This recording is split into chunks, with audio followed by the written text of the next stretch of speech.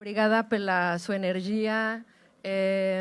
Meu coração fica muito feliz de ver a tantas pessoas interessadas no México, na nossa cultura e nas nossas bebidas ancestrais.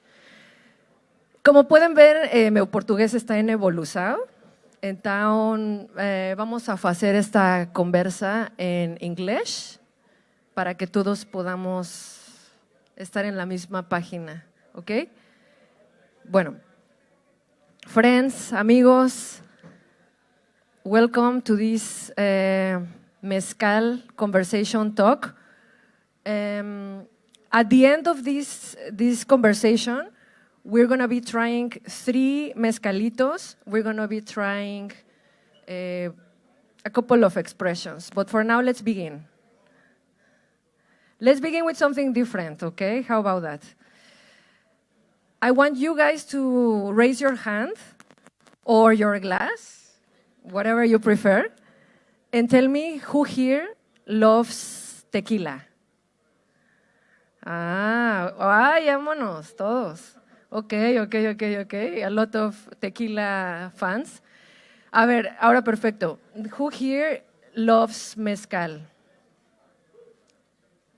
A lot of mezcal lovers, I like that. Okay, and I want you to raise your hand and tell me who here is already drunk. ¿Sí? Eso, appreciate the honesty. Salud, amigo. I just wanted to know we're all in the same page. And perfect, amigos. Saludcita. So now that we're all on the same page, I want to introduce myself. My name is Romy Zapata, and I don't come from a mezcal family. I also don't come from a tequila family. Actually, the opposite. I was born and raised in Mexico City. And when I was growing up there, they told me, well, when I was growing up in Mexico, I was taught something very interesting. I was taught that mezcal was a drink that was gonna get you blind. Yes, blind. That's what they told me. Also, I was taught that mezcal was a drink for the poor people. That's what they told me when I was growing up there. Like cachaça, sí. Sí. That was a program at that time. Yeah, unfortunately, that was a program at that time that many of us received. But like any program, it can always be rewritten. Any program. Because tradition is not backwards, and ancestral knowledge is not inferior, and heritage is not a limitation. It is actually our superpower, is our fuerza, es identidad, es raíz. And, well, like many people at that time, I believe that crazy story. And until, there's always an until I was 16, I went a backpacking trip to the south of Mexico, specifically to the states of Oaxaca and Chiapas. And there, I tried mezcal, real mezcal, for the first time. Don't tell my mom. Hi, Mom. No, seriously, don't tell her. Something changed in me.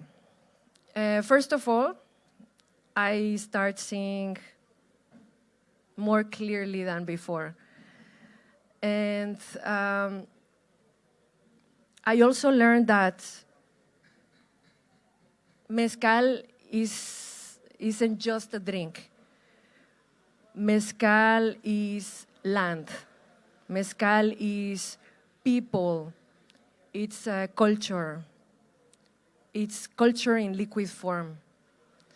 And, well, years passed after that experience, and life, well, Mezcal kept calling me, poquito a poquito.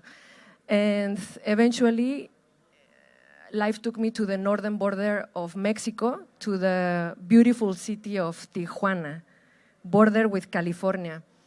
And Tijuana is a city full of energy, of movement, of opportunity. And that's where my relationship with Mezcal started to become real. I owned a bar in Tijuana at that time, and that's where I began to study spirits seriously.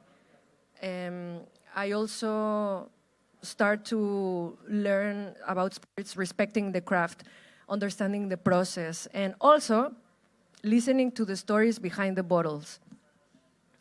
So my curiosity for Mezcal kept growing more and more and more and more. And what started as an interest, it became suddenly a mission. I realized that if I wanted to speak about Mezcal with integrity, con respeto, I definitely needed to step up my game. So not just taste it, but really understand it. So I made a decision. I decided to stop flirting with Mezcal, and I committed. So I became a certified master mezcalier in Mexico City, which is the equivalent of a sommelier, but for Mezcal. And after my certification, new doors began to open, and I had the opportunity to work in restaurants where spirits were treated with the same respect as food. And also places that every ingredient had a story, every bottle had a purpose. That journey eventually brought me to Austin, Texas. Yeah. And that's where something beautiful happened. I didn't just serve Mezcal. I began to share it. In Austin, I've noticed something interesting. People were very curious about Mezcal, but many have never experienced Mezcal beyond a shot. So I asked myself, what if tasting Mezcal could be something more experiential, more intentional, more educational, more joyful? And that question gave birth to Raw Mezcal.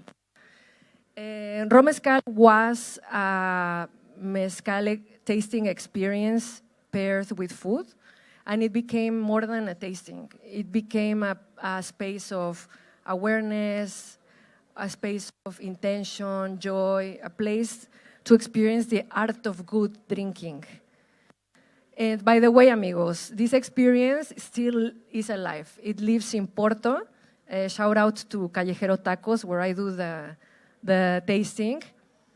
And if you all want to check it out, come talk to me. I'll tell you more about it.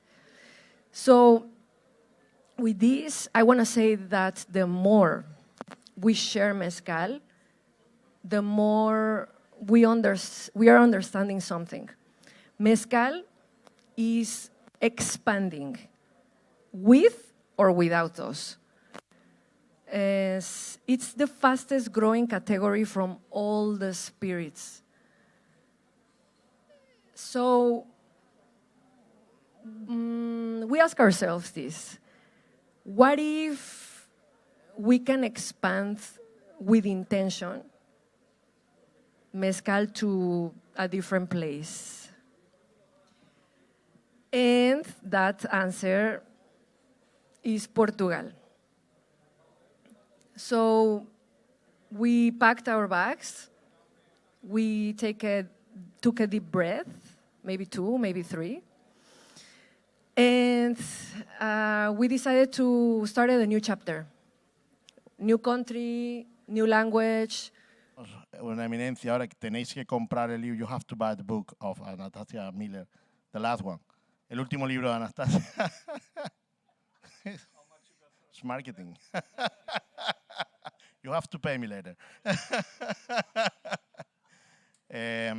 Anastasia pues, ha escrito un libro desmembrando realmente la historia que se vendía sobre el gin tonic. Os recomiendo muchísimo y es muy conocedora del mundo de la coctelería.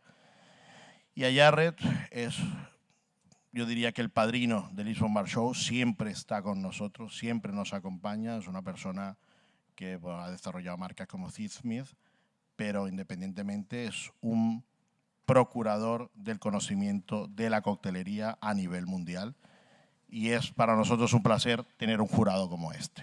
It's a big pleasure to take with us. Entonces, explicamos un poco, entiendo que muchos son, pues, son acompañantes de los concursantes.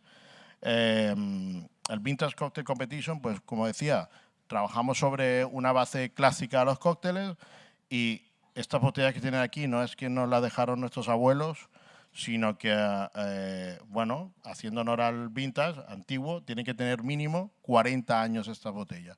Algunas, por supuesto, tienen muchísimos más. Entiendo que algunas botellas que están, pues han perdido el 100% de sus capacidades, pero los concursantes han tenido la posibilidad y la capacidad de probarlas antes de hacer sus creaciones. Serán cócteles con una base, como decía, clásica y un twist que, por supuesto, irá redondeado sobre por qué servirlo en nuestras copas de Onyx.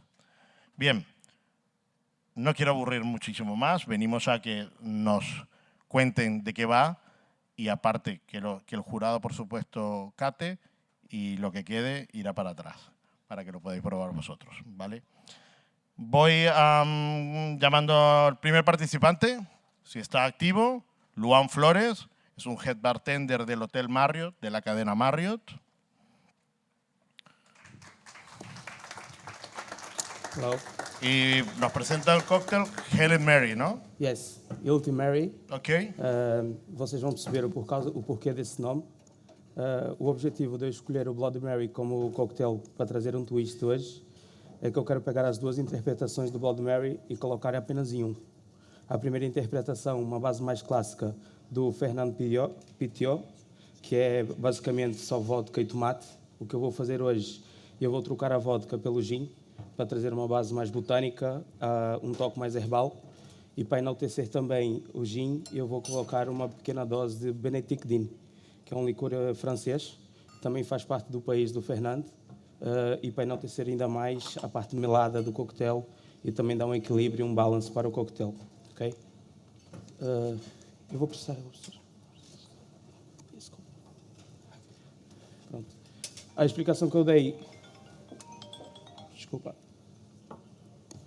A explicação que eu dei é da minha primeira base do coquetel, que é do Fernando, e depois, para enaltecer o coquetel, a parte mais aromática, mais especiarias, é que vem o George Jessel, que é a parte do Bloody Mary mais moderna, que traz todas as especiarias, tabasco, pimenta preta, limão. A parte líquida, eu vou usar uma parte mais clássica, mais leve, e depois eu vou fazer um rim especial com a parte do George Jessel.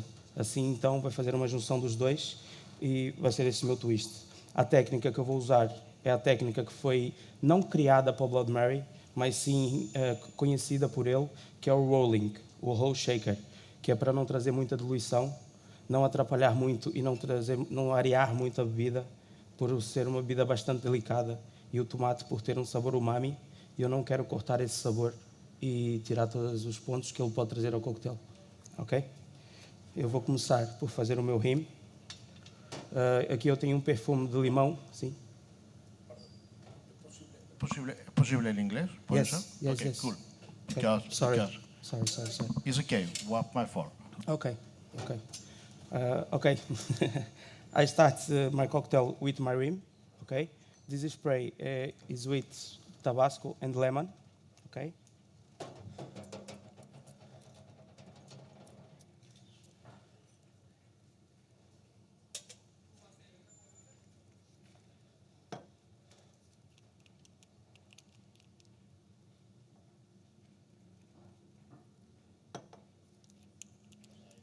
I have one problem here. Sorry.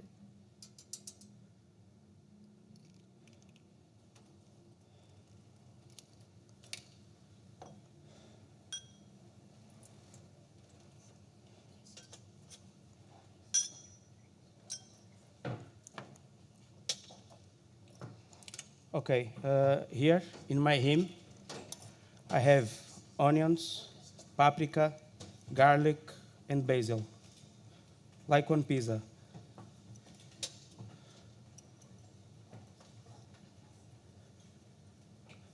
This is George Jessel part, okay, inside, outside of the glass. And inside, I'm gonna use tomato water infused with lemon peels and sugar, okay? 80 ml for cocktail.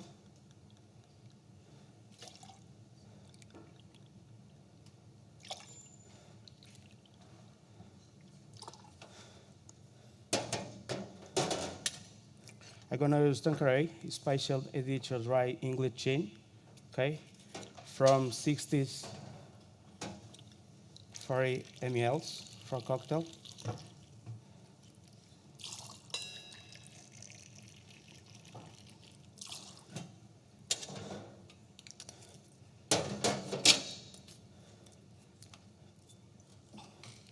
This is not a sweet cocktail. I'm gonna use a little bit of parts of Benectidine for give a little herbal part. Only 5 ml for cocktail.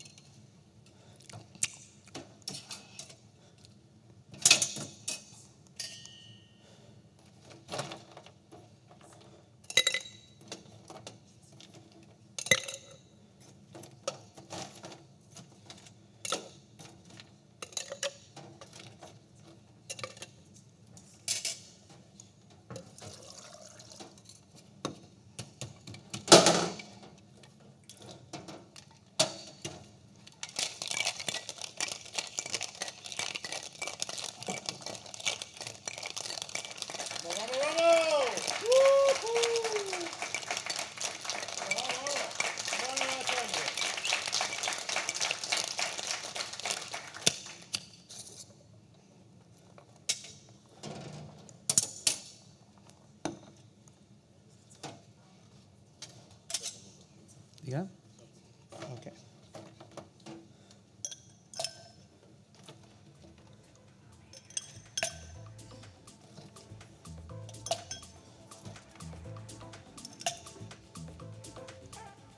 Sorry, I forget my strainer inside. May I bring? Sorry.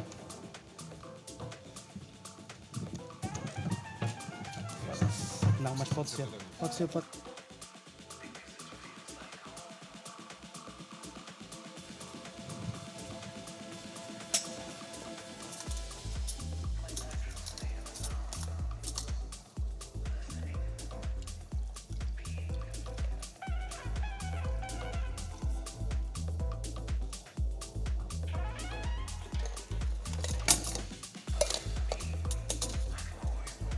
You've married.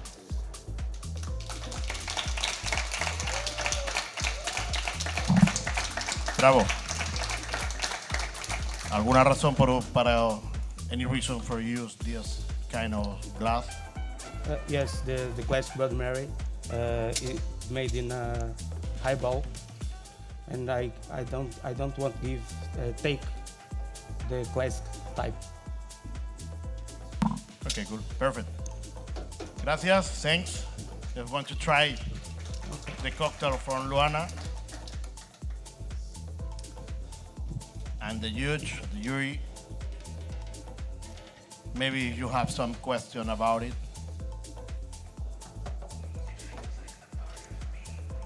Can I try the mix? The mix of the This one? powder, the powder. The powder, yes. Some plates. Okay. If you want more here. A lot of onion. Onion. Yeah, a lot. Okay.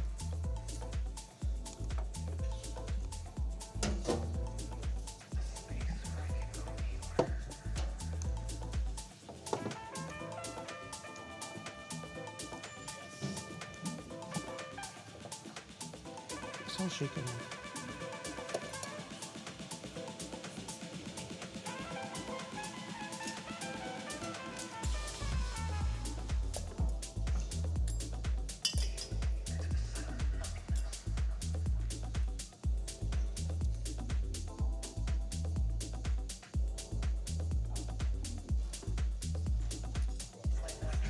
Okay.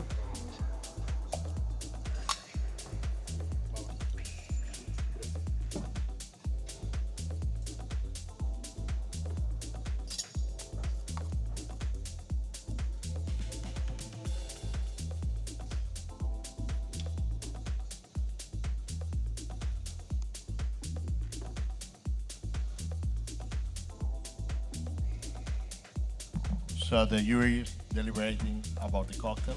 Do you need say something more about your cocktail? Okay. You want to say anything else about it? It's I don't okay. know more. Yeah. You know all the range of Onyx. Okay. Do you know? ¿Conoces toda la variedad? no. Ok, vale. Perfecto. Conheço todos os copos, Ok. mas não o da Onyx. Ok, bom. Ok, obrigado. Any question? No? Yes? Okay. Tomato water, infuse it with lemon peels and sugar. Dry Tanqueray gin, Benedictine, and outside in rim, for spray you have Tabasco and lemon, and the powder is garlic, paprika, black pepper, and basil. Yeah. It's okay? We got everything? No more question? Good. Luan Flores, thank you very much. Thank you you. very much to participate with Onyx in this Thank you. contest. Okay, if you want to try the cocktail, we're going to pass 2 glasses. Epa! Epa! Hello, Okay, guys. the second bartender is Victor Souza. Vitor Souza, yes. Possible World Cocktail. Where is it? No, my bar is Possible World. Yes. The cocktail is called After the Regiment. The regiment. Where is the Possible World? Possible World is a bar, a cocktail bar in Santos. It's Okay. a very recent one that was created by a lovely guy that came from the US just to open a bar here in Portugal. Cool. So when you say you only have 5 minutes to speak about Uh-huh. everything about the cocktail, and Of course. and the glasses that you will use. I have everything ready here. Okay. So the Regiment is a cocktail that was made. Where are the glasses? Here are they. One more. It's missing one. Ah, perfect. So the After Regiment is a cocktail inspired by a recipe from Jerry Thomas, the Victoria Punch. This cocktail in the beginning was probably called about sorry about the English. It probably had a name in regards of the regiment against the Canadian. My English is not going. About the Canadian Revolution, and after got named to the Queen Victoria in 1837, if I'm not mistaken. I used this recipe, but I was inspired by the recipes created to create preserved lemon and citrus to long-term voyages with the boats. So one of them is made with salt and sugar, because after the end of the 18th century, sugar was a little bit more affordable, and could be done like this. So this cocktail is made with a milk punch. Since I did not have the drinks, I did the milk punch directly onto the preserved lemons themselves, and I created two different oleosaccharides. One done in a water bath, since sous vide was not a thing back then, and another one done the traditional way, room temperature. One for lemon, one for lime, and the preserved lemons were squeezed out and done in a milk punch with a warm milk. If I'm not mistaken, was in the 19th century, beginning of 19th century, there was a poem made about the making of milk punch.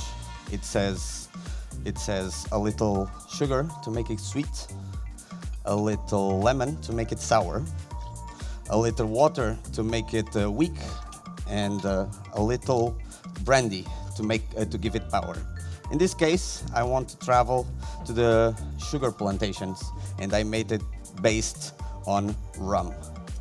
This cocktail will be done in a throw, because I want to elevate the milk punch properties onto the lemon instead of shaking or stirring.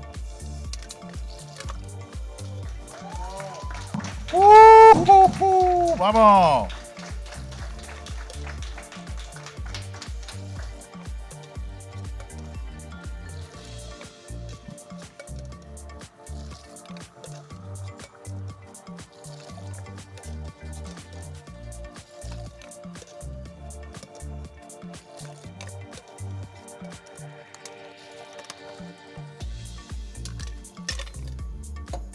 And we go for the second one. It's a little bit longer because the milk takes a little bit longer to break down.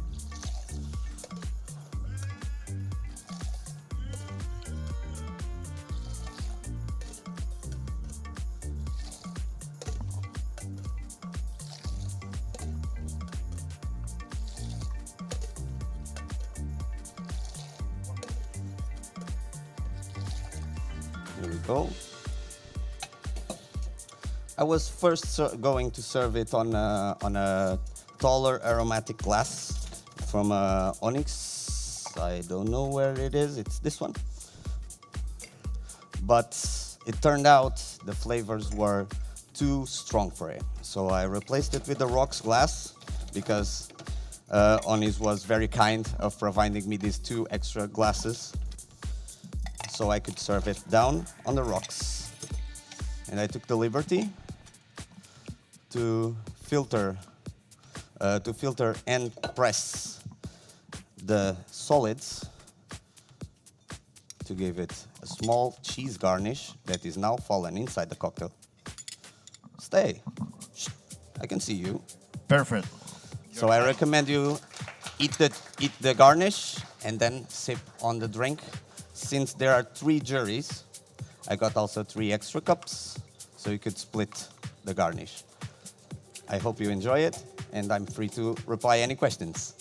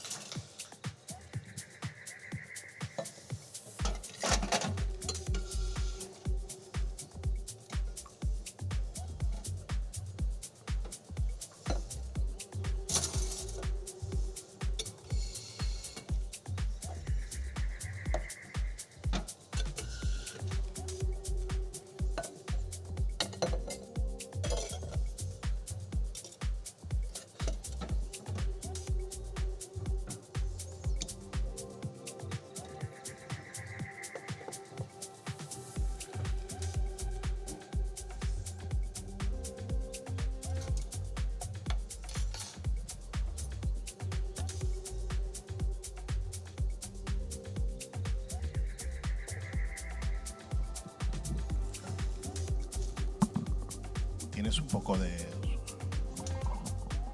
garnish? ¿Tienes garnish? I only have those two. Está todo, sí. Están todos ali.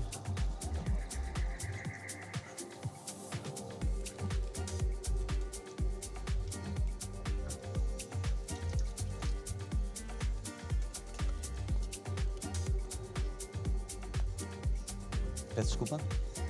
Ele é feito com as partes sólidas da clarificação do milk punch. Foi prensado. O sabor amargo vem das cascas do limão que estavam incluídas já na preservação do limão. Ele tem um toque meio salgado porque ele foi preservado em cerca de 20% do peso em sal e o resto do peso para açúcar.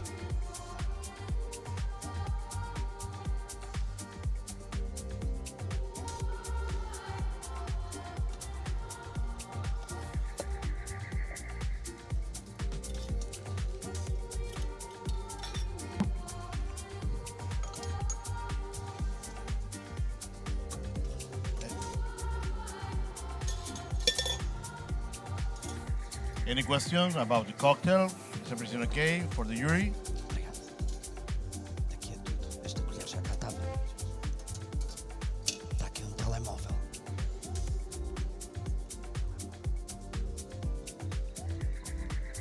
Telefone. Eu vou.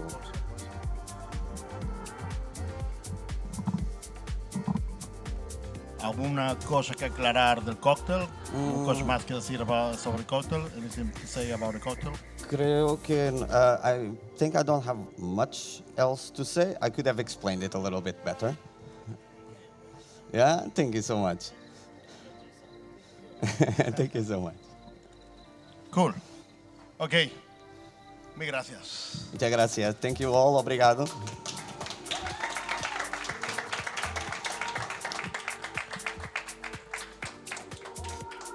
Bien, ya el jurado pues, está con sus anotaciones acerca del cóctel. Y como tercer participante en la Vintage Cocktail Competition by Onyx, tenemos a Mauro Martins del bar. Vinieron todos con él. Del bar Monkey. The Monkey Business. The Monkey Trademark, watch Business. out. The Monkey Business Bar, le diría. Sound. La barra del mono, como se dice. Está perto de Onyx, ¿no? Sí, lo vas así. Bien, ¿sabes de qué va? 5 minutos, explicamos un poco el concepto y en inglés, preferiblemente, Yeah, sure. para que el jurado pueda Otherwise. entenderlo y a contestar las preguntas que puedan surgir, ¿no? Claro. Como sabemos, este Vintage Cocktail Competition es by Onyx, entonces, bueno, hay un cierto peso allí con ello. Well, where's my glasses? ¿A dónde? Espera. ¿A dónde poner lo vasito? On the rocks. Sí, era lo más largo. Sí. ¿A dónde están? ¿Lo sacaron de acá? Os copinhos do On the Rocks estavam aqui. Sabotage!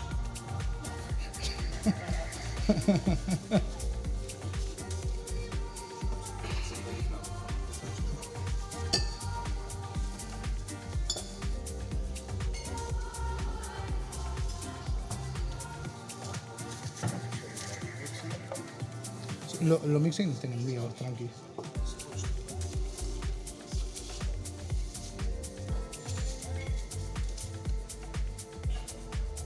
Mas é os pequeninos esses. Não era este, eram os grandes. Sim. No worries. No. No, tranqui. No, lo hago en este, tranqui. Lo hago menos, así poco más bebida. Owner mentality. Saving money. So it's up to you. Can I start? Yeah, no worries.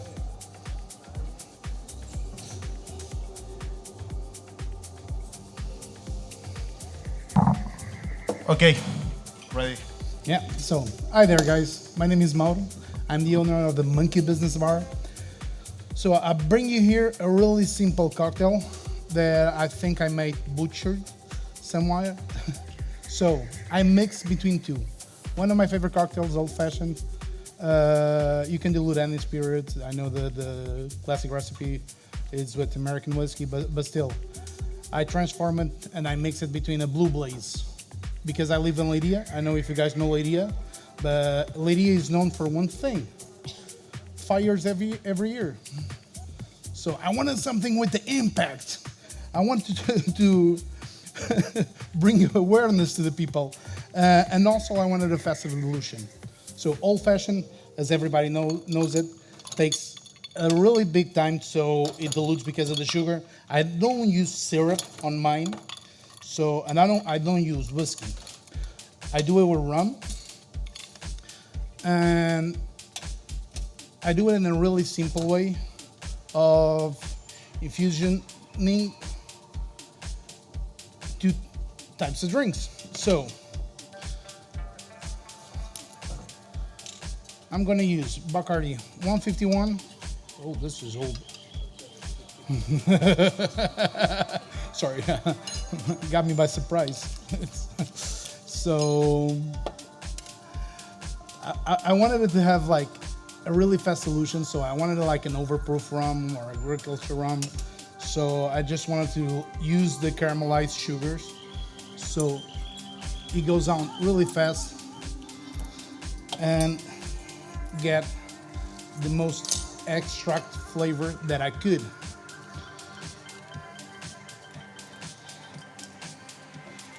I know I have the fire. I hope nothing bad happens, but is there any firemen in the house? So what I want to create like the caramelized sugars.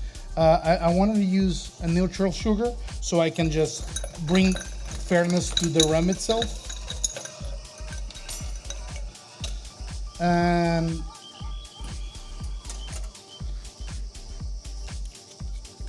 bring all the impact flavors, because most of the people forget, if you have a really cold drink, if you just mix it in with the ice, the sugar takes longer to dilute.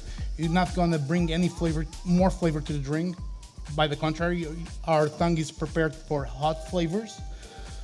So we have more impact on the palate. Of course, I'm not gonna serve you this burning, like I said, but I'm gonna refresh it a little bit. But afterwards, like I said, I wanted a mix between old fashioned and the blue blaze.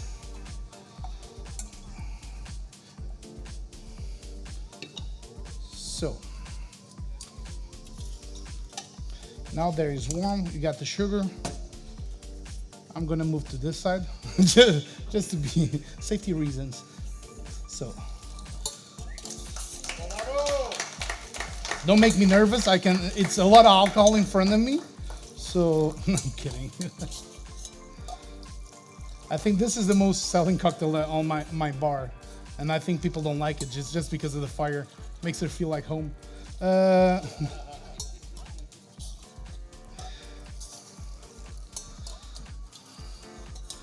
So, and it's a vintage competition. I think a 19th century cocktail, it would be the most iconic thing, because everybody has their own version of an old fashioned. There's a lot of really good cocktails with this, but I do think mine brings a little bit more of a kick, also because of the overproof rum. So like I said, I just wanted a fast solution. I don't want a lot of time on the mixing glass.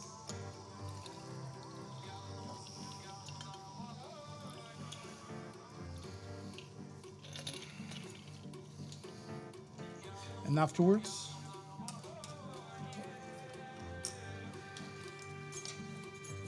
I'm gonna sing happy birthday afterwards. So just the nice oils of the orange, And I choose hickory wood. It's one of the, I think it's the most manly wood because hickory is used on barbecue. And there's nothing more manly of having barbecue. That's my mindset for creating drinks. And cheers.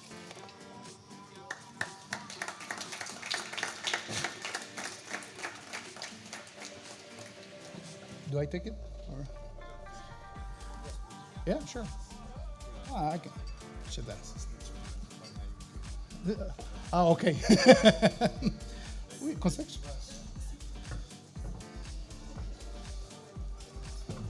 There could be some cases of drunkenness afterwards, so drink moderately.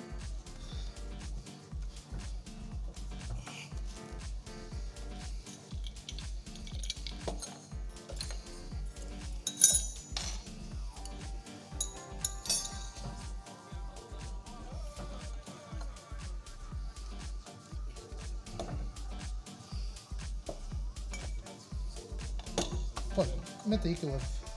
Muy bien.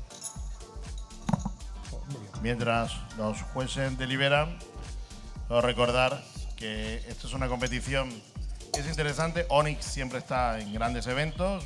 Lisbon Bar Show, por supuesto, es una constante. Pero importante el premio que tiene Onyx para los participantes en esta competición. Es un viaje espléndido a una feria tremenda en Alemania, en BCB, que no sé más qué tipo de condiciones, pero es una feria que yo tengo 7 años yendo y que no me perdería. Me gustaría ser uno de los participantes para ganarme ese premio y estar allí. Me imagino que trabajando alguna horita dentro del stand de Onyx en BCB. Sea lo que sea, pues es un verdadero placer tener un buen cóctel, tomarse un buen cóctel, pero mucho mejor que vaya en una buena copa, que vaya bien servida una buena copa. Y es lo que nos da la oportunidad este concurso, de que podamos usar un buen cristal, una buena calidad para la presentación de nuestros cócteles. Vamos a ver qué deliberan los jueces, si tienen algún tipo de pregunta con respecto al propio cóctel. Sí, yeah. Mauro. The name of the rum old fashioned. Yeah, rum old fashioned. Simple, easy. I only change it.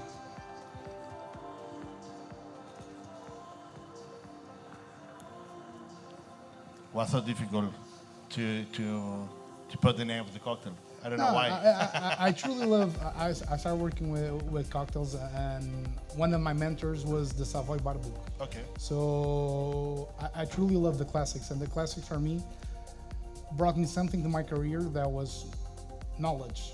So when I think I change a classic, I truly like. You can be reinventing the cocktail itself, but I do like homage to the classic cocktails. So normally, if I do a takeover on an old recipe, I'm not going to put some fancy name. It's yes. The merit was the guy on the 19th century that did it. So yeah, he's already invented. Yeah, because of him, I got a job. So yeah, who am I to complain?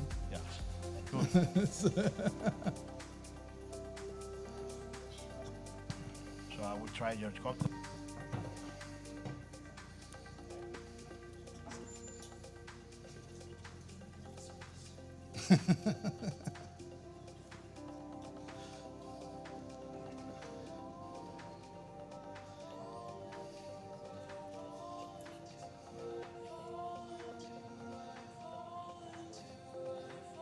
Dime hickory. Hickory.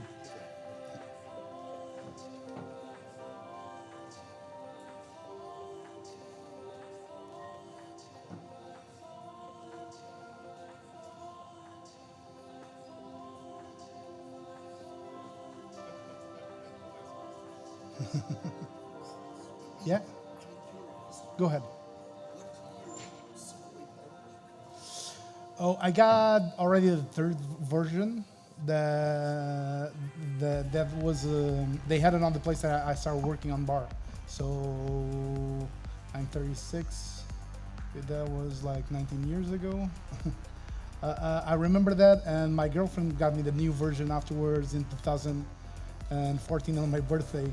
But because I studied that book like hell. My first cocktail that I ever did was the one that it did. I forgot the name. Bloody Mary. And I was like 17, and I remember like doing, what, tomato in the cocktail? What the hell is this? Because Portuguese culture, you got like mojitos and caipirinhas. That's what you know, that's what he's sticking in. Afterwards, when you move to the cocktail branch, like truly cocktails, the Savoy, when you see the first one starts with A, the Alexander, the Hanky Panky, like the first cocktail by a woman on the Savoy bar. So you bring like such a diversity, and I was doing like, I was working already 3 years before in bars, and I knew none of that.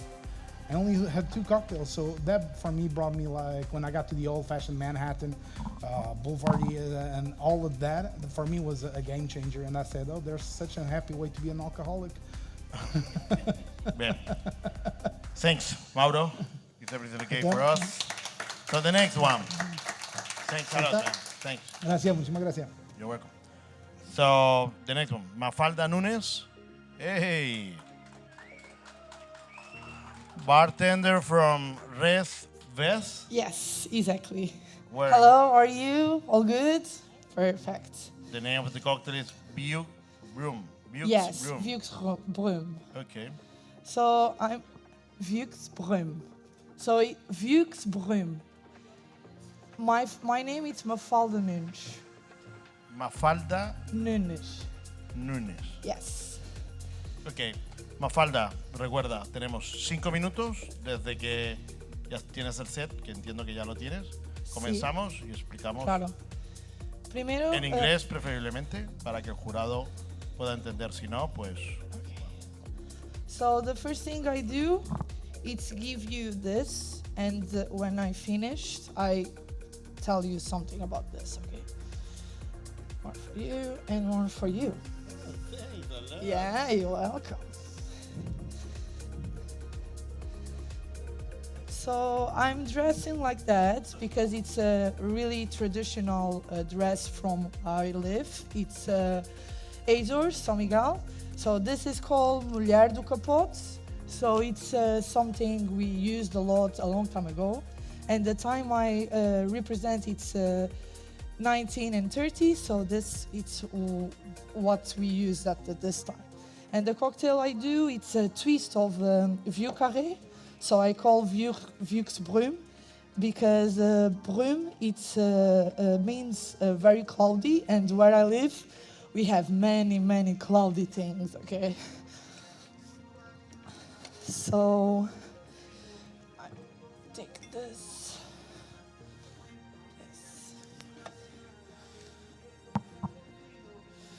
Okay. So the first thing I do, it's chill of the mixing glass, and maybe you have a Maru, maybe you have tens uma colher pour gelo, se faz favor. Okay.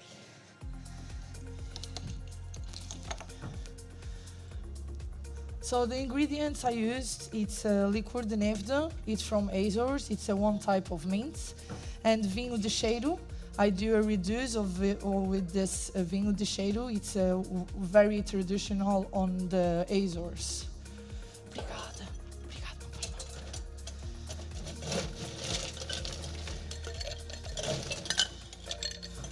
Okay.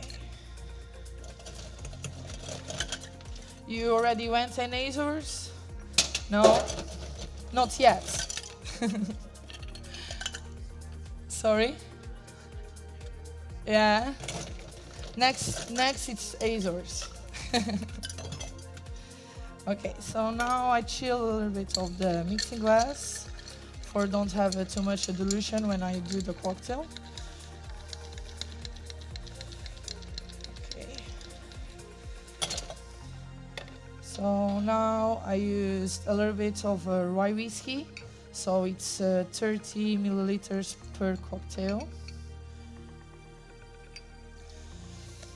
This is the reduction of the vinho de cheiro. So the grape really famous for the vinho de cheiro calls Isabella. So it's the principal grape inside of the vinho de cheiro. Also a little bit of the liqueur de Nevda, liqueur. 10 per cocktail, so 20. I made this bitter homemade with the original orange and limon galec. It's two citrics very useful on the Azores.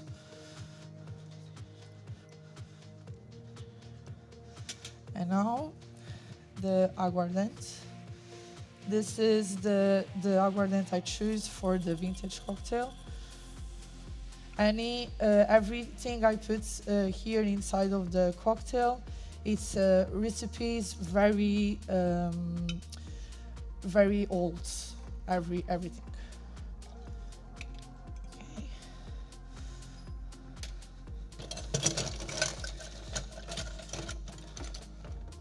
So now I choose this this technique because I want a little bit of dilution, but not too much, and I think a good choice. Ooh, ooh, ooh, ooh.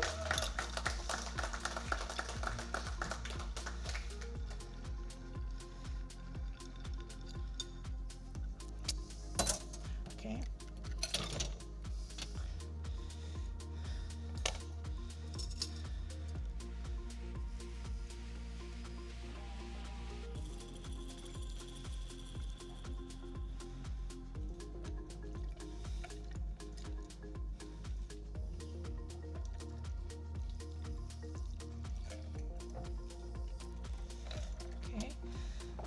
And now for still a little bit of the oils of orange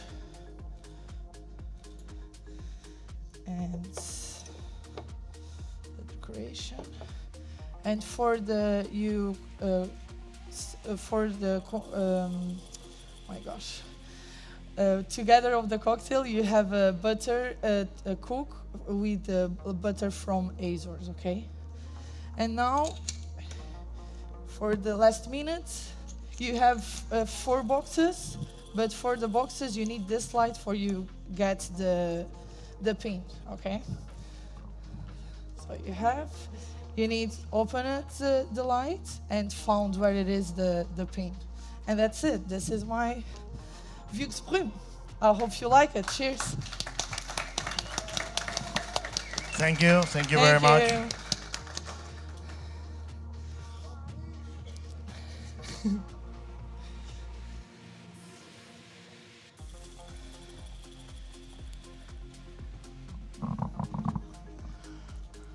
Thank you very much, Mafalda. Thank you, I appreciate it. I hope you like it. If you have any question, I'm here.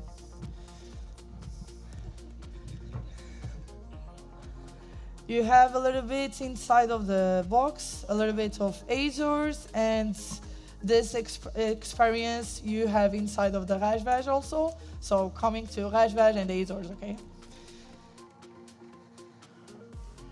And the 4 numbers you have at the middle, it's the time I represent, it's 1930.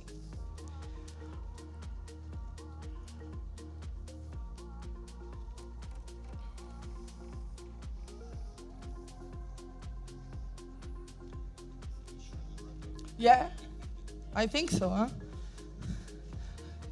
May I help you?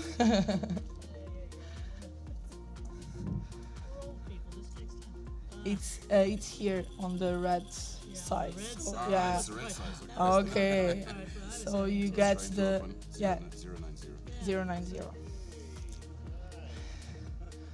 So you have a green tea, a little bit of cheese, the bitter I do, and the black tea also. Okay.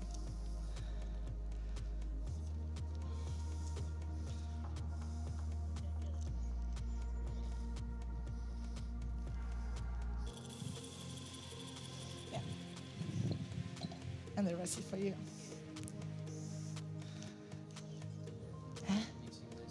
Pode pôr já batido.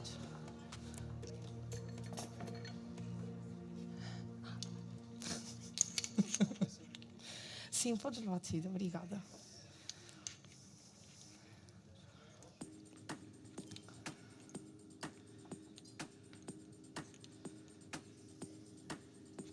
Obrigada.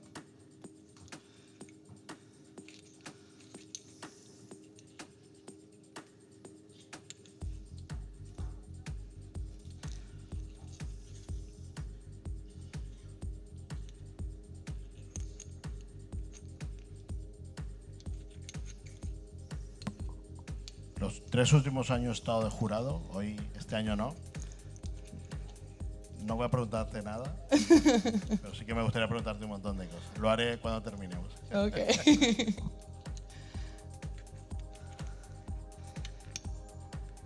If you want to try something outside of the cocktail, like the liquor or the vinho do cheiro or the bitter, just tell me, okay. The vinho do cheiro.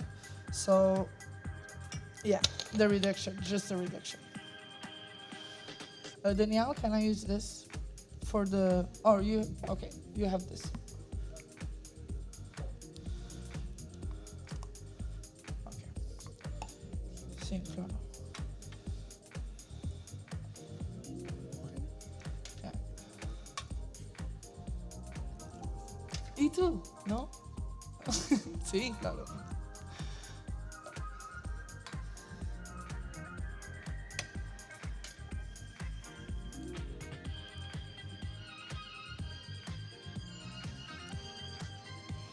Para ti.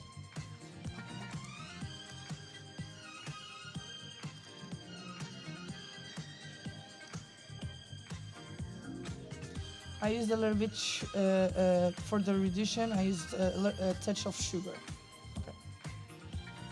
Don't too much, for don't get the essence of the vinho shade, but I used a little bit. Any question from the jury?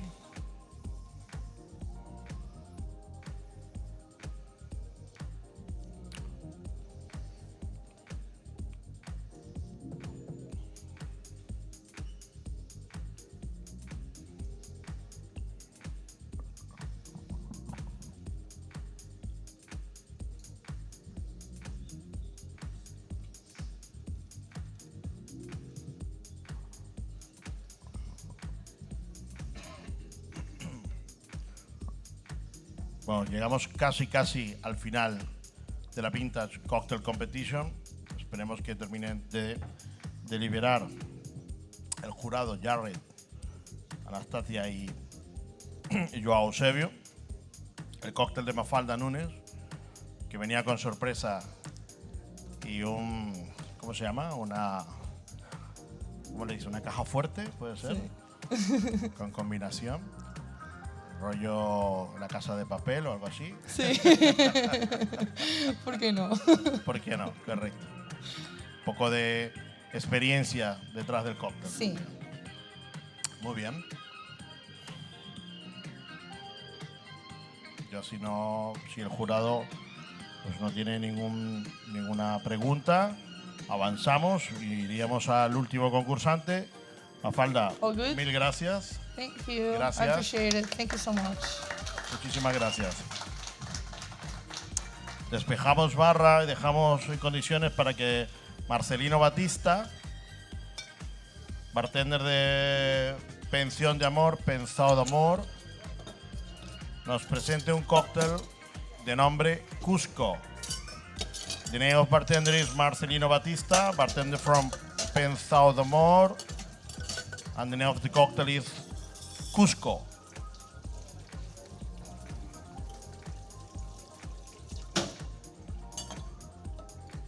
So Marcelino, you know the rules. Yes. 5 minutes. Yes. Everything ready, just to start. course. Present the cocktail to the jury. Yes. And if the jury have question, okay. If not, Of course. go ahead. So, when can I start? Yeah. Well, Okay, Let me wait for the jury. My Oh, apologies. thanks a lot. Wait for you to stay ready. Yes.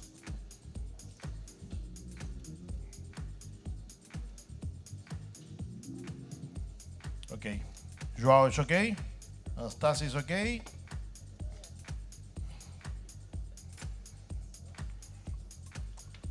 And Yari, okay? Perfect. Okay, the last one. Marcelino Batista from Pensao d'Amor, Pensao Amor. Cocktail, the name of the cocktail, Cusco. 5 minutes. Go ahead. Yes, of course. Hello, good evening, guys. My name is Marcelino Batista. I'm from Pensão Amor. Today, I'm doing my interpretation of a pisco sour. Do you prefer I speak in English, Portuguese, Spanish? What's English? Is okay? Okay. So, like I said, I'm going to do a cocktail inspired on a pisco sour named Cusco. So, I gave the name Cusco because, first of all, I have a Peruvian colleague, and we call him Pollo Loco, actually. And he's a really interesting person because he teaches me a lot about pisco, about Peru, about everything about cocktails. So he teach me about Cusco. Cusco, back then when the Inca Empire was on Peru, they had a place where everybody from each part of the world came to talk, like ancient Greece, basically. So I gave the name of Cusco because of that, basically. So I'm going to put 50 ml of pisco, the most important.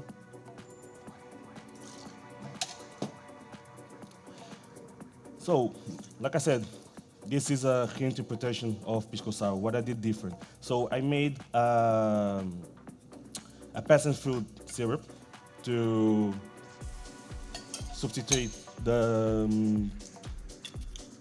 simple syrup. I still used the lime juice.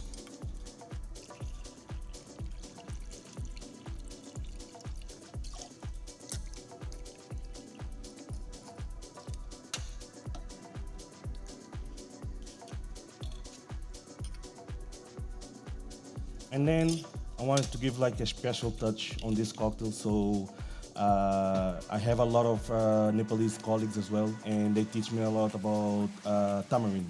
Tamarind is really important. I think if everybody eat like a piece of tamarind every day, everybody's gonna be happy. But that's me. So I did the cordial of tamarind.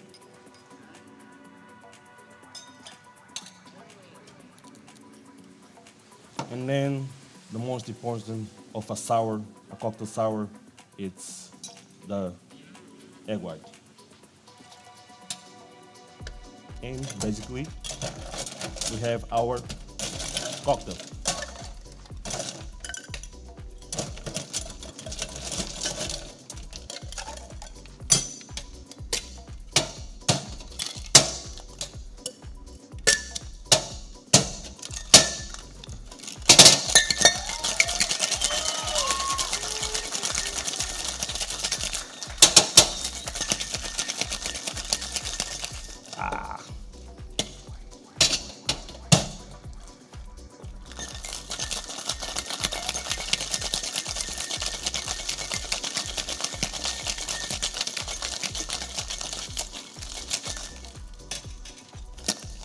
So normally on a sour cocktail, you do first the dry shake without ice, and then you do with ice.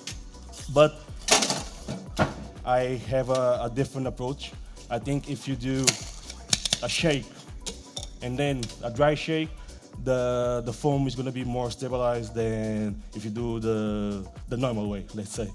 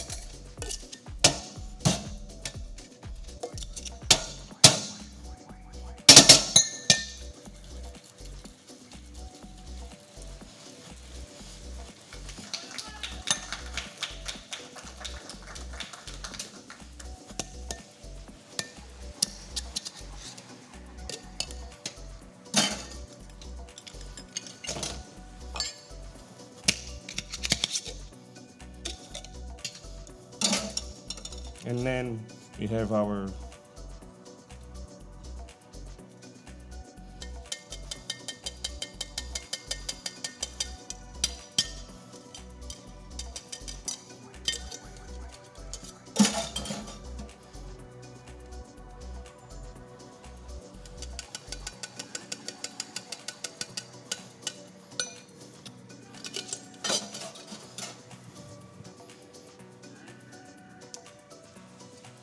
and the classic Angostura bitter. East, north, south, and the other one, yes. And this is my cocktail, Cusco. Thank you.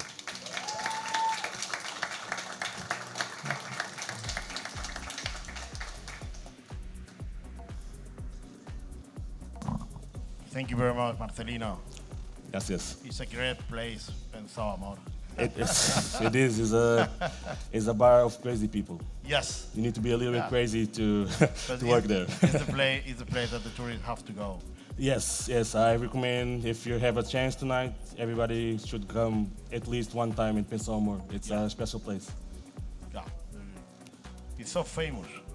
I want it to be more famous, to be honest, but it is what it is. You know, I'm happy making cocktails. Yeah.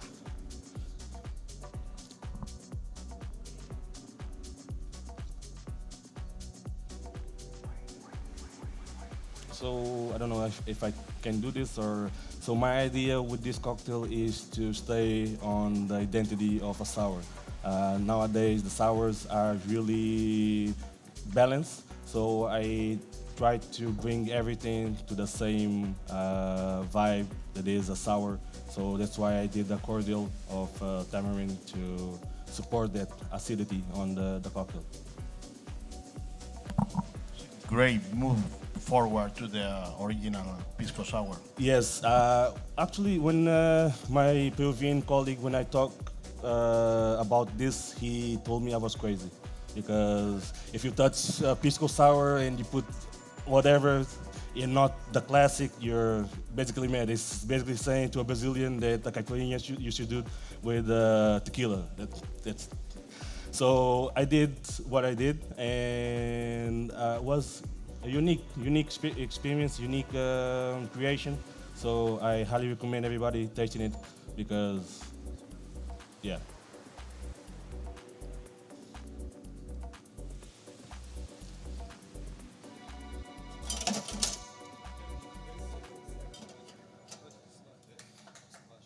Sim, sim, sim. Mas isto aqui está tipo tudo sujo, não sei se. Peço desculpa.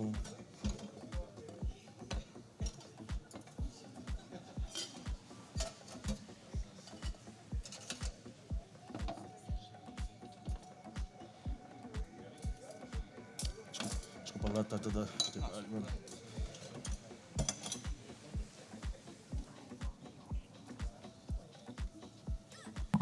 So we call all the contest guys, all the bartender, come to the bar just to make a picture. This is the magician from Vintage Cocktail Competition 2026.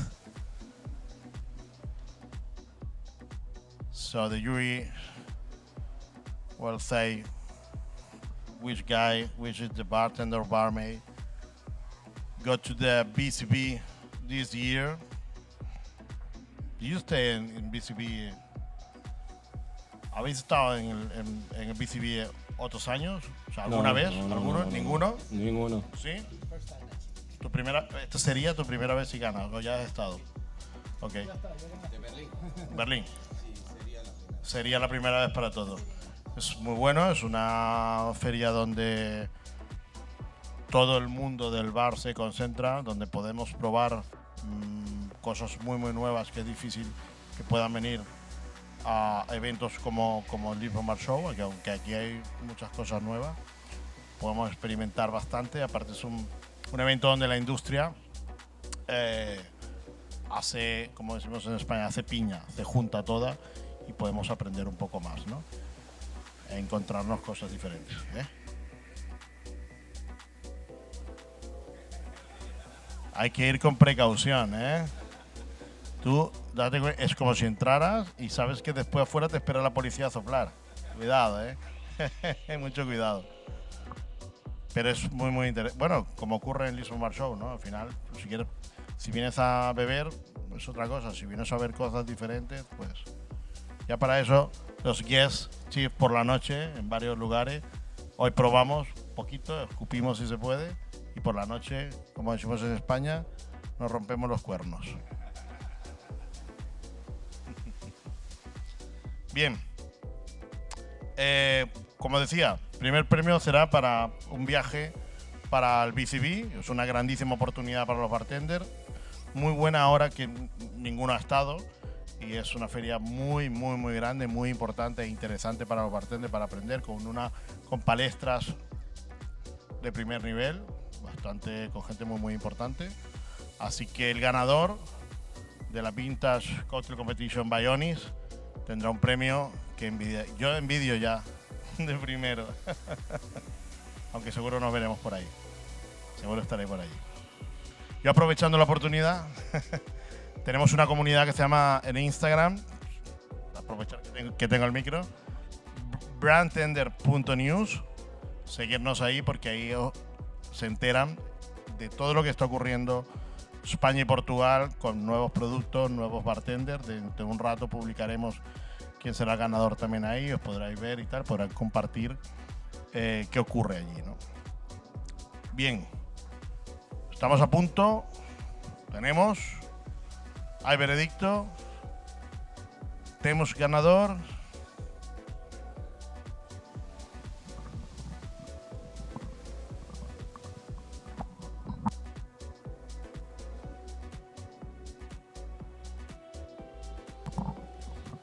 Jared and Anastasia, I'm going to speak in Portuguese to them just to congratulate and everything. Antes de mais, muitos parabéns por participar nesta competição tão especial. Até eu fiquei maluco quando cheguei aqui, quando vi estas joias. Dar os parabéns a todos, propostas muito interessantes, conseguiram buscar cocktails clássicos que começam a aparecer outra vez nas nossas cartas, que é sempre uma alegria, principalmente para estas duas pessoas que são, para mim, os masterminds, as enciclopédias andantes do mundo do cocktail, ok?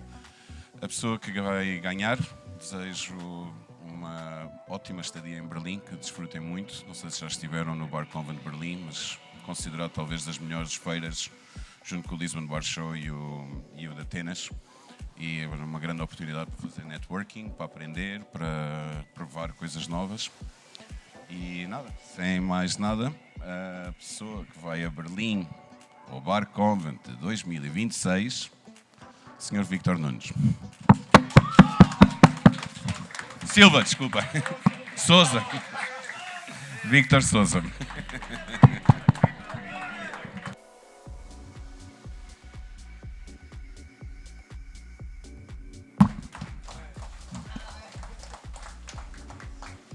Victor Sousa, the possible world.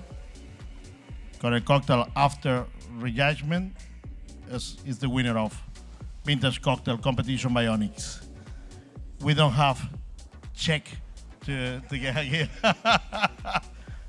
But Eusebio say you are the winner.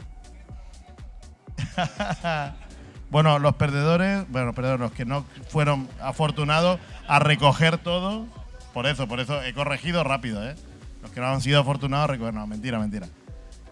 Nos queda mucho rato en Lisbon Bar Show para que puedan seguir probando y disfrutando cosas. Enhorabuena a todos por participar.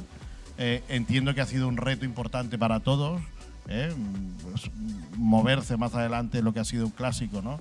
Y entrar dentro de la normativa de la Vintage Cocktail Competition by Onyx. Os agradezco muchísimo que habéis venido. He estado con suerte de haber probado las cosas locas que habéis sacado y enhorabuena. Vamos a echarnos una foto todos con el jurado.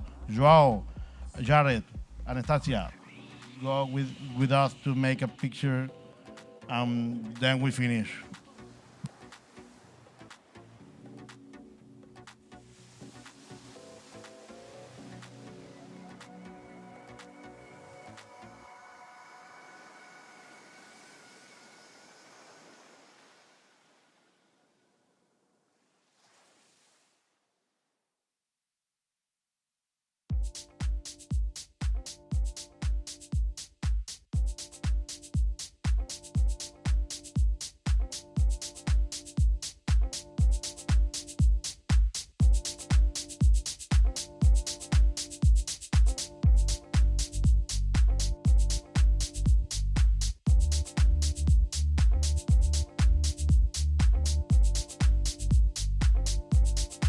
Eu acho que o puer e o amarelo fica ali nessa escala dos chás mais raros, tem características diferentes.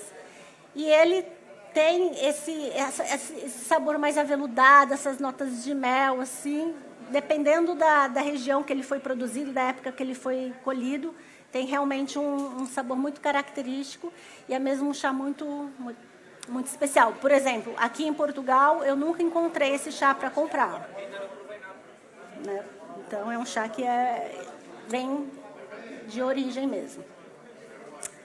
Agora, nós vamos falar da parte basicamente mais importante, que é a preparação, como extrair o melhor sabor das folhas. Né? Assim, tal qual o café, todo mundo acha que a parte mais importante do chá são as folhas. E é a água. Sem uma boa água, não tem um bom chá. Por quê? Porque a água interfere. Se tem cloro, se é uma água dura, se é uma água com muitos minerais, etc, etc, etc, isso vai interferir, sim, no resultado final do chá. Obviamente que se você tiver um chá de má qualidade e uma água excelente, também não vai ter o mesmo resultado. Mas o princípio seria 90% a água, depois 10% as folhas de qualidade. Então, vamos começar pelo fator importante aqui, que é a temperatura. Cada família de chá requer uma temperatura diferente também. Porque isso tem a ver com o que a gente já viu lá atrás, com o processo de oxidação. Quanto mais oxidado, mais alta temperatura o chá aguenta. Por quê? Pela questão dos taninos. Quanto menos oxidado, menos quente tem que ser a água. Então, nós vamos falar sobre temperatura, tempo, proporção, qualidade e método. Na temperatura, depois vocês vão ver a escala. O chá verde, ele aguenta uma temperatura entre 75% a 80% graus. É considerada, por muitos na literatura, a temperatura ideal para fazer a extração do chá. Aí, lembra que eu falei para vocês que todo chá é uma infusão, mas nem toda infusão é um chá? Sim, a forma mais fácil de se fazer a bebida é pelo método de infusão com água quente, mas existem outros métodos também, nós vamos lá chegar. Então, aqui, manter a água de qualidade e a temperatura é fundamental, certo? Estão acompanhando? Tá? Ok? Ok. Depois, também, a proporção é muito importante, junto com o tempo. O tempo tem uma média considerada pelos especialistas para cada tipo de chá, mas isso também tem a ver com o paladar. Se você quer um chá mais forte, mais incorporado, você vai deixar mais tempo na infusão. Isso você vai determinar tal qual você faz com o café, se você quer pôr mais quantidade de café, enfim. Mas existe sim um parâmetro. Para o chá verde, a gente considera ali um tempo médio bom de 3 minutos, dentro da infusão com a temperatura certa. O chá branco também vai por aí. O chá preto é o chá que aguenta maior número de graus de temperatura, só que nunca 100%, tá? 95% para o chá preto. Pela questão de já ser um chá muito incorporado, colocar uma água também fervendo, vai acontecer de dar aquela sensação de queimado nas folhas ou de amargor. Então, também é importante prestar atenção também nesse tipo de informação na hora de se preparar. A qualidade das folhas, a forma como elas foram processadas, tudo isso também importa, como eu já disse. E o método. Eu vou falar aqui hoje sobre os 3 métodos mais utilizados no universo do chá. O método ocidental, que é o que a gente costuma fazer na nossa casa, que é o quê? Basicamente, a gente tem uma grande quantidade de água com uma quantidade menor de folhas.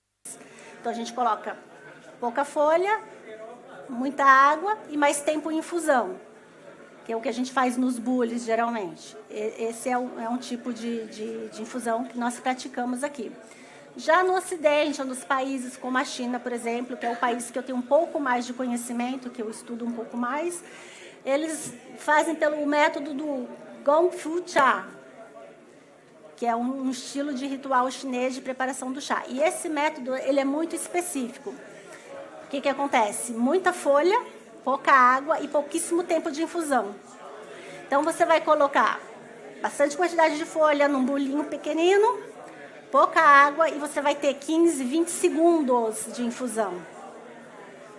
Eu não vou aprofundar aqui, porque para esse tipo de ritual, esse tipo de preparo, a gente precisaria falar especificamente sobre ele, tal qual o mate, aqui também tem todo um processo diferenciado.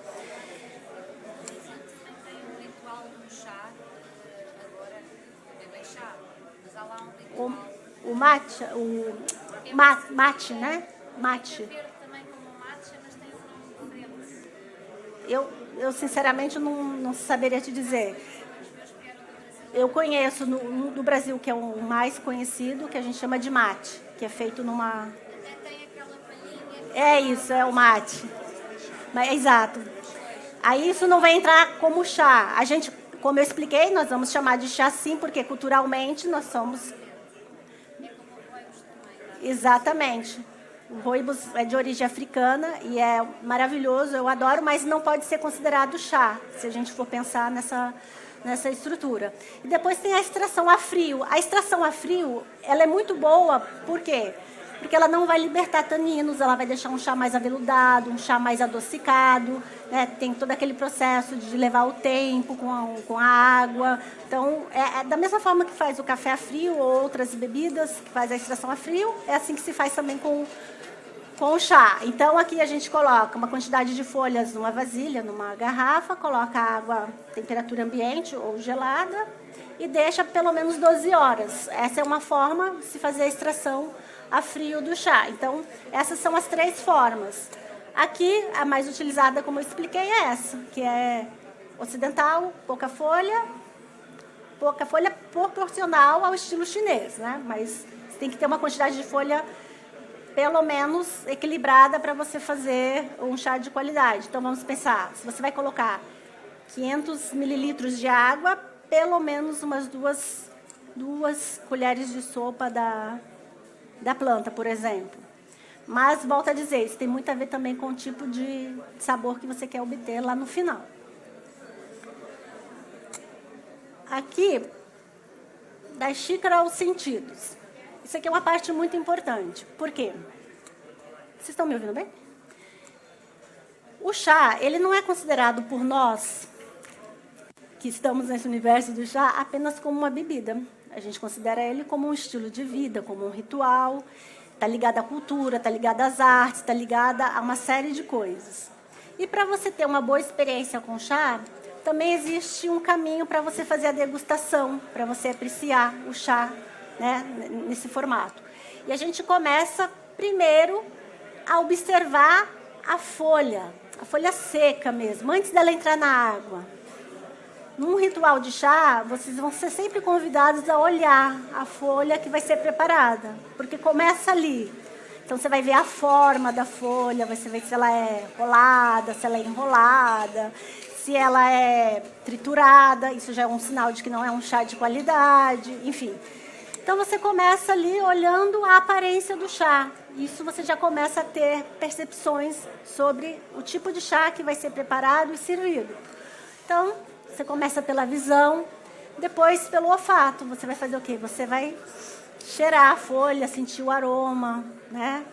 Geralmente, nessa parte do aroma, em rituais de chá, uma forma muito usada para sentir o aroma é aquecer o copo, ou a chávena, ou a xícara com água fervendo, despejar a água, colocar as folhas lá dentro, abafar um pouquinho e depois cheirar. E assim você vai conseguir já sentir um pouco mais do aroma do chá. Também no ritual chinês, por exemplo, o que eles fazem? Eles fazem a primeira infusão, que não é servida, mas ela é feita para quê? Para avaliar o licor, o aroma e etc. Por quê? Eles consideram que a planta ainda está dormindo. Né? Tem todo um ritual por trás disso. Então, a primeira água é para despertar a planta, para ela acordar, para ela abrir as folhas, para libertar o aroma e etc. E a partir da segunda infusão é que se começa a degustar. Aí tem um ditado chinês que fala assim: a primeira infusão a gente serve aos inimigos. A segunda a gente serve a nós mesmos. E a terceira a nossa esposa. Porque eles consideram que a segunda já é uma boa infusão. E a terceira, porque assim, chá de qualidade, dependendo do chá, você consegue fazer até 7 infusões.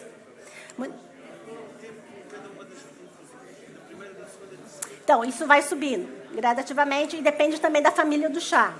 Por exemplo, um chá branco ele é mais delicado, você vai conseguir, com um chá de qualidade, umas 3 infusões. Então, o que eu faço? Se é um chá muito forte, eu subo segundos, 45, 30, 45 segundos. Se eu quero aumentar a concentração, 1 minuto. Então, eu geralmente vou subir na escala. Se eu fiz 3 minutos na primeira, eu vou fazer 3 minutos e 40 na segunda, vou fazer 4 e tal na terceira, e assim eu vou subindo. E você consegue controlar também pela cor do licor. O licor está ficando já muito pálido, você já obteve tudo que você poderia daquela planta, né? Pronto. E aí, depois que a gente faz essa parte do olfato, a gente vai fazer a parte degustativa, do paladar. E aí, existem várias formas de se fazer, mas a mais recomendada, para quem está começando, é, primeiro gole, você fazer um 8 com o líquido dentro da boca. Para você ativar ali todas as papilas, etc., você faz um 8 na boca. Você pode engolir, se você quiser, ou você pode deitar fora e depois tomar a segunda. Ok?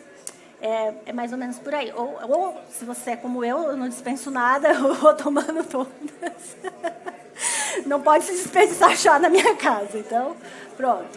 E aqui está uma curiosidade. Você sabe por que os copinhos de tomar chá, os originais, asiáticos, eles não têm a asa, como as chávenas que nós utilizamos aqui?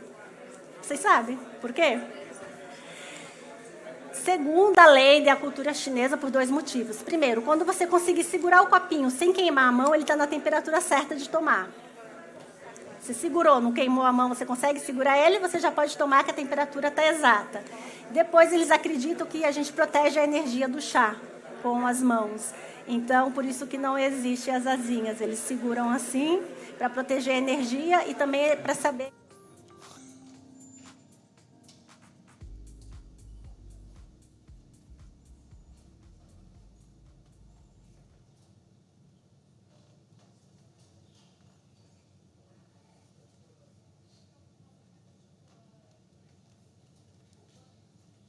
Is it on already? Yeah.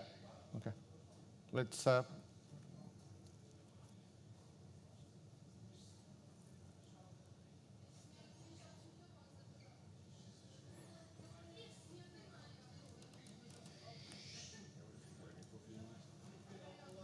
because I know Joao is coming anyway.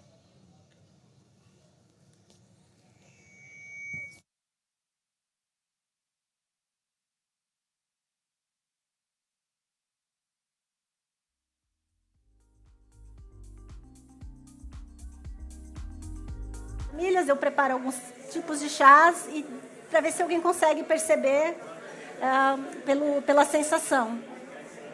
Depois tem o retrogosto, né, que é essa parte que a gente estava falando, que permite a gente ter essa sensação. Às vezes você tomou o chá, ele foi mais amargo quando você colocou na boca, depois ele ficou mais suave e por aí vai. E depois o chá, a planta em si, a Camellia sinensis, como a gente falou lá no começo, é sim uma planta que tem propriedades medicinais, que tem uma concentração muito alta também de cafeína, que no chá nós chamamos de teína, né? E o chá, ele traz essas sensações para o nosso corpo. Mas diferente do café, que libera automaticamente aquela carga de cafeína no nosso organismo, o chá ele vai disparando. Por isso que, mesmo tomando um chá com alto teor de teína, você vai ter o estímulo, ele vai ser estimulante, mas você também vai ficar mais calmo, mais foco e mais leve, porque dependendo da família, aquilo vai sendo liberado aos poucos. Por exemplo, o melhor chá para se tomar de manhã, seguindo essa parte aqui da energia, das sensações, seria o chá preto, porque ele é mais forte, mais encorpado e tem um grau grande de teína. E essa teína, essa energia, ela vai sendo diluída ao decorrer das horas. O melhor chá para tomar ao fim do dia já seria o branco, até assim, às 18 horas, por causa da concentração de cafeína, de teína. Ele é mais leve, então ele é mais indicado também. Mas, enfim, quem gosta de chá, toma na hora que achar melhor.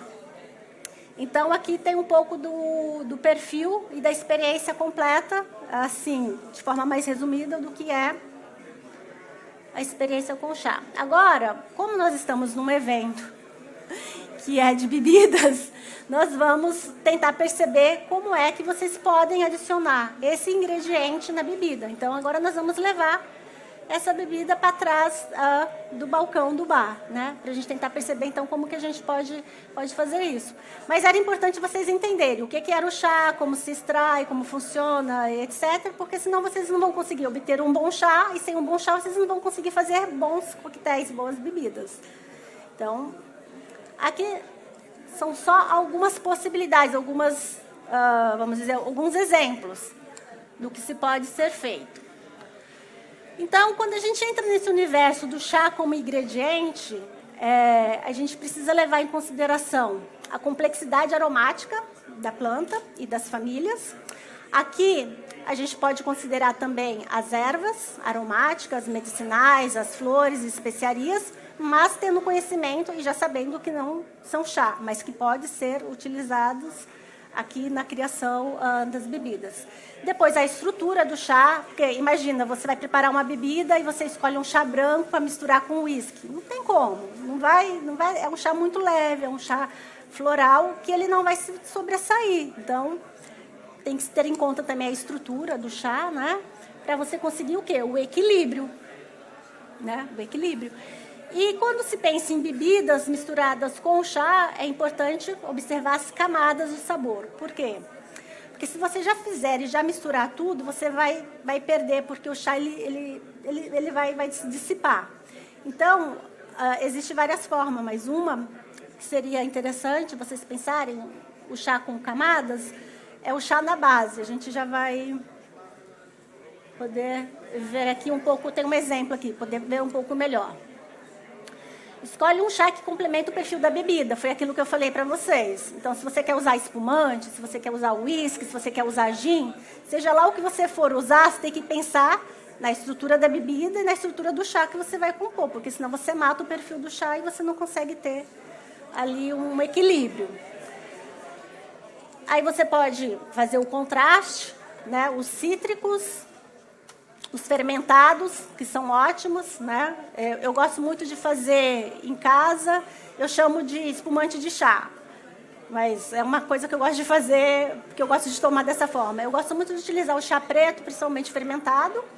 Eu faço a extração a frio dele e depois eu adiciono o quê? Eu adiciono água com gás, por exemplo. E ali eu já tenho uma bebida super diferente. E eu chamo de espumante é meu espumante de chá. E, por exemplo, mas eu gosto de fazer isso. Mas você pode adicionar um chá mais floral, como um chá branco, por exemplo, também com uma base de espumante. Também cai super bem, enfim. Aí é infinitas possibilidades, né? Então, precisa considerar a base, o contraste, o aroma, a doçura e a finalização. Sempre, eu acho que isso vocês sabem melhor do que eu, em termos de preparar bebidas, mas é importante ter em consideração que o chá ele funciona sempre melhor em camadas, como está aqui no exemplo. Né? Por exemplo, eles têm uma base de infusão de chá verde, depois a gente tem ali um sumo de lima, depois a gente tem flor de jasmim e pepino, o xarope e tal. Depois, quando se faz a mistura, você faz nesse formato, depois quando a pessoa vai beber e ela faz a mistura, ela consegue perceber as complexidades daquilo que ela está bebendo. Então, é sempre importante saber essas informações para na hora que vocês forem criarem, vocês ter ali o equilíbrio necessário. Aqui são só alguns exemplos de possibilidades de bebidas com chá.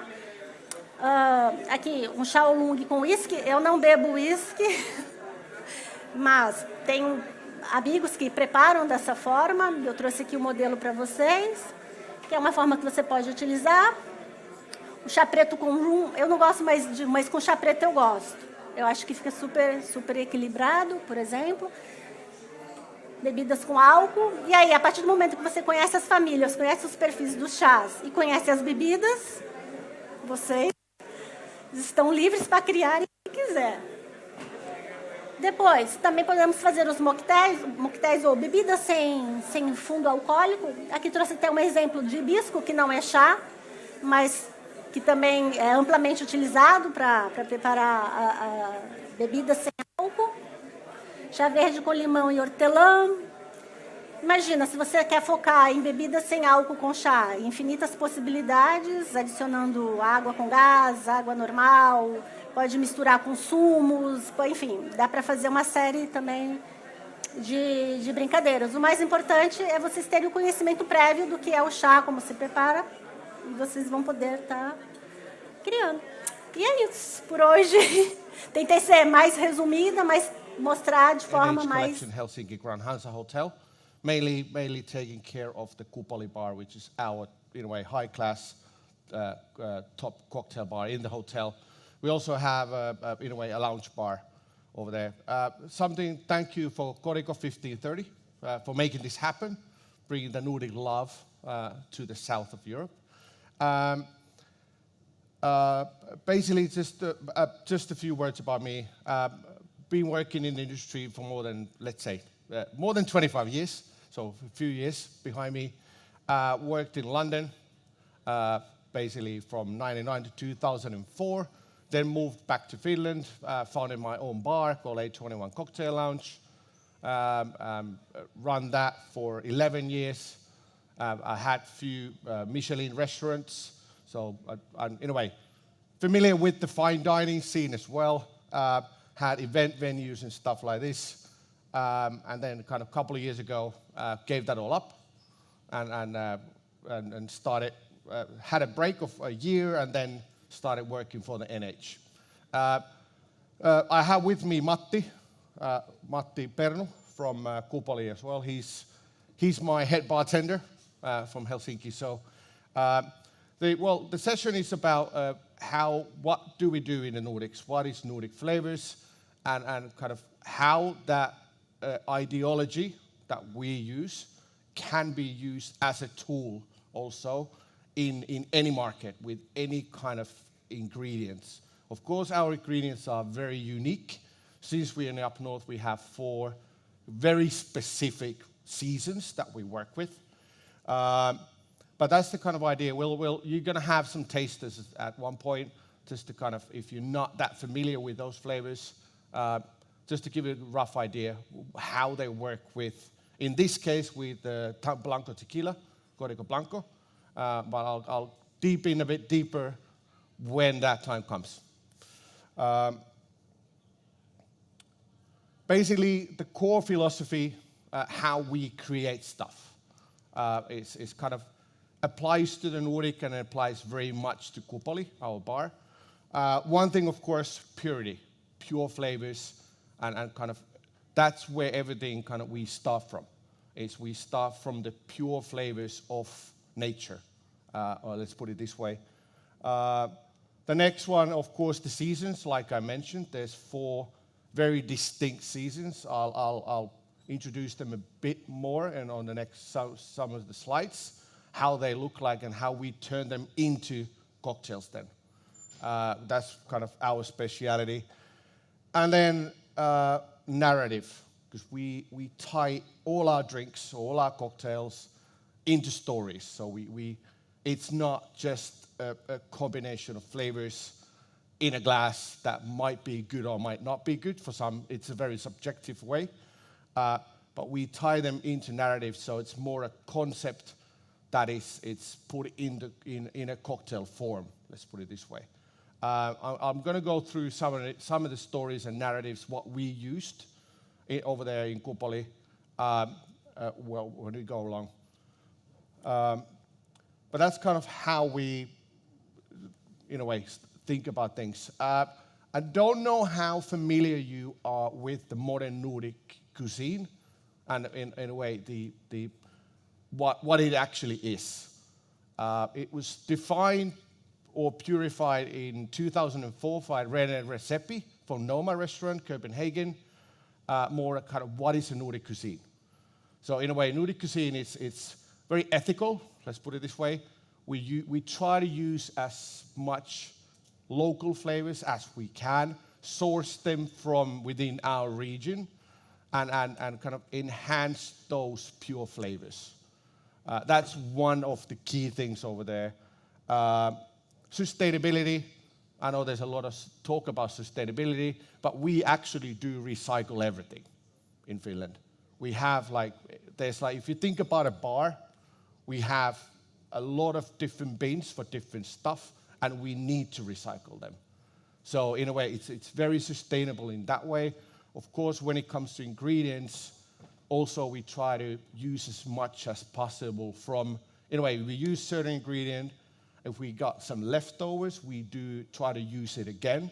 So there would be as less waste as possible.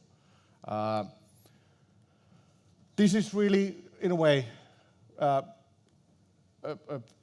quote from them. What is the Nordic style of it? This refers to cooking in general, but I think it can be really well applied to the liquid kitchen side, so our cocktail bars as well. And this is kind of what, especially me, plus now in Kupoli, we in a way try to maintain and try to aim is this kind of philosophy. And of course, very, very highlighted in the northern stuff that we have. This is kind of, in a way, what we do then. It's thinking about how and kind of what we do. So natural acidity, if you think about Nordic ingredients, is that kind of we can do stuff totally without any citrus. Since we're using our local ingredients that have high acidity. There will be a sample coming in soonish with you guys that you can taste this ideology, kind of what can be done with these. Second thing, highlighting our local, in certain way, very rare ingredients as well. Because since the nature is very pure, it's very unique. Fair enough, it's very similar in Sweden. It's very similar parts in Norway, but I think more and more it's Finland and Sweden are in a way, nature-wise, are kind of go hand in hand. Very rare berries, raw, in a way, fresh herbs, other raw ingredients that can be utilized, but they're actually not utilized enough. That's how I feel. Because please, yeah. First taster, yes, please, yeah. You can pass them on. Yes. I'm good. If you want leftover, I can drink it. No worries. So this is a rhubarb. So fresh, cold-pressed rhubarb juice paired with the Código Blanco tequila. No citrus at all. So it's only the natural acidity from rhubarb, the oxalic acid that's in there, that will bring the acidity. So the rhubarb is not cooked. That's how, in a way, you can maintain that. And I think it's, in a way, using a Blanco tequila. I was kind of thinking of this, why it actually works with our local ingredients and stuff. There's a certain minerality in Blancos and herbaceous kind of notes. And it's actually beautifully pure, in a way. And it tends to work really well with our Nordic ingredients, which is kind of, I think people would assume that the only thing we can use is vodka and gin, which is kind of, if we would only use those, it would make our life a lot more boring. Because then the flavors would be just, in a way, very similar, in a way. So in a way, it's very nice to start using, we do use rums in certain cases, tequila for sure, Blanco and reposados if we want the kind of the oaky side from there. Of course, we use gin. We actually don't use that much vodka in our drinks for a reason or another, but we find it more interesting if we use other spirits that enhance the wanted flavors. How do you like it? I think it's a really, really cool mix. And I haven't seen it that much. You know, rhubarb, very Nordic. I know in UK they use a lot of rhubarb as well, but not in this kind of form. It's usually cooked, which means it becomes jammy and more softer. You lose the acidity from the rhubarb. So in my perspective, it becomes a bit more boring. Narrative approach, I'll walk you through with these two and the next slides how we think about the narrative as well, how we work with that tool. And then this, in a way, tool, if you think about it from the fresh ingredient forward, that's how we think. Then we choose the alcohol that fits those flavors. So in a way, if you think about classic DNA, or classic cocktail DNA, what you do first is you take booze, alcohol, then you add something to it, maybe sugar, bitters, and in a way to enhance that alcohol flavors. So in a way, everything's starting point is a spirit. We actually think vice versa. So we start from fresh ingredient, and then we'll pick the alcohols and other flavors to fit that flavor. So in a way, it's a different creation. It's a different way of creating stuff, which kind of allows us to do different things in Kupali. We'll go through it in a bit. When it comes to technical stuff, I know there's people always ask, what techniques do you use? In a modern Nordic cuisine, innovative techniques and modern techniques are crucial. That allows us to do stuff. In Kupali, we don't have rotovats. We don't have centrifuges.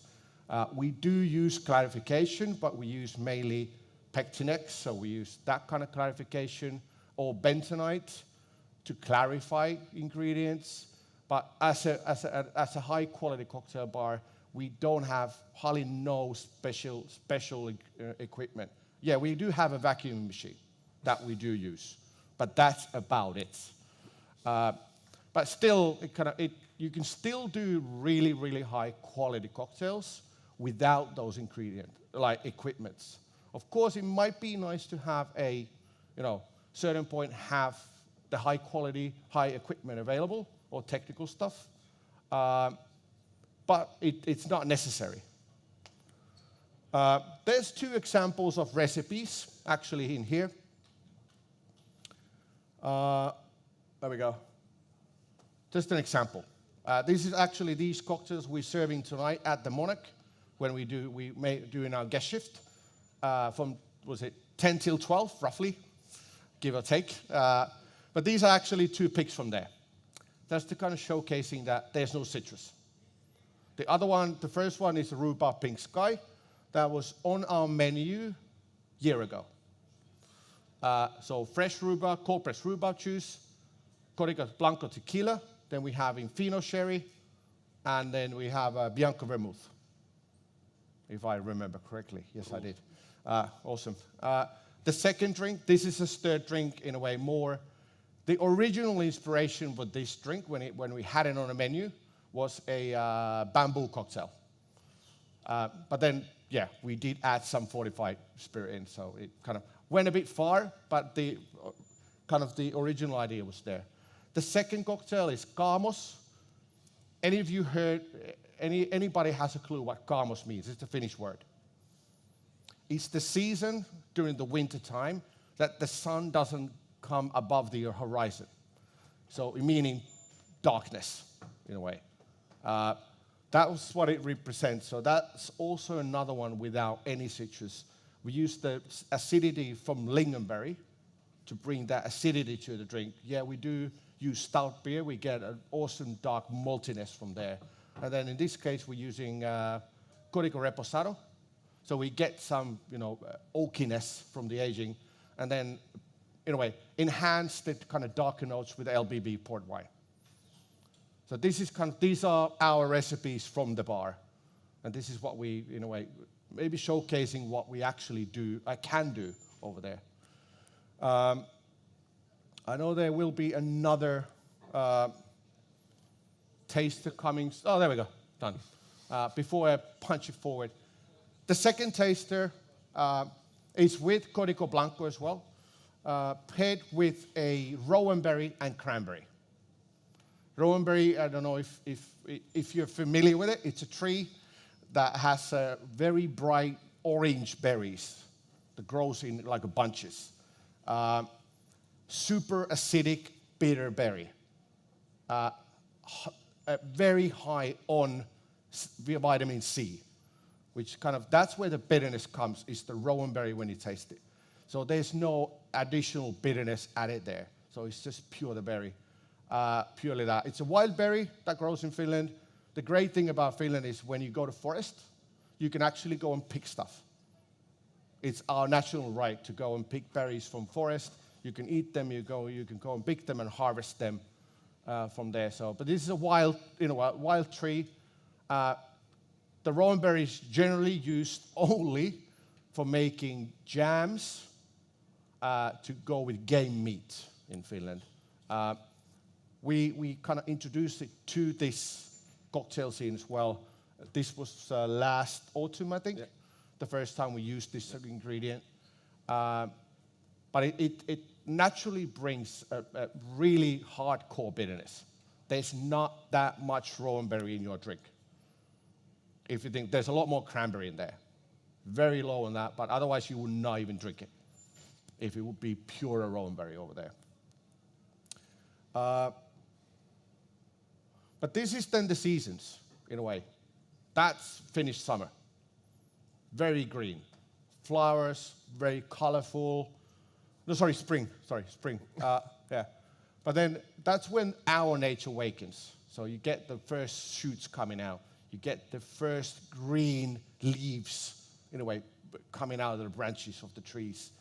Wild herbs, since, in a way, the growing season starts, this is very, in a way, used, I think, a lot more in the fine dining scene. They go and pick wild herbs, use them in the kitchen, but we do use them in the bar as well. The ideology of doing this. Early flowers, and this is our drink, in a way, representing spring. It's called the wheatgrass sour. Wheatgrass, I don't know, anybody heard? No? All right, that's good. Wheatgrass, you know wheat as the grain. So wheatgrass is when the wheat grain starts to grow and it's still green and it's like this length. That's a wheatgrass. And you dry it and you made it into a powder. So you get a really nice grassy green taste from there, and it's super healthy. You know, if you do a super smoothie, green smoothie, you want to have wheatgrass in there. So we made a sour based on that with addition of fresh basil, lemon myrtle, wheatgrass. This drink uses gin as a base, so we get the botanical mix from there. All our cocktails are vegan, so this is one thing that we do. So we don't use any egg whites. We actually do our own emulsifying agent instead of egg whites. So where we get this froth and foamy texture over there. So this does use lemon, to be fair. All our drinks are not without citrus. This case, we want to have a real sour drink, so we need the citrus juice in there. This is then summer again.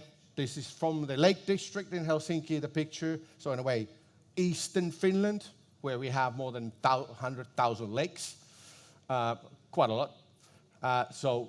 Sweetwater lakes. So everything, in a way, this is the time where everything turns, in a way, very green and different shades of green. This is the season as well when we start getting berries. Strawberries, raspberries, actually blueberries come out. Arctic brambles, which is a very super, in a way, very unique berry. Since our growing season is so short up north, and the daylight is we get into the midsummer, meaning the sun doesn't go down at all. So that's the opposite for the calmest period. So the sun doesn't double come up. So summertime, the sun doesn't go down. So there's a lot of light, a lot of energy for plants, a lot of energy for the berries to grow, and we do get the best berries in the world. They're so rich in flavor, juicy, and it's only due to the kind of the extreme season that we have.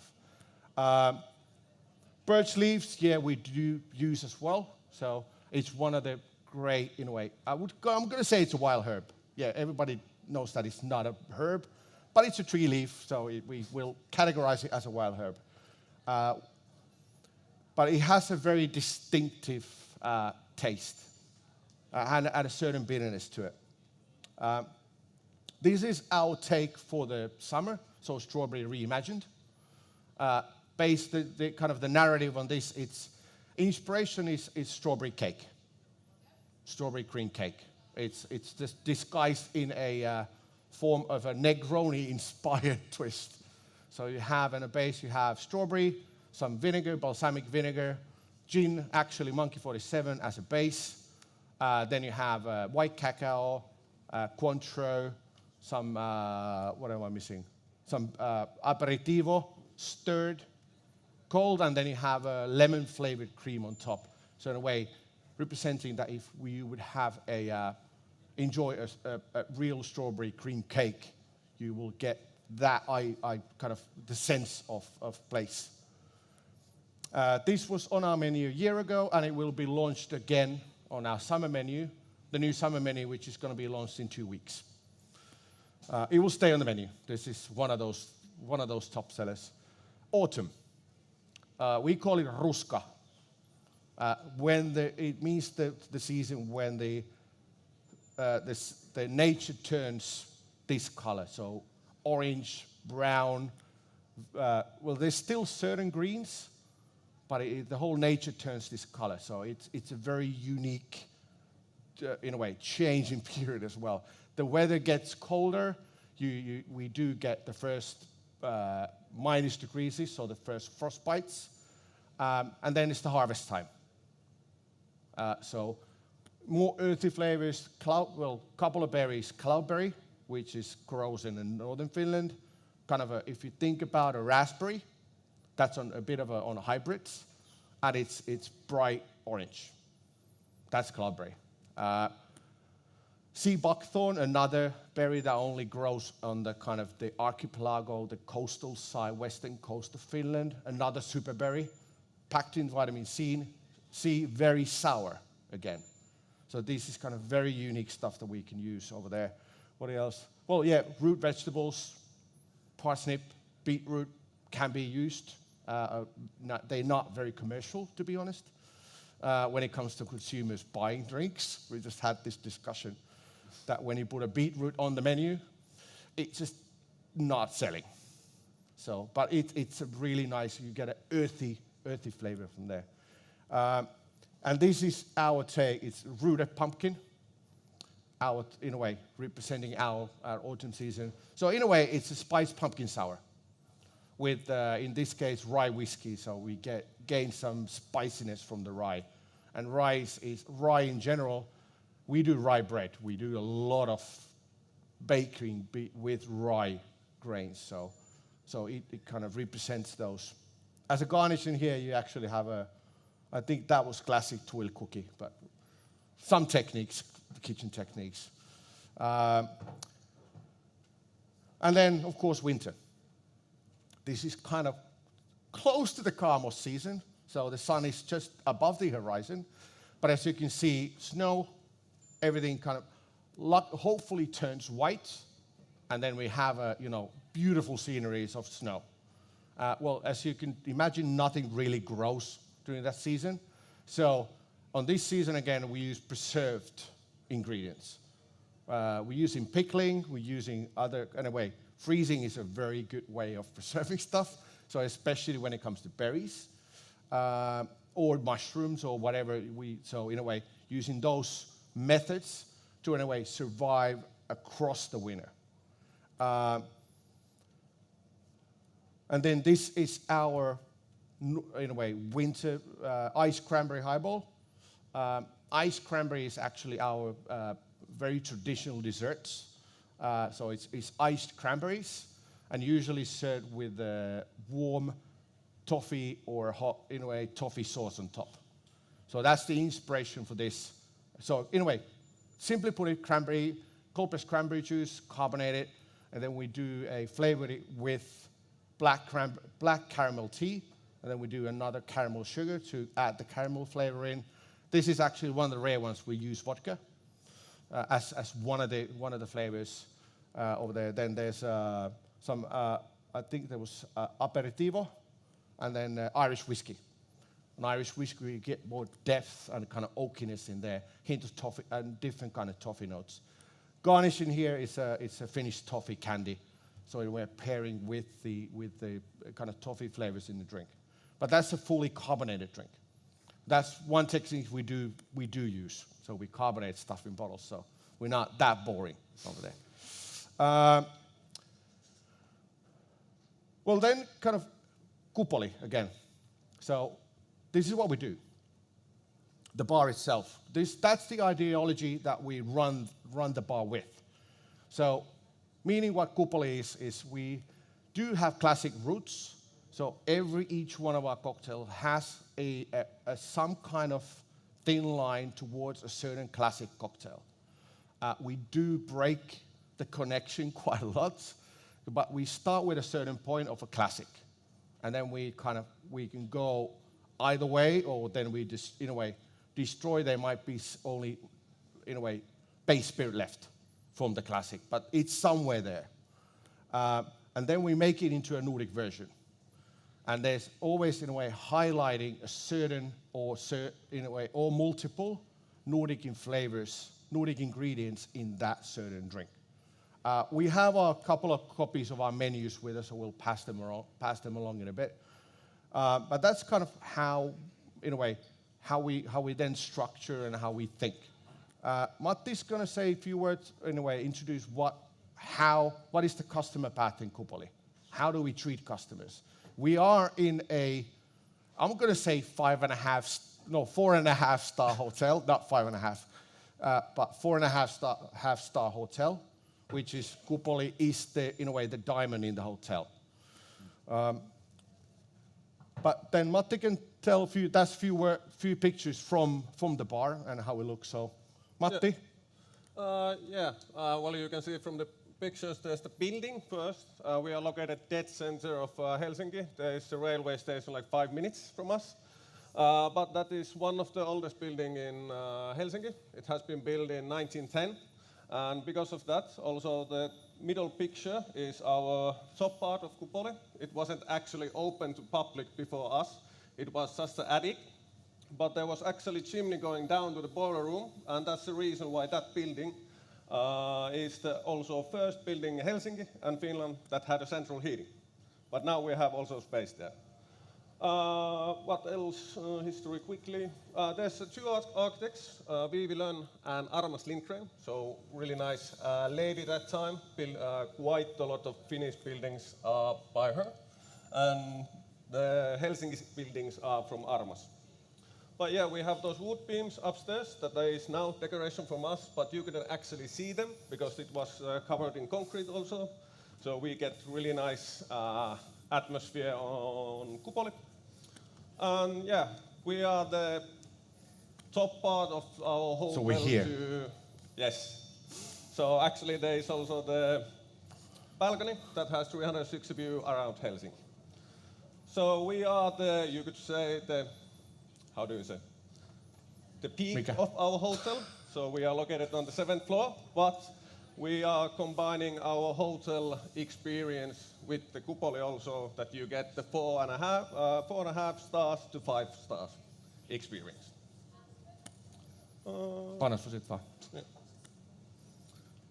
Yes, the experience starts when you come to the hotel. We have a host that welcomes you to the hotel. Then showcase where you can get to, you can put it there. Show the elevator to Kupoli. Then we have a second host that welcomes you again, shows the table, tells that we will come to the table. We always have a seasonal welcoming drink. So now what we have is the spring menu. So spring-inspired cocktail that has Vellamo sparkling water with nettle and wood sorrel, spring herbs. Then we will come to you with our menus. We ask, is it your first time there? Is it this? Then we go through the menu 100% with pace. It's really slow. We want that if you come there, that you experience really nice service, atmosphere, music, all the cocktails, of course, and company. And after that, we will be like, well, you could say we are 110% always with you when you are in Kupoli, till the end that you leave. So our host will say goodbye to you, downstairs host says goodbye to you, and of course we wish you a really nice evening, and we will see you again. Do you? I agree. That's how we work. Well, yeah. So it's when I came to the building a year and a half ago, I started there. We kind of thought through how the customer path needs to be, and we added the 2 hosts, actually 3 hosts in. So what customers need to experience when they walk in from the main door downstairs. So there's a host saying, "Welcome to NH," and then if they want to go to Kupoli, they'll guide them to the elevator. There's a second host by the elevator because the elevator is always locked, as you should do. So then they will open the elevator, let them up. Third host then will welcome them on the 7th floor and give them a table. So there's no standing seats. Like the bar that we went yesterday, there was no standing seats either. But that's what we do as well. We have 74 seats on 2 floors. Let me see what the next slide is. Oh, no. Oh, no. Well, anyway, yeah. You can pass it around. This is too fast. Yeah, sorry. This. Anyway, like Matti said, there's a welcoming drink that's non-alcoholic. Always non-alcoholic welcoming drink. And then everybody gets the same service. And thinking about the team, I have a team picture in soon, but basically we have 74 seats. There's 6 of us in service, and then there's always 2 guys or girls or persons, whatever you can say nowadays, behind the bar, making all the drinks for that night. Then 4 of us. Because since we all bartenders that work there, 4 of us are on the floor service. So that's how we can guarantee that it's actually everybody gets the best knowledge and best service wherever, even if they sit on a counter or if they're on the table. So it's a very unique that way. There's no waiters, there's just bartenders that will work as waiters. So there's no porcelain allergy. We can't have it. You know, everybody needs to be able to carry a tray, serve a customer as they are.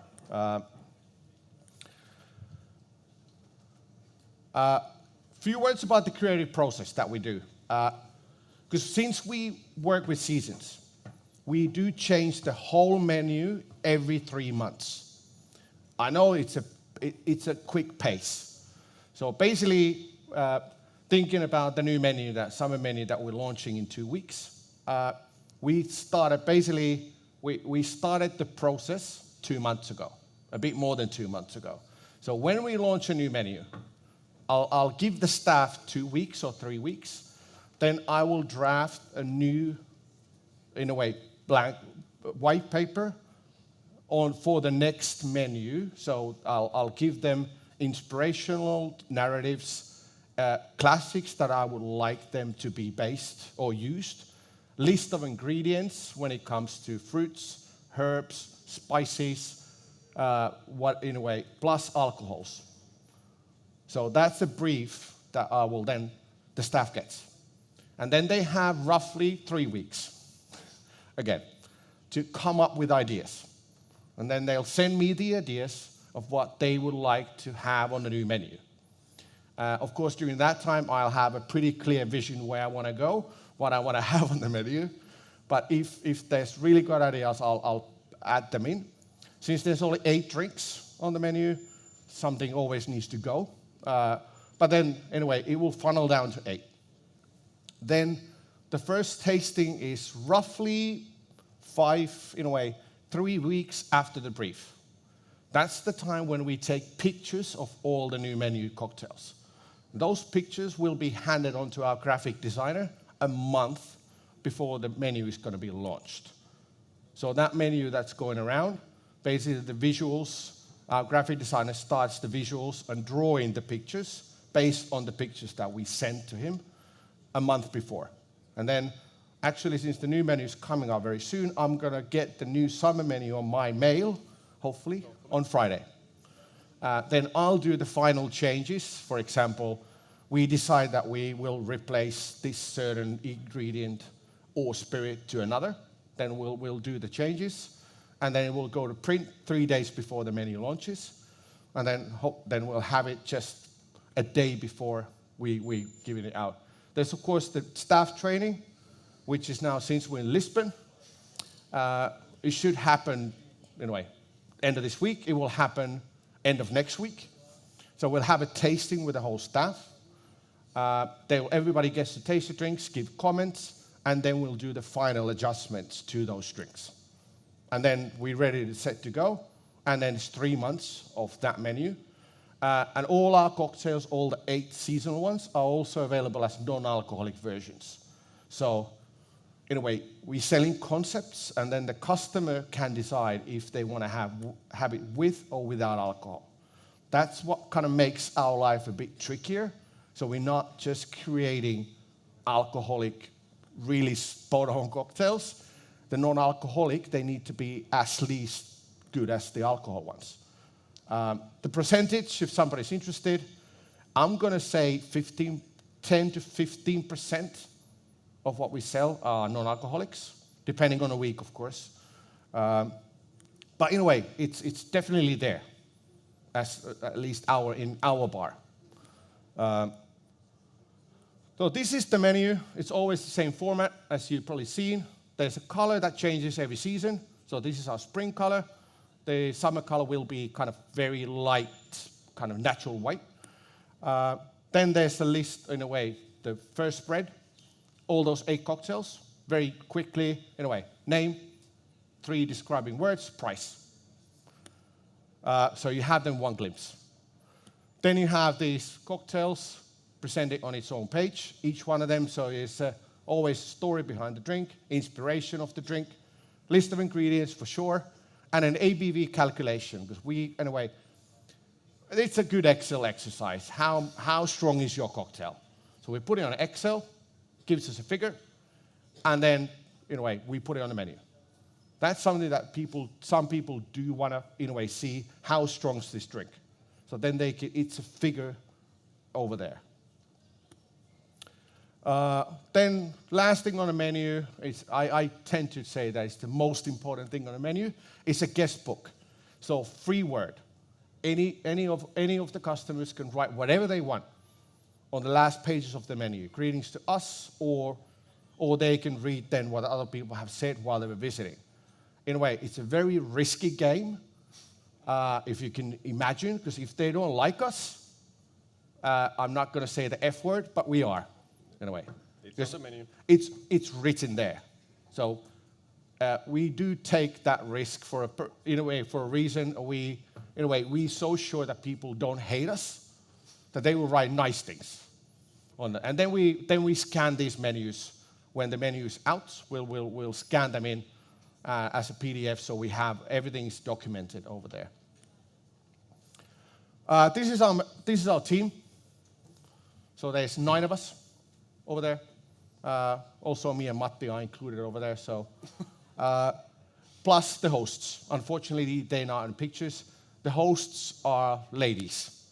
So it's a group of men over there. So at the moment, but this picture was taken like a month ago. So, but we do have fun now and then as well while serving people.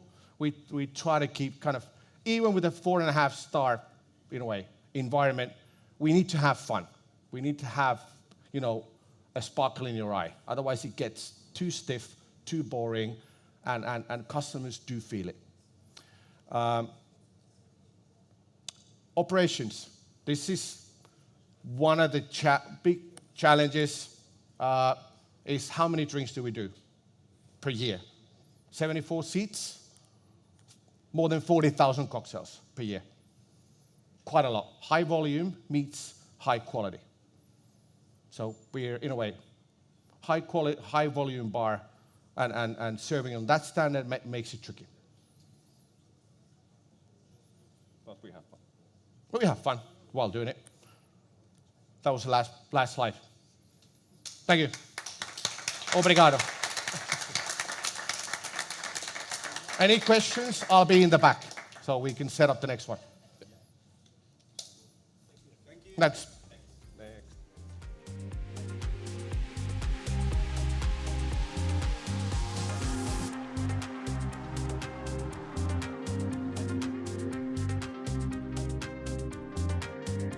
So this is the story of the origin of coffee.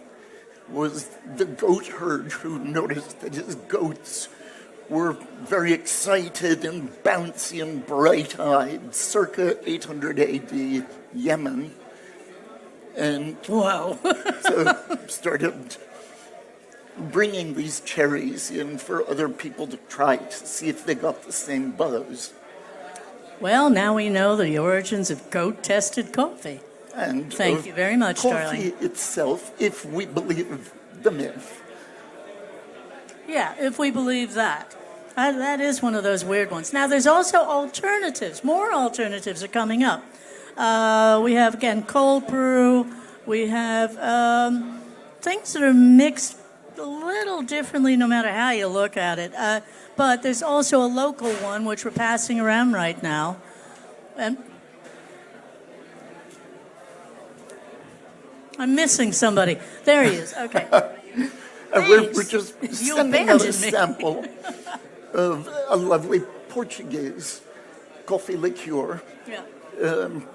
Very interesting that it's made with strawberry and orange Yeah. in it, because thankfully neither of those dominate the flavor. The dominant flavor appropriately is coffee. Which is really nice. But again, you also have Aluna, which is doing coconut and coffee. So again, you don't have to stick with a single line when you're developing a liqueur with coffee or with a cocktail with coffee. You can actually open up the variations now. It used to be very boring. It's not boring anymore. We would tell you much more about this, but the producers are down on the main. There you are. Okay. Yes, so it stole 34 to meet the producer to hear much more about it, but also This is really lovely. along this wall, you will find a whole row of other coffee liqueurs that are at the show, and it's well worth exploring. Also, I did very happily see there was a decaf over there. Now you're taking the fun away. Well, it was last orders at the American Bar at the Savoy, London, years ago. I thought espresso Negroni. Ordered a ristretto, a Negroni. I dropped it in, I gave it a stir. I stayed up all night thinking how good it was, and why hadn't I ordered decaf? But yeah, a beautiful combination. He's dangerous some days. It's okay. So, sometime try a ristretto Negroni. It's not quite the espresso martini, but the espresso martini. Everyone's. No spoilers. No spoilers. We may be talking about the espresso martini in a minute. Hey. Now we can talk about the espresso martini. Oh, there we go. Once upon a time, there was the vodka espresso. And I will quote to you from Dick Bratzel, from his own notes. I used to work in this place called the Soho Brasserie on Old Compton Street, Soho. It was about 1980-something. We made a lot of coffees, and it was a few miles led proper copy of a French brasserie, and old Soho hated it because it was shoved in the Helvetia pub, a 50s scumboat. It was about quite good, very busy, and everyone I knew drank there. It was trendy, the Grey organization, the absolute beginners. I had coffee clouds leaking into my well. Imagine having coffee grounds in your well. Ugh. Anyway, some young lady who asked for a drink, a cocktail, She was there. What would you like? She was American. Yeah, she was American. What would you like? Something that's going to wake me up and then fuck me up. Huge grin. Then I came up with 50 mils of vodka, 5 mils of sugar syrup, 15 mils of Kahlua, a shot of very strong espresso, shaken, strained over rocks, no garnish. I called it the vodka espresso. Round 1. Round 2. I'm not going to read all of this. Okay. No, but you'll notice a variation. Is all of a sudden, it was 50 mils of vodka, 5 sugar, 5 mils of Tia Maria, 10 mils of Kahlua, and 25 mils of very, very strong espresso, so that you get more foam. The one thing that the vodka espresso did not have was foam. And getting the foam to come up was the big trick, because that's the thing that made everybody think, this is really cute. Then he decided to get really sexy and put 3 coffee beans in, which he let his bartenders choose which way they wanted to play with the 3 beans. It didn't have to go 1, 2, 3. It could go 1, 2, 3. It could go 1, 2, 3. It could go 1, 2, 3. And he gave him something to do. The reason that the drink moved from being on the rocks to a martini glass and the name change was actually one of his barbacks said to him, you know, I think this could be better in a martini glass. Just a little. And you could call it espresso martini.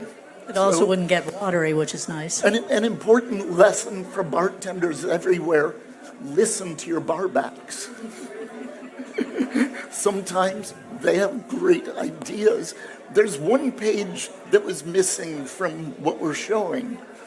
One of my favorite pages where he wrote the story a little more condensed. And at the bottom he wrote, doubt and confusion, not me, I was there. Signed and dated it.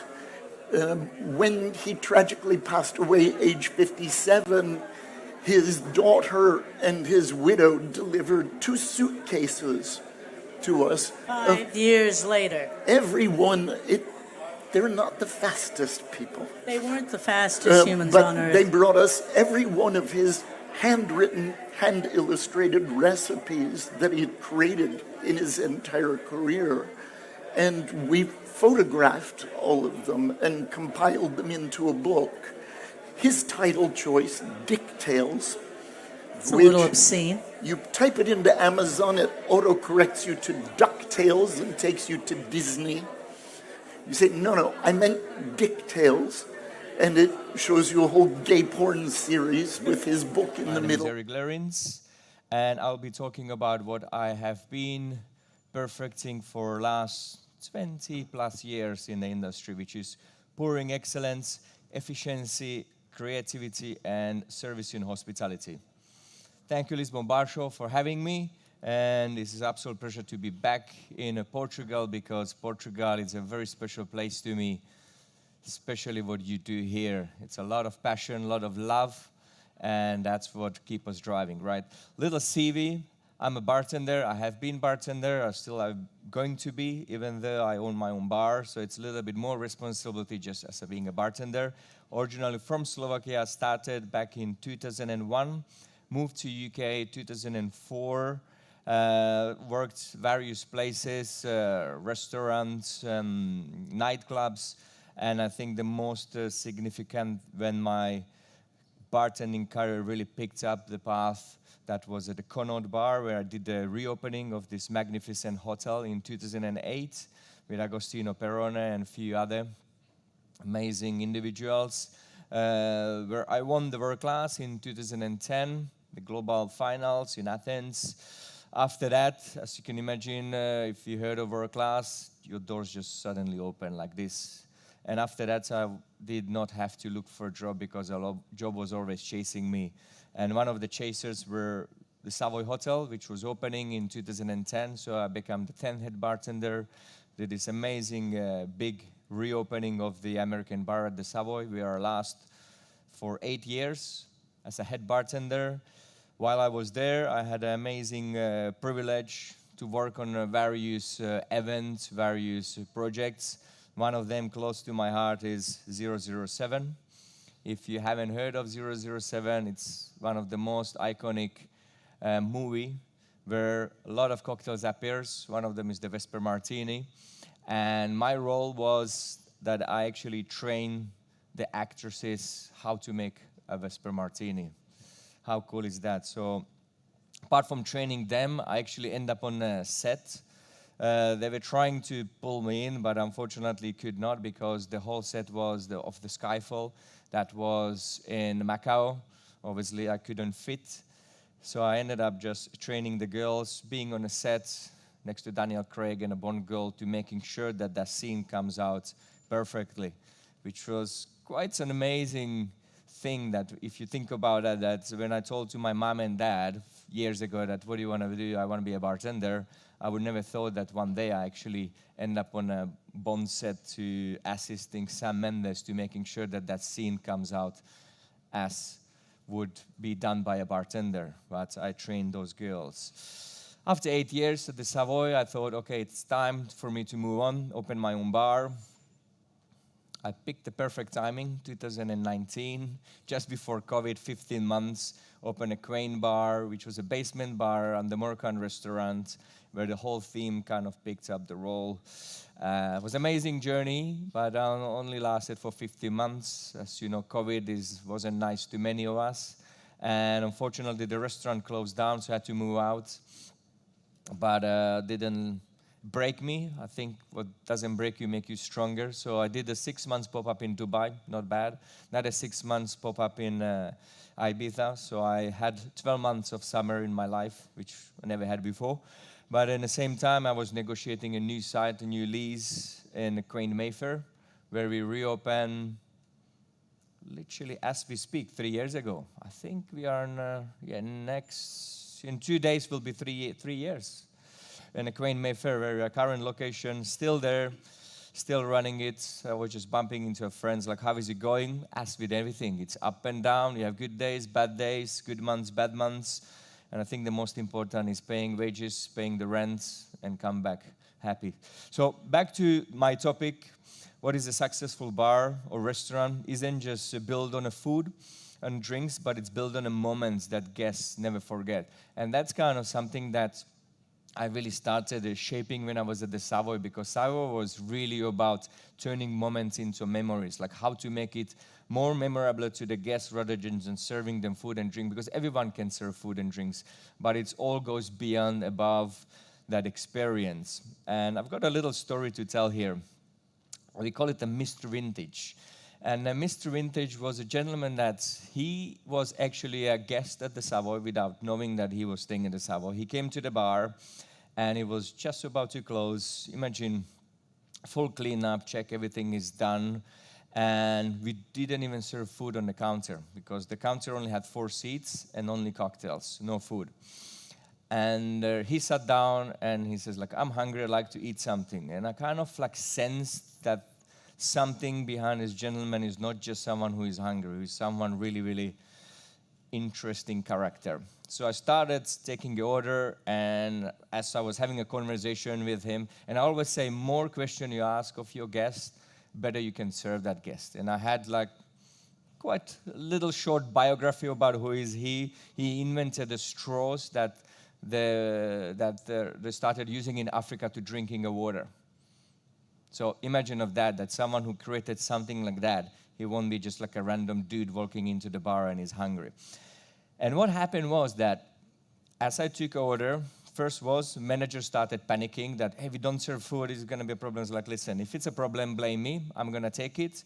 And if there's no problem, we fix something here. Because what the gentleman told me, this is his last chance he's giving to the hotel, because up until now, everything went wrong. I was like, okay. And if it's this going to go wrong, I'm just checking out and leaving the hotel. So I said, I need to go beyond and above the service of this guy. So started serving him the food, one drink, another drink. And then I was like, what do you do here, something special? I was like, well, you can do a lot of special things. Depends what you like. He's like, yeah, I like cocktails, I like vintages. Oh, you like vintages? I have something very special for you here. I was like, have you had Sazerac? Yeah, I had Sazerac many times in New Orleans here and there. I was like, but have you had a Sazerac with Sazerac Forge? I was like, what is Sazerac Forge? Well, that's the bottle, or that's the cognac that was originally made Sazerac with from 1863, and we happen to have a bottle. Would you like to have one? It's like, yeah, sure, why not? Put the white gloves on, called the guys, opened the cabinets, brought the Sazerac de Forge with the Peugeot bitters from 1930s, absinthe from Tarragona 1950s, and I made him a Sazerac. I presented him on the menu, how much does it cost? He didn't even flick his eyebrows, like, this is good, I like this guy. So he had one, he had another one, he had a third one. And on a third one, we are on £15,000 bill. And he's still cool. I was like, I like this guy even more. And then he wrapped it up. He left another £1,000 tip on the bill. I was like, this was good. It's like, now I'm wondering who's going to be in the trouble. Put it in, signed it, went through, shook my hand. I was like, guy, you saved this hotel because I was about to check out. And after this experience, I'm coming back. So it turned out to be a Mr. Vintage. And Mr. Vintage came back a few months later, luckily. So when he came back, he goes, do you still have that Sazerac? I was like, yeah, I do. Would you like another one? I was like, we're just about to finishing one. I was like, I was like, why? I can still make you one. And then, no. I'm getting married, and I was thinking that maybe I can have a bottle. I was like, you're very lucky to know that, because we just purchased another one on auction, and we have the full bottle. It's like, okay, perfect. Sign it to my room, and I'm taking the whole bottle. £30,000. It's like, okay, this is good. And I was like, shall I send it to your room? And he said, no, I'm just with my hand luggage, and I'll give you my address and you ship it there because I'm going on my honeymoon. I like to enjoy it on my boat. So we all thought maybe just send to Monte Carlo or some Greece, Croatia. His boat was in freaking Cape Town. So everybody in the hotel started panicking. It was like, how are we going to ship it to Cape Town? Because £30,000 valued bottle has a value, has an insurance, and it's just not going to go that easily to be shipped. A lot of companies, they refuse because it's an alcohol. Some of them, they put the insurance so high that it was not worth. So again, panic mode on in a hotel. I remember I was, I think, in New Orleans. So I started traveling, and my manager called me and was like, Eric, we have a problem here because nobody want to ship it. I don't know how we're going to send it, and we need to send it to him in order not to miss his honeymoon journey. He was like, and where's the problem? Do you want me to fix it? Let me fix it for you. The way we're going to fix it, it's going to cost us less than £1,000. It's like, how? I just buy economy tickets, return tickets, dress my bartender in a white jacket, send him there. Next day back, we book him a hotel. When he arrives, hand luggage, he comes to the port, put a white jacket on, hand it over. Job done. And it was done. And the Mr. Vintage was coming back since then, and I could tell stories until end of the bar show. So I'll tell you one more, and then I move on because it's never going to end. The best one was that we had another cognac. No, that was a rum, one of the oldest rum that was recently found in US. That's in UK, and we had it on a loan.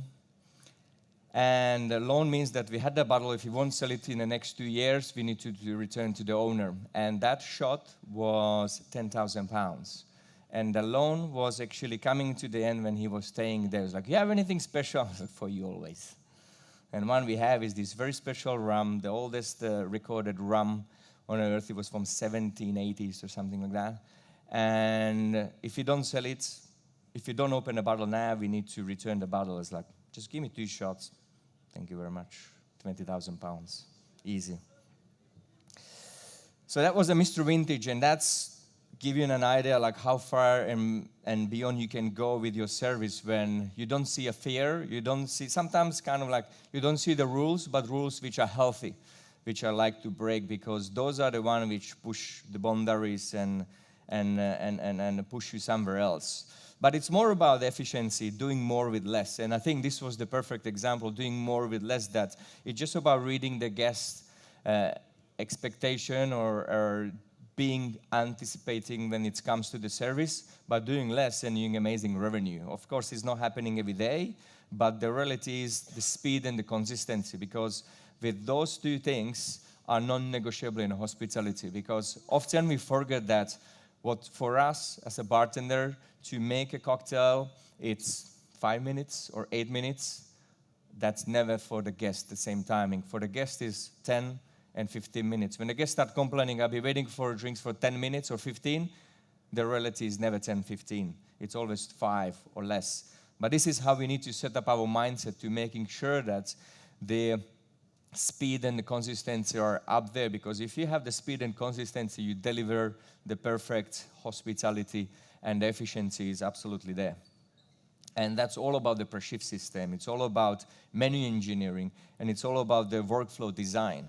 Because all three, if you put them together and you're doing it in the right order, the one support another, that's how you can create the efficiency. To show you something, what we do here, I've created in Quain number 2 this very, I would say, efficient 360 dynamic counter that I couldn't do it in the first place, at the first Quain, because we had a massive column, they couldn't remove it. So when I came to Quain Point 2 site, which was a former Cafe Nero that was just completely empty, and I was like, this is where I can do it. Behind bars, are you ready? Because I want to do something quite unique here. So this was quite a process, because Behind Bar never created anything like this before, but with the joint forces, we managed to do it. So we have 3 independent stations. Often people see it as like a teppanyaki station, or we do it's like, no, it's not a teppanyaki station. It's a proper counter, where the whole idea was to breaking the boundaries of the high level of the bar counter, to bring it completely low, that when the guest comes in, sit down, they can see the bartender in action. So it's almost like a chef's table, but for bartenders. And to give you a better idea, so you have 4 seats on the front. On the left and the right side, you have 2 side stations, completely independent. So each station has its own refrigerator, freezer, glassware. You can switch the ice wall from the bottles left to right, depends what are you. And then you have one in the center, right in front of you. And also what you have on that is 2 seats on both sides. So you actually can sit in front, but you also can sit behind the counter around the bartenders. So it's like no secrets, nothing hidden. It's a lot about efficiency, a lot about cleanliness, because you can see everything what we can see. It's not often that there are things that we as a bartender see, but I never worried about that, because you as a guest, you didn't see that. So here was really about black and white. Put the cards on the table and create something ultimate. This station is only 1.5 tons, so it was a massive lorry that we brought it in, and 120 centimeters high, so it's very aerodynamic as well, so it's really help you for your posture, because there was a lot of research done on your body posture, how you work, how you pose. That's how you, once you have the efficiency, and second, you have the dynamics of being upseller. Because if you have the right posture, then the people more trust you, more believing to you. And I believe that this bar really put those criteria on that really help us to execute in the best way possible. So when the idea came in, we created something called the cocktail omakase. So we have 2 menus now at the bar, one which feeds for the whole floor. On the floor we have 60 covers. We only do seatings, we don't do standings, because after working in bar industry for quite a long time, I realized that the serving, when you seated, you can be more efficient, and for me it's more up to my standards, that really bring the standards back. And for the counter, we have the special menu, which is changing based on what we have, the ingredients, what we are working on, but it's really, really down to 5 cocktails, which we make when you arrive, and those are accomplished with 2 snacks as well. We only do it on the counter. It's a special glassware, special set, and it's very different from what would you have from the main seat. And of course, it has to be by appointment only. We need only 24 hours in order to set everything up, and good to go. If you have any questions, we have a little bit of time, so I won't leave it till the end. So if you have any questions, anytime, stop me, and I'm happy to jump on and answer you. Talking about creativity, think about the guests can have martini everywhere. What they can't have, it's your martini, the way you personalize it, the way you season it, what story you have with it, the creative service rituals. So taking that, pardon me, classic martini, we created on our first menu, the martini, which probably it's on the picture. It's called the sea. Anyone goes, what is see the sea? It was like, think about a martini, but while you're sipping it, you can see the sea. If you cannot see the sea, you haven't had enough martinis. Oh, funny. But it works. And what is it about? So basically, a chef was doing a dish that was made on the langoustines, but he only used the body of the langoustine. He kept the heads in the freezer. I said, I can work with it because with my little cooking experience, I know that in the heads of langoustine, you have a lot of flavor. So what we done with that, we redistilled the langoustine heads. And we just combine it with the gin because on its own, it was too sea. It was too much, almost like drinking a sea. So diluted with a little bit of a London dry gin, Fino sherry, give it this saline flavor profile, and aromatized wine. And from the shelf of the langoustine, we created oil. And the oil was just like a one drop on the top of the drink that give you this sensation of a proper sea. That's our story. On the menu number 2, we have sea under the sea. What is that? I won't tell you, you have to come. When creativity has no limits, exactly. Here it is. This is another story. Back at the Savoy, when Queen was celebrating her Diamond Jubilee, I was asked to create a cocktail to commemorate this very special moment. I said, yeah, sure, no problem. I worked on the recipe, created the punch, because I thought the punch was, back in the days, the queen or king of the cocktails. So I thought this would be an amazing opportunity to come up with a punch that I would serve to commemorate this special event. When I had the recipe ready, the bar manager, F&B director, all came, like, Eric, we'd like to taste the drink, we'd like to see how you're going to serve it. I was like, sure, come, meet me at the lobby. I was like, why at the lobby? I thought you're going to serve us the drink, so we wanted to see you at the bar. I was like, no, I want to show you how I'm going to serve it, and then you can taste the drink later. So I'm meeting them at the lobby of the Savoy. Is anybody been at the Savoy? 1, 2, 3, 4. Okay, so if you're coming to the Savoy, you have a little roundabout, remember? But it's in the opposite direction, because in London, that only one road drives on the same road like here in Europe. There's another reason behind it, but that's story for later. Most important is that the roundabout, when the guest is being dropped off, there's I wanted to say little, but not too little fountain.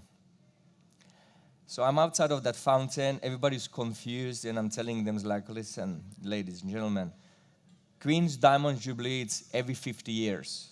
So in the next 50 years of now, a King's Diamond Jubilee, we probably won't even be here.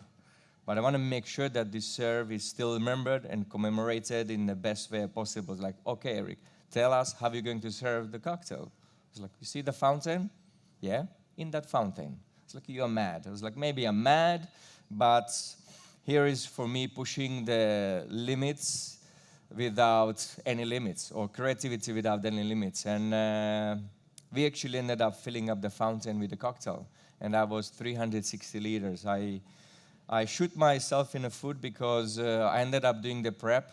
I had to do it in a fresh just right before. So I ended up doing it all night without going to sleep. I just went after the shift from 1 o'clock in the morning till 6, doing 360 liters of shrub, because it was oleosaccharum of orange and grapefruits. Why not? So zesting, I think, 5 kilos of oranges and grapefruits with about 30 bottles of gin, 30 liters of almond, 60 liters of lemon juice, and top it up with about 40 bottles of champagne. So that was quite a special one.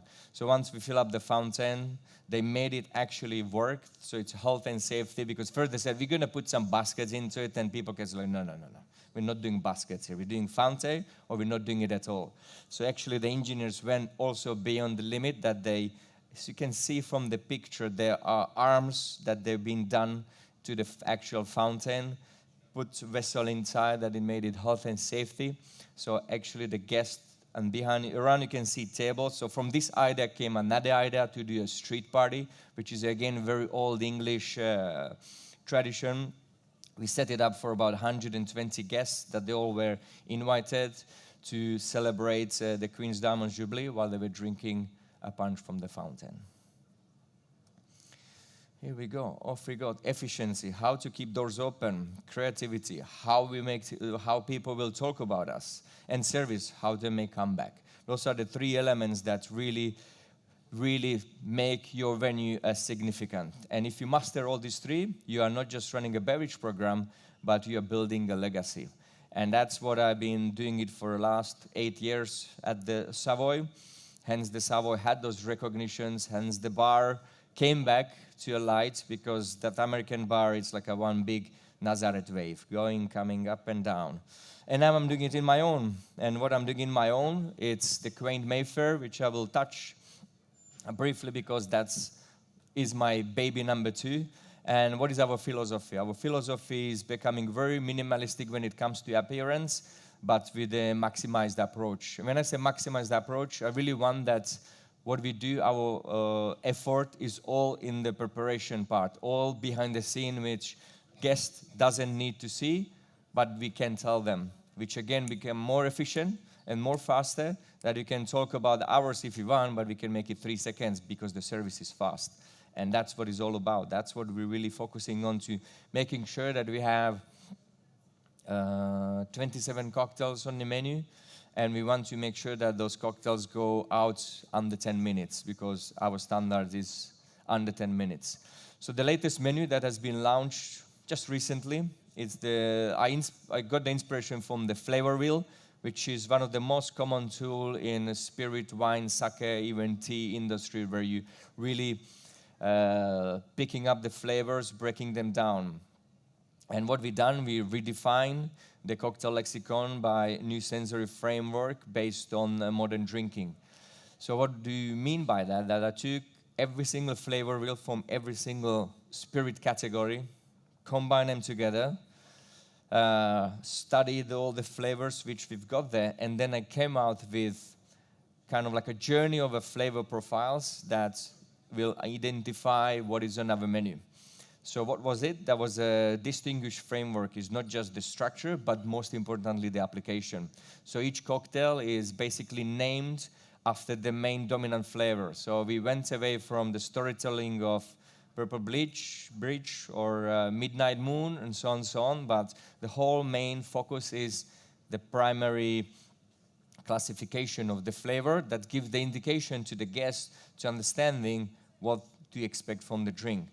Especially the main focus is for non-industry people who has no idea what is maraschino, angostura, peychaud bitters, clarified, agar, and so on, because that tells nothing to my mom, for example. However, but my mom will understand what is elderflower, or what is smoky, or what is fresh, citrusy, tropical, or fruity.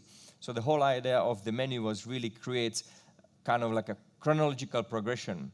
So created 4 categories, where the whole idea is I always try to work with, when I go for dining experience, when I'm having the tasting menu from the chefs, and you always start something more like an amuse-bouche, something which open your palate, something really prepare your palate.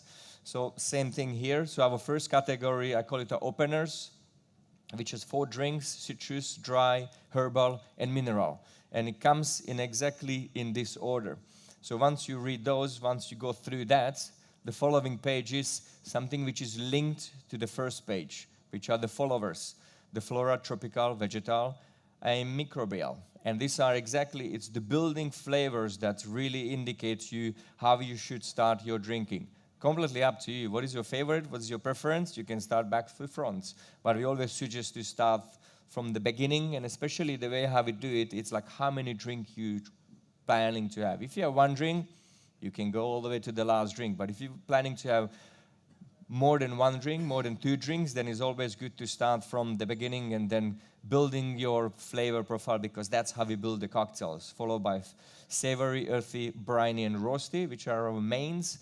And what comes till the end is those flavors which are very full-bodied, very bold, oaky, smoky, ashy, piney, which is the wrap-up. And of course, then we have the non-alcoholics, and then we have a few other surprises at the end. So here, what does it look like? If you open a page on the menu, you will find the main description of the main flavor profile. And that main flavor profile is followed by other 3 sub-flavors which are linked to the cocktail. I've been told that I've got 5 minutes, so I'm going to be as fast as I can, so I don't make you fall asleep. Also, another program which we are working on is the herbs or seeds, which comes from the plants that we grow in-house. We grow it behind the actual bar, so we have something called the EvoGrow system, and those are little plants that we actually plant by ourselves. So we get the seeds, we plant them by ourselves, and this EvoGrow is linked to the Wi-Fi. It's got cameras, it's got controlling watering system, and give us always indication what we need to do with it, how we need to treat them. No chemicals, no pesticide, only water, soil, and that's it. And what's the beautiful thing about it is it's just behind the counter. It's 90 centimeters high, and we only use as much we need. So what we don't use, it just keep on growing. And it tastes delicious because there's no chemicals or anything. So most of the garnishes are our plants that you kind of try to link into cocktail flavor profile that works very well. The next one here is what I've got is I've worked pretty hard on this with a collaboration of Rona, glassware producers dating back to 1890s. Happened to be from Slovakia, about 1 hour I come from, and a few years ago we came up with this amazing partnership that we created a line of glassware. So the cocktail menu wasn't just creating the cocktails, but was creating also the vessels. So I created 7 different vessels that we are using on our menu. All of them are in a very thin finish, and each of them have an amazing functionality. Just to show with you here on the left, which is, I call it a sazerac, so it's a short-stemmed, let's say like a rock glass, that it's very high resistance when it comes to temperature, so we can serve cold drinks, but also on the right top you can see I'm admiring a nice Irish coffee. So it works very well in hot and cold. On the bottom right, there's a I call it a uve, which is translated from Latin, also Spanish stands for grape, because I thought what is better to have in a cocktail bar than a lot of bottles, but one universal glass. So this glass is one glass that we serve white wine, red wine, rosé, champagne, you name it. Works perfectly because of the shape, how it is been designed, and I had zero complaint. I'm very happy about that. Actually, one lady came, she said, I'd like to have a champagne flute. I was like, sorry, madam, we don't have champagne flute. No, I had it once here before. Madam, you never had it before because I don't have champagne flutes. Another story. Then we have another one on the left. I created kind of like a sour glass, perfect for daiquiris or shaken drinks. And then the next one of my favorites out of 7, they're all my favorites, to be honest. It's a standard rock glass. But when it came to the design or what we're going to put around it, I thought we did a lot of different decoration to it, but I think the best would be to go again out of the box and try something different. I don't know if you can see it from the far away, but if you do a close-up, or there's a stand just by the entrance where all the glasses are displayed, I use my thumb. So it's actually, you can open my phone with this glass because that decoration is my fingerprint. How cool is that? We did the same thing with the highball. And the next one we have, highball is, for example, 120 centimeters tall, which once you fill it up with the ice, it gives you the perfect measure for gin and tonic. For me, the gin and tonic is 1 part of citrus, 1 part of spirits, and 2 part of mixer. So every single glassware was carefully designed to be function. It's not just to make them pretty, but to make them really, really function. Another one that's the sea under the sea. As you can see, there's a lovely oil floating on it. The whole idea of this one was really creating a martini glass that is still not a tiny glass, but it's not the massive one. And this is 90 milliliters. I don't know, you work in the milliliters or ounces? Milliliters? Yeah, so 90 ml for me is the perfect martini that you could enjoy once you serve a frozen cold martini till the end. Because what I really don't like, it's a massive 250 ml a martini glass, and halfway through you're almost drunk, and you're drinking a warm spirit. Okay?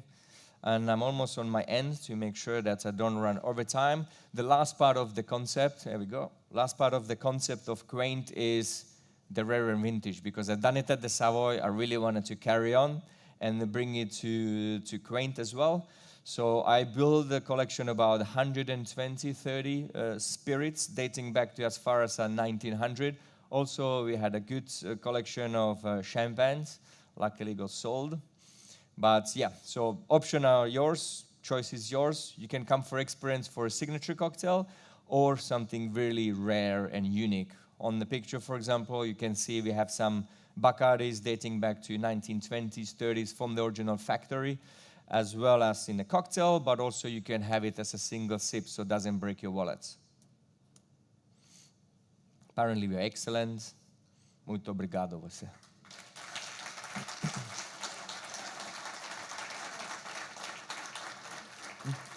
Oh, I've just been told that I didn't do any samples, and there's a reason. Because tonight I'm behind the bar at the Black Moon, so if you fancy a cocktail, I'll make you some over there, not here. I wanted to enjoy your show. Thank you.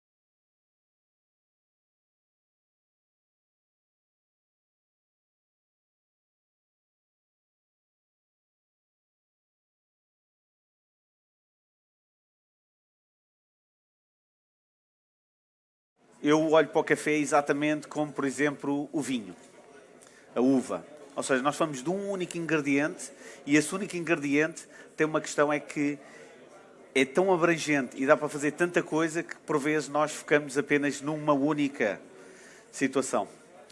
E no bar, ou seja, a maior parte do bar, não se calhar o bar atual, mas a maior parte do bar, o que acontece é que tudo o que se faz no bar, ou seja, dos últimos anos, é tirar um shot de café e fazer um espresso martini.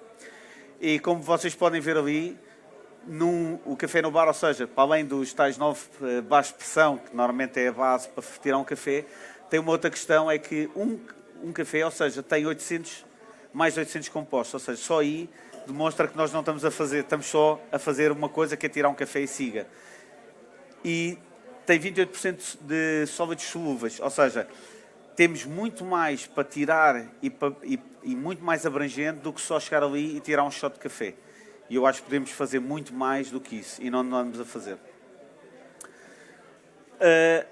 A minha visão da versatilidade, ou seja, aqui estamos a falar um bocadinho da versatilidade do café de expresso tirado, ou seja, aquilo que toda a gente faz. Normalmente o que a gente tira é a acidez, a amargor, as notas aromáticas do café e combinamos com destilados. Pronto. Isso é o básico, é o que toda a gente faz e não é muito mais disso. Mas também, em muitos casos, há muitas pessoas que chegam ao bar ou querem qualquer coisa que lhes liberte. Assim, hoje em dia, os pessoal mais novos vão para Red Bulls e isso tudo, mas muito antigamente era um coquetel com café para ativar. E isso também depois é uma técnica que existe para quando as pessoas estão assim mais coisas, já vou contar um bocadinho isso.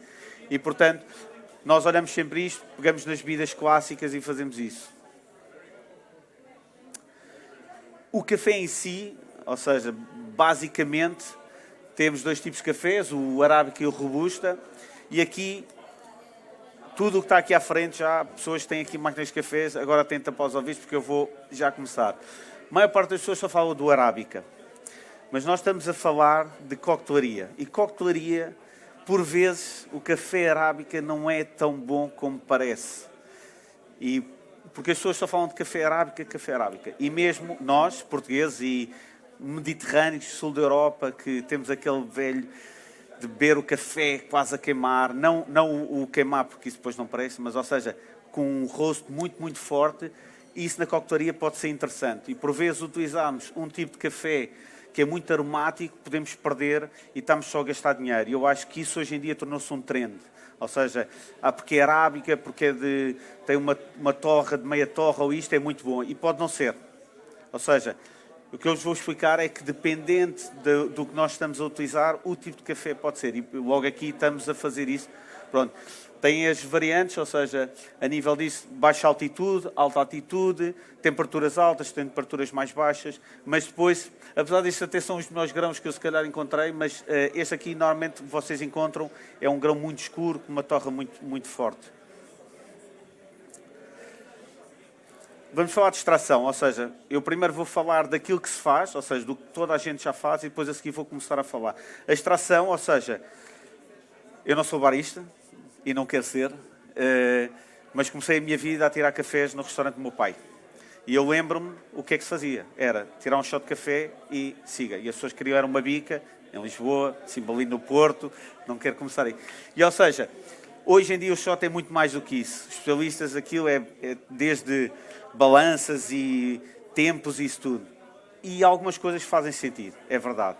E, portanto, isto aqui tem mais ou menos um tempo do que é que acontece na parte quando se tira um shot, ou seja, a primeira fase, aqueles primeiros segundos que às vezes é para infusão até, ou seja, se vocês provarem esse primeiro shot, o que vão ter é ácido, muito ácido, também depois depende do grão de café, atenção, mas vão ter a parte da acidez e os gases, ou seja, a pressão toda começa a ser os gases.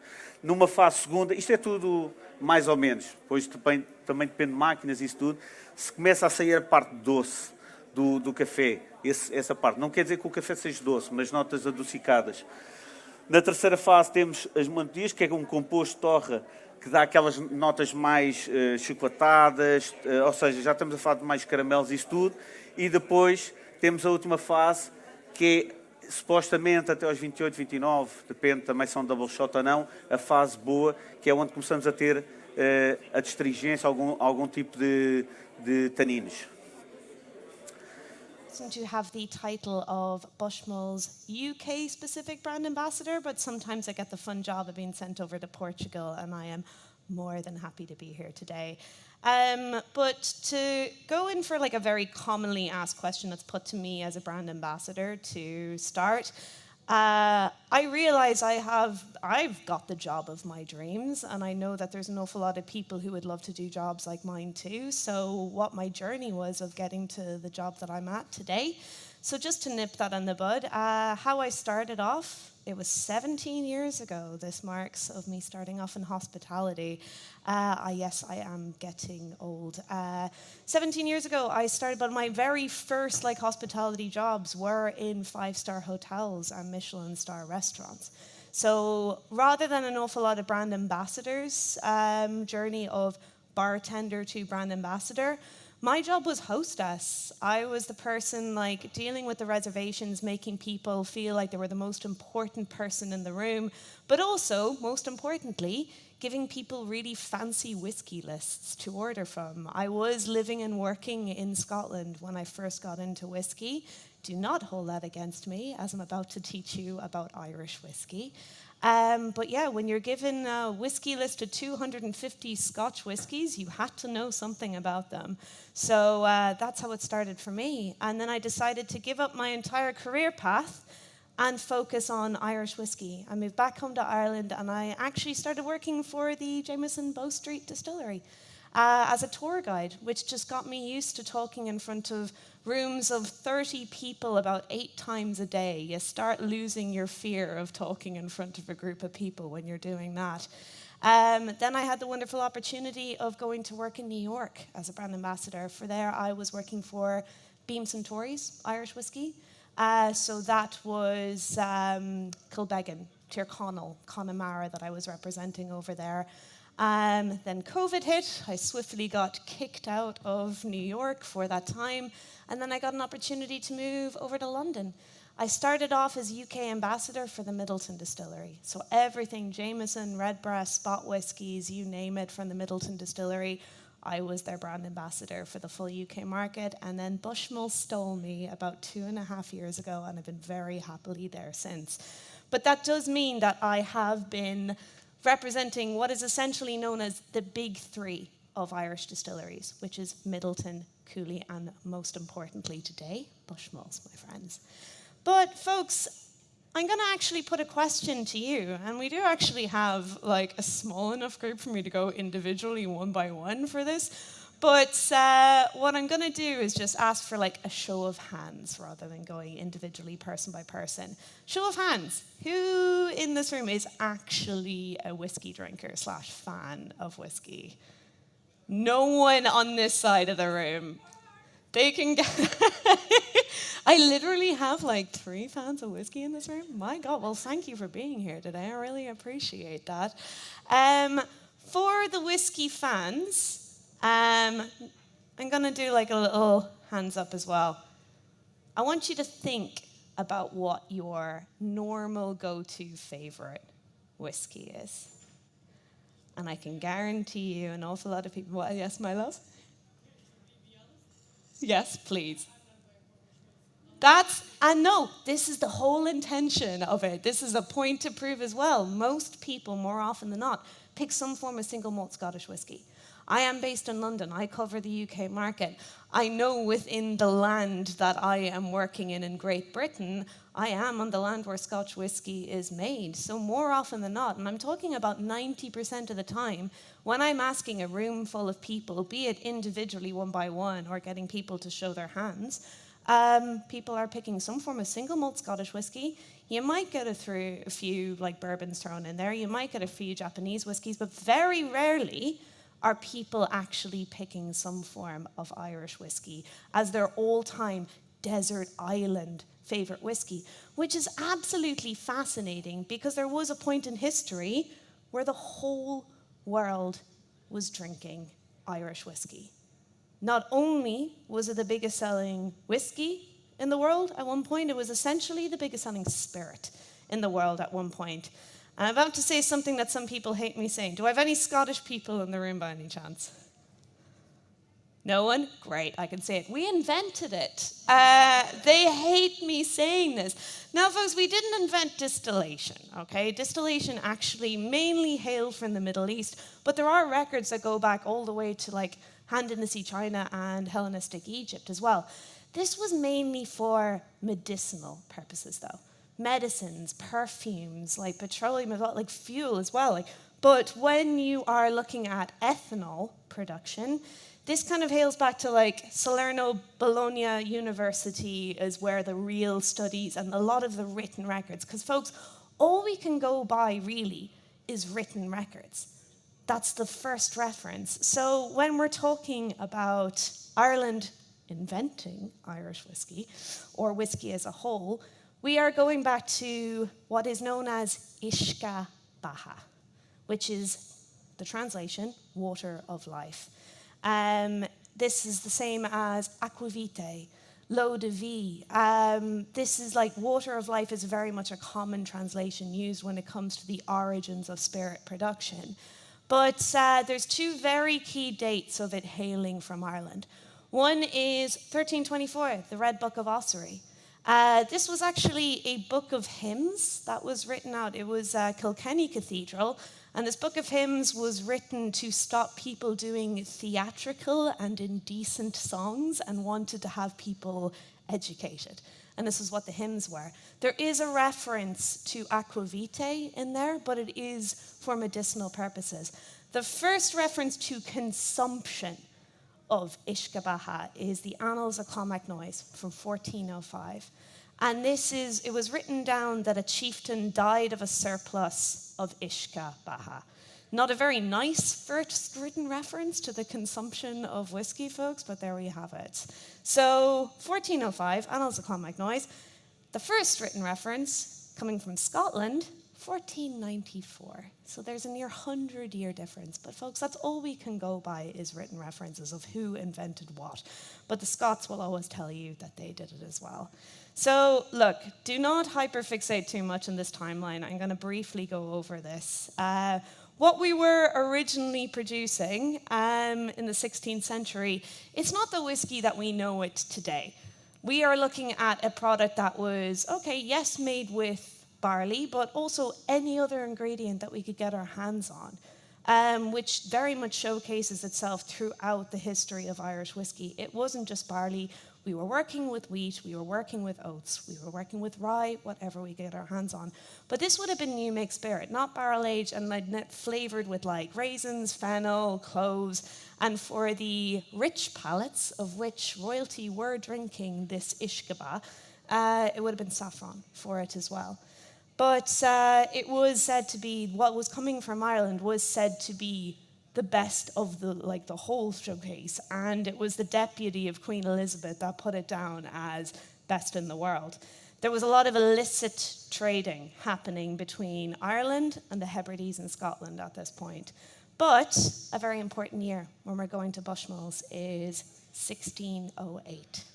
1608 is the year that is proudly written on every single bottle of Bushmills whiskey.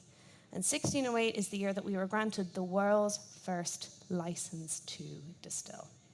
Does that make us the world's oldest distillery? Absolutely not. There would have been a lot of illicit distilling happening long before that. But also, people were trying to avoid becoming actual licensed distillery because it meant that you had to pay money to the crown. This is where the term royalties come from as well. There was also, in 1761, there was a ban on private distilling, which created such a huge divide between the illicit distilleries and the actual licensed distilleries. And the stuff that was coming from the illicit distilleries at that time was what people wanted. It was what they were used to, and this is what we call what the origins of poaching is. So poaching versus Parliament. Parliament whiskey was the licensed stuff. Poaching, which translates to small pot. Does anyone know what poaching is? Has I've heard of it in reference? Everyone thinks it was made from potatoes, which I think is the most stereotypical Irish thing to put down. No, it was just the new make spirit before it was before we started using barrels to store it. This is what poaching was. So in the late 1700s, which is when an awful lot of these big powerhouse distillery names that we all know and love today, like the likes of your Jameson, the likes of your Powers, the likes of your Rowan Co. distillery, they all would have been formed as licensed distilleries at this point. There was a heavy duty put on these places. They were put a duty on the still, but not on the amount that they were producing. So a lot of these closed down. They shut down throughout history. So this fine system basically went to the entirety of like an entire like location within Ireland. If they found a still that was illicit, the whole town was fined. So the excise officers were not very loved people by any means. And one of the most famous ones, so when we're looking at, have we heard of Aeneas Coffey before? Who invented the coffee still? So Aeneas Coffey, essentially, he was an excise officer and he was put into the north coast of Ireland where he suffered cracks to the skull, a bayonet put into his thigh twice, and he decided that, okay, well, rather than depending on these copper pot stills that was not making an awful lot of liquid, you were going to have something that was much more modern and efficient. But Ireland rejected his ideas for years. They essentially said that it wasn't whiskey, and there was an awful lot of court cases and everything, and one that was called What is Irish Whiskey? That basically they lost. Blended whiskies became more of a thing. Ireland completely rejected Aeneas Coffey's pot still plan because this is when the Dublin distilleries were essentially making what is single pot still Irish whiskey today. So folks, we had this huge rise of people wanting the single pot still Irish whiskey. Why did people want this Irish whiskey? Why were these big powerhouse distilleries starting up and basically taking over the world? An awful lot of things happened, but a big one, phylloxera. Phylloxera, this tiny little bug that destroyed all of the grapevines. So cognac went down. Wine sales went down, and while we're in Portugal as well, Madeira would have been a huge one at that point as well. People were able to get Irish whiskey in really big amounts. So phylloxera coming in actually dramatically benefited Irish whiskey because barley was fine, wine grapes were not. There's a really cool record of the whiskey distilleries of the United Kingdom in this time of the golden era of Irish whiskey. The golden era is the late 1800s, folks. This is when we were outselling Scottish single malt 8 times to 1 at this point. Your average Irish distillery was producing about 1 million gallons of whiskey. Your average Scottish whiskey distillery, about 100,000. So we are outselling it 8 times to 1. This record really, really showcases this and is basically the best showcase of what it was like in Irish whiskey at that time. And those big powerhouse distilleries were taking over the world. The George Rowan Co. distillery was producing 2 million gallons of whiskey per year at this point. So what happened?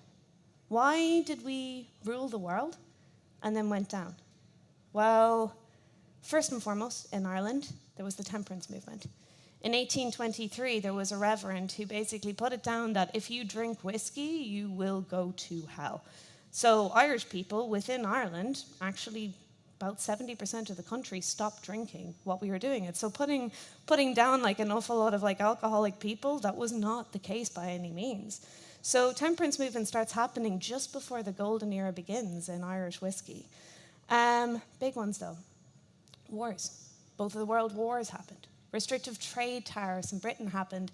Our 1916 Rising happened, which was our own civil war. We were fighting for independence from Great Britain. And Great Britain had Scottish whiskey on the landmass. Why would they continue to buy Irish whiskey after that? So we, in 1916, to the right, the country to the right of us, stops buying everything. What's the country to the left of us, and what happens in 1920? The United States. Prohibition. Prohibition, this is where it was put down that like basically American bootleggers were labeling their moonshine as Irish whiskey so they could charge a higher price for their poorly distilled crap moonshine. The stuff that they were making in bathtubs, they were labeling as Irish whiskey because what did people want to be drinking during Prohibition, and people were absolutely drinking during Prohibition, was what they were drinking before. and what they were drinking before was Irish whiskey. So even when Prohibition finished, Irish whiskey's name got a really bad name for itself. So when I tell you that we nearly went extinct, I do not over-exaggerate by any means whatsoever. We went from over 100 operating distilleries between Dublin and Belfast alone to just 4 in the entire country. And that 4 turned into just 2. The formation of Middleton, we are looking at Middleton, we are looking at Powers, and we are looking at Paddy.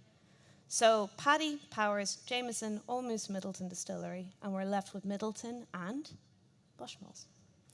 Folks, we never stopped. There would have been a few years of no production happening in Bushmills, but we still are survived. And there is no better showcase of history and heritage from one distillery than what Bushmills can give you today.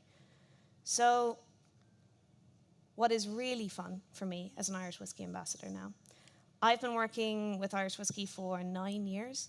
And in that 9 years, when I started, there was 8 distilleries. We hit 50 of operational distilleries last year. We nearly got to 60, but they're not operational yet. So 8 to 50 in less than a decade is pretty bloody huge. So now's the time to really get behind Irish whiskey because there's so much more out there than just what, Middleton and Bushmills, we are the classic ones, but it is really cool to look into the Irish whiskey category as a whole. So some notable openings was Cooley in 1985. So Cooley Distillery, they decided to make double distilled malt and double distilled grain. They actually wanted to reflect what Scotland was doing at this time. So incredible liquids coming from there, and that is where Kilbeggan, Tyrconnell, Connemara is coming out still to this day. They also brought back those brands. Kilbeggan is a gorgeous little distillery in Midlands, Ireland, and is essentially one of the oldest as well, but they are bringing back those historical brands. Dingle opened up in 2012. And what Dingle did was they decided to sit and wait for their whiskey to mature, rather than investing in other whiskies and getting their name out there, which you can absolutely do when it comes to Irish whiskey. They decided to make a heavily award-winning vodka and gin at that point too. So they sat and wait, and they have very lovely age statement whiskies out there now because it was formed in 2012. 2015 is when Teeling Distillery opened in Dublin City Centre, and this was the first distillery to have opened up in Dublin City Centre when this was the area that was ruling Irish whiskey at that time. Were the first one to open up in over 100 years. So some really historic groundings of these powerhouse names of Irish whiskey. So folks, I've talked an awful lot about Irish whiskey as a whole. I'm going to bring you and transport you to Bushmills. So, Bushmills, has anyone been to the distillery? I know there's a few people who are part of the company here who have definitely been. But has anyone been to County Antrim / North Coast of Ireland? Anything? No? Not once? Oh my God. Okay, right. It is beautiful. The North Coast of Ireland is one of the most stunning coastlines of all time. It's the weather that does dramatically let us down. If you're used to this, it's very hard to go back to Ireland. But we are smack bang top North Coast of Ireland. So if you were to have the map of Scotland here, there, you would see Islay just directly across from it. So if you had a boat, you would be in Islay in Scotland in 35, 40 minutes, which is very much a showcase of what old shipping routes would have been like at that point too. And 2 very different stylistic choices of whiskey too. Islay in Scotland is where you get your peated smoky whiskies, which we do not do as a single malt distillery. There would have been one point in history that we were doing it, but the peated whiskies, everyone does associate Islay, Scotland with it. So we have our old Bushmills distillery. So essentially has been unchanged since the early 1900s. It did go on fire in 1885, but the grounds of the distilleries, we have that 400 years of history and heritage behind us. But as of 3.5 years ago, we opened up the brand spanking new Causeway Distillery. Now, when I say brand spanking new, I'm not trying to take away from the romanticism of what a classic heritage-filled whiskey is. The Causeway Distillery, yes, is one of the most modern, efficient distilleries on the planet as we speak. But when you look at the outside of it, it's completely made out of basalt rock. We are on the grounds of essentially where the Giant's Causeway is. It is a 5-minute drive from our distillery. So it's nearly like it blends in with the natural landscape. But we are absolutely, completely showcasing what is modern, efficient technology when it comes to whiskey, but because we're still running the old Bushmills distillery, they're working symbiotically hand in hand one another, and that old-fashioned traditional style of whiskey very much remains mixed with the modern, efficient. They are working symbiotically. One is not to replace the other, which is an absolutely incredible thing to see. There is no distillery that can showcase that as well as what we can at the moment. So when we're looking at whiskey, I'm not going to go too much into this of whiskey production and everything, but I am going to focus on what makes us special and what makes us different with this. So when you're looking at whiskey, you are essentially looking at a 3-ingredient drink: water, barley, yeast. That is it. Some people say thyme is the 4th ingredient, and I hate that so much. Thyme is not an ingredient. But really focusing on where we're getting these ingredients from, specifically our water source. The water source is the River Bush. So town of Bushmills, named after the River Bush. We are named after the town of Bushmills. The River Bush is genuinely flowing. The St. Colm's Rill, that is flowing through the basalt rock that forms up the Giant's Causeway. The same basalt rock that flows through it. So we have this gorgeous, heavy, mineral-forward liquid. There was an awful lot of marketing in the 80s that really heavily focused on water source and how important it is. We absolutely do it, and it's a very important part of your story. Is it going to affect the flavor of the whiskey? Not so much, but barley is the most important ingredient, folks. You are getting 100% malted barley when it comes to making Bushmills. So as locally sourced as we can possibly get, maximum for around 50 miles from the distillery's location. Yeast is the 3rd ingredient. Now, we're not playing around with yeast strains. This has become the new whiskey nerd question of what yeast strain are you using, which is a little bit weird to ask of it. It's become the new what's your ppm level for a peated whiskey. Yeast, you are looking at just distiller's yeast. We're not playing around with it. It gives us everything that we need. If you really want to know the name of the yeast, it's called Saccharomyces cerevisiae. Try writing and typing that down. I didn't even do that for this one, but if you want to know, that is what it is. But it gives us everything that we need. We're not playing around with flavors. Distillation. We are triple distilled in copper pot stills. So why triple distill, folks? Distillation, essentially, to keep in the most basic, simple terms, you're getting rid of the bits that you don't want, and you're keeping the bits that you do want. If you do that one extra time, rather than double distilling, you're getting this gorgeous, refined, more specific liquid to what we want it to be as well. This is a stylistic choice of what we are choosing to use. Irish whiskey does not have to be triple distilled. This is a very common misconception. Maturation, we are mainly using American and European oak, but we're also not tied to that down either. We'll go more into this in a little bit. But casks once would have held American whiskey or bourbon barrels and sherry casks. So bourbon barrels stereotypically giving you vanilla, caramel, chocolate. Sherry cask giving you fruity, nutty, spicy. So why choose Bushmills when it comes to this? There's an awful lot of things that make us truly special. When we talk about being rooted in Ireland, everything is as local as we can possibly get. Our water source, our climate is a really, really big one too. Everything that surrounds those barrels and casks is really, really going to influence this. So a local heartbeat. Everyone who is working in the distillery has been there for a really bloody long time and does tend to be from the neighborhood. The first time I was shown around the distillery as an employee of the distillery, a woman called Julie, who I absolutely adore, she was just born and raised on the ground, basically just beside the grounds of the distillery. So we do have that, everyone who is involved with us. Rich history, 400 years behind us. Triple distillation, folks, this is a very, very special thing when it comes to Irish whiskey for that. Masters of maturation, we are using cask sourced from all around the world. We are essentially going around the world in fortified wine casks. If you go downstairs, you will absolutely see on my stand that around the world, we're going to Spain, we're going to Portugal, most importantly. I know what country I'm in right now. But yeah, we have been playing around with really, really cool, wonderful casks for a long time. Future facing with our distillery, who we have invested so much into the sustainability and our brand new Bushmill Causeway distillery. Want to talk about some of the people behind it though. Our master blender, Alex Thomas, who is the second generation female master blender. She took over from Helen Mulholland about 4 or 5 years ago, and Helen Mulholland was the first female master blender within Ireland. So the fact that we are on our second generation is pretty bloody incredible. Alex is one of the most incredible people out there. She could do my job in a bloody heartbeat, but she's also making the whiskey as well. So her time is very, very precious.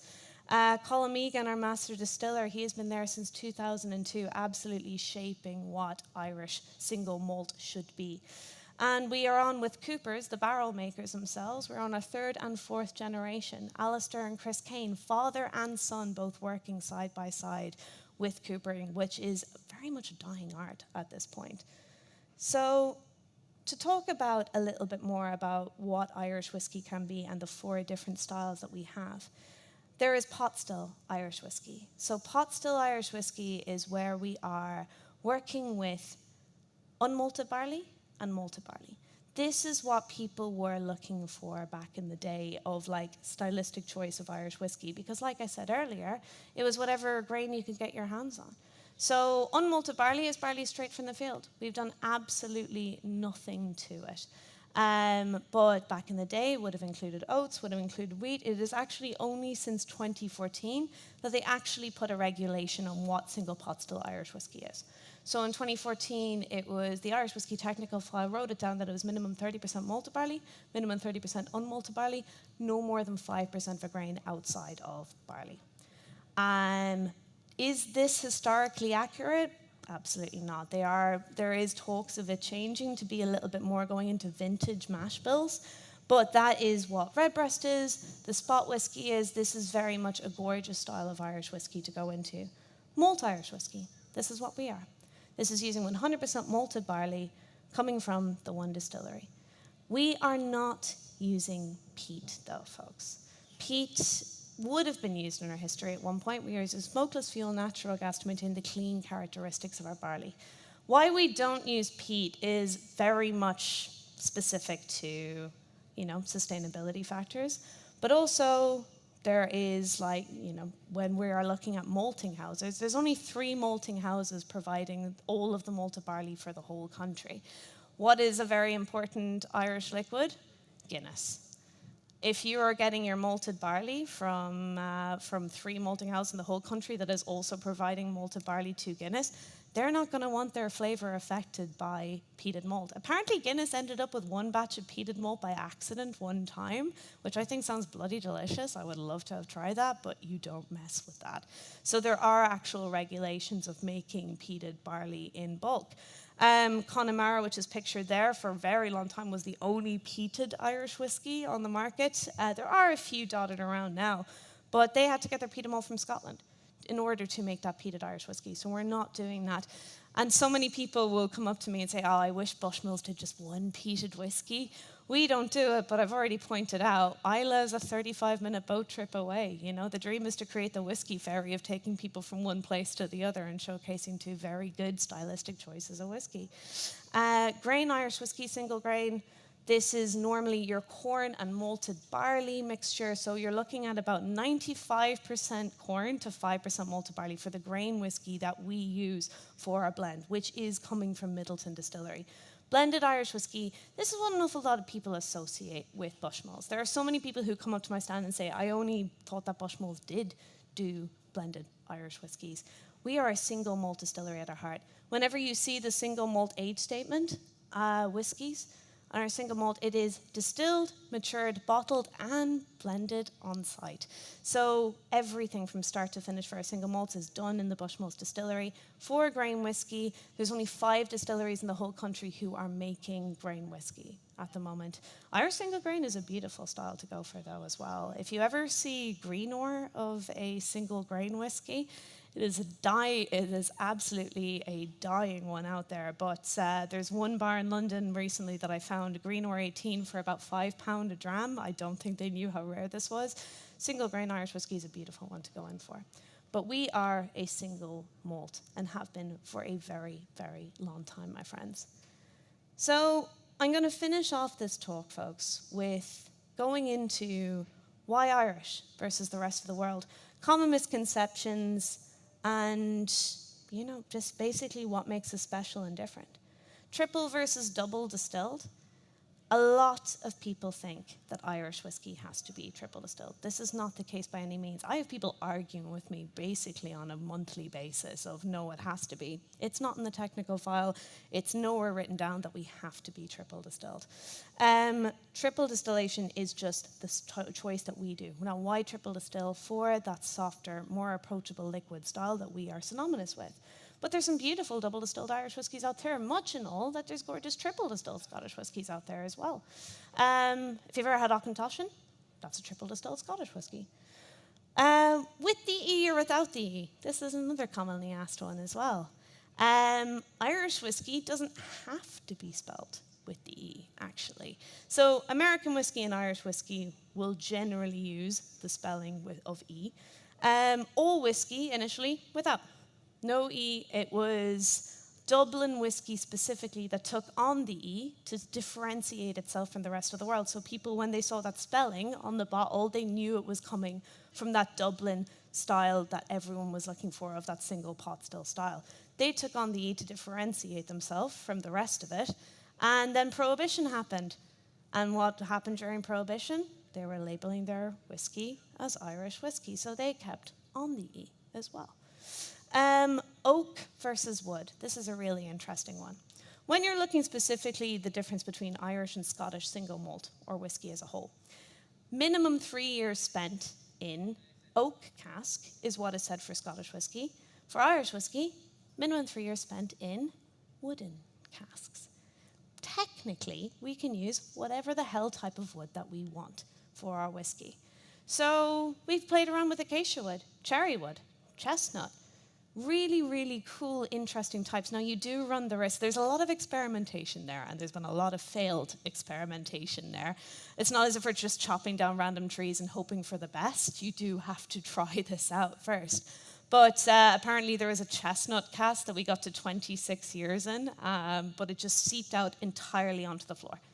You are battling with a wood that is a beautiful natural thing, and the viscosity is, the porosity is very important here, and you do run that risk of losing very, very expensive liquid to that, especially if you're waiting to 26 years in a chestnut cask. I did ask the blending team, did people try it off of the floor? And they said, yes, absolutely, we did. But when you're looking at climate, everyone thinks that Ireland and Scotland has the same climate. We really don't. Scotland gets a much colder winter than what Ireland does. So this is not me saying that Ireland has good climate by any means. But we don't get a super hot summer, and we don't get a super cold winter. We have 365 days a year, a pretty wet, rainy, useless weather. It averages 9 degrees throughout the whole year. Yeah, try selling that to the tourism board of like, yeah, no, come to Ireland, it's going to be 9 degrees, even in summer. But what does that do? We call it soft weather in Ireland, affectionately call it soft weather when it's a little bit rainy, not too hot, not too cold.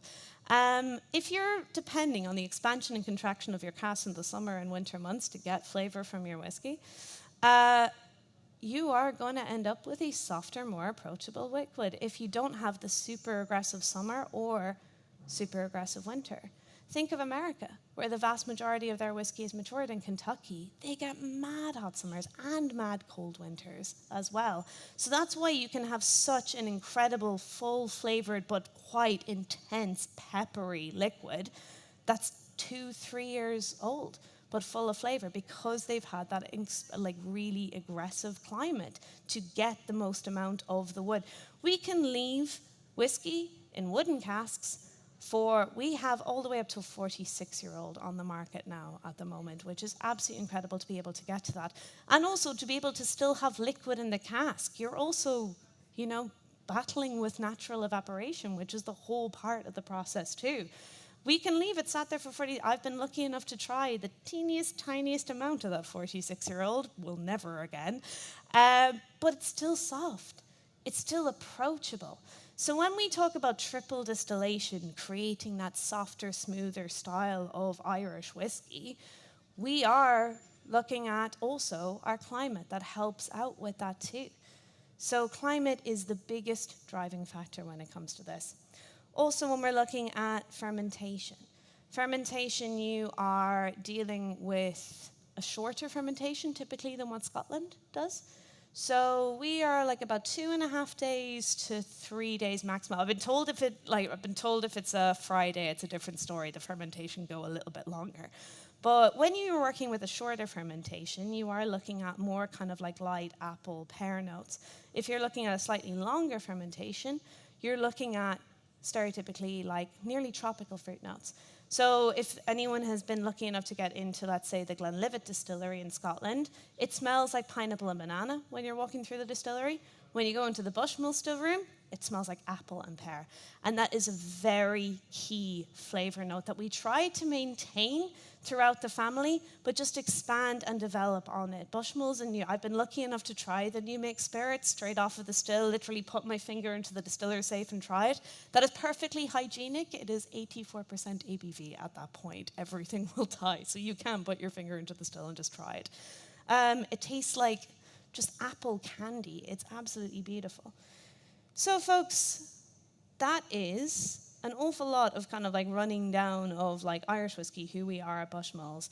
I would love some questions, my friends. I know we are a small group, but please, like I said, it's not just Bushmills that I've represented, it's Irish whiskey as a category. So please, if there's any pressing questions, do let me know. Do we have anything? Nothing? Go for it, my friend. Oh, well, I mean, not that I'm allowed to divulge. Yes, absolutely. Look, within the last 3 years, we have, we released a 44-year-old. That was Dubai Travel Retail exclusive. We released a 46-year-old last year. We are absolutely working towards to the big 5-0. It's there, but hold the space. There will be more. But yeah, we'll see how far we can push it, but it's going to be a big deal when we get to the 5-0 mark. It's only Middleton at the moment that have a 50-year-old Irish whiskey at the moment. Any other questions, my friends? All good? Yes? You're working with Jameson, right? Yes. So why Bushmill is better than Jameson? I will say, look, the thing is, they're very different stylistic choices, you know, even with our blend, okay? Look, yes, we are looking at 2 blended Irish whiskies that have grain whiskey as a very big portion of the blend, and that grain whiskey is coming from Middleton. So the grain whiskey is providing to both of those distilleries for the backbone of the blend. However, Jameson as a blended whiskey is using the single pot still style of whiskey. We are using the single malt style of whiskey. So it is a very, very different thing. But classic, like Irish whiskey as a category is a beautiful thing to behold. But the people will have their fandom and they will stick to it as well. I've been so pleasantly, like, oh my God, it's been wonderful being at that stand and the amount of people who've come up to the Bushmill stand in Portugal and saying to me like, oh yeah, no, the Bushmills is my all-time favorite.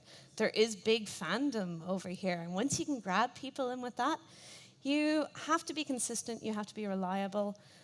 People don't like change in the whiskey world, you know, like every time that you have to rebrand a whiskey like bottle shape and size, people are like, what are you doing? You're changing the liquid. Like, no, we're just making it pretty and modern. The liquid is the same, the bottle is different. But no, it's, look, Irish whiskey is a wonderful thing as a whole, but Bushmills, look, it has a very, very special place in an awful lot of people's hearts too. But if you haven't tried Bushmills Black Bush, folks, absolutely, that is the one to go for when it comes to price point for quality of liquid. It's really, really hard to beat that one as well. Folks, we will leave it at this because I see people coming in for the next talk. And yeah, we are at perfect. Thank you so much, folks. We are downstairs. please come up to the stand so you can actually try the. It's very weird for me to host a talk without liquid in front of people as well. But follow me, Bushmills Malt Maven. Normally I do cover the UK market. I'd love to be in Portugal more often, so please keep an eye out if I'm hosting any tastings over here. For further reading on Irish whiskey throughout the years, I would truly recommend the Edinburgh Whiskey Academy has a wonderful Irish whiskey certificate written by Fionn O'Connor, who did his thesis on Irish whiskey mash bills. He is the most nerdy and wonderful human on the planet. There is also a wonderful book called Bushmills 400 Years in the Making by Peter Mulryan. Hard enough to get. It's a bit of a coffee table book, but really, really fascinating going through the years of that. Thank you so much, my friends. All in. Oh.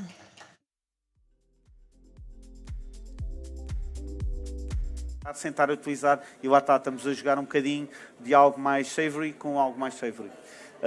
Rye Whisky também, Madeira, aqui funciona muito bem. Sumatra, por exemplo, é outra terra de tabaco, cedro, especiarias, aqui já estamos a ir para um outro território.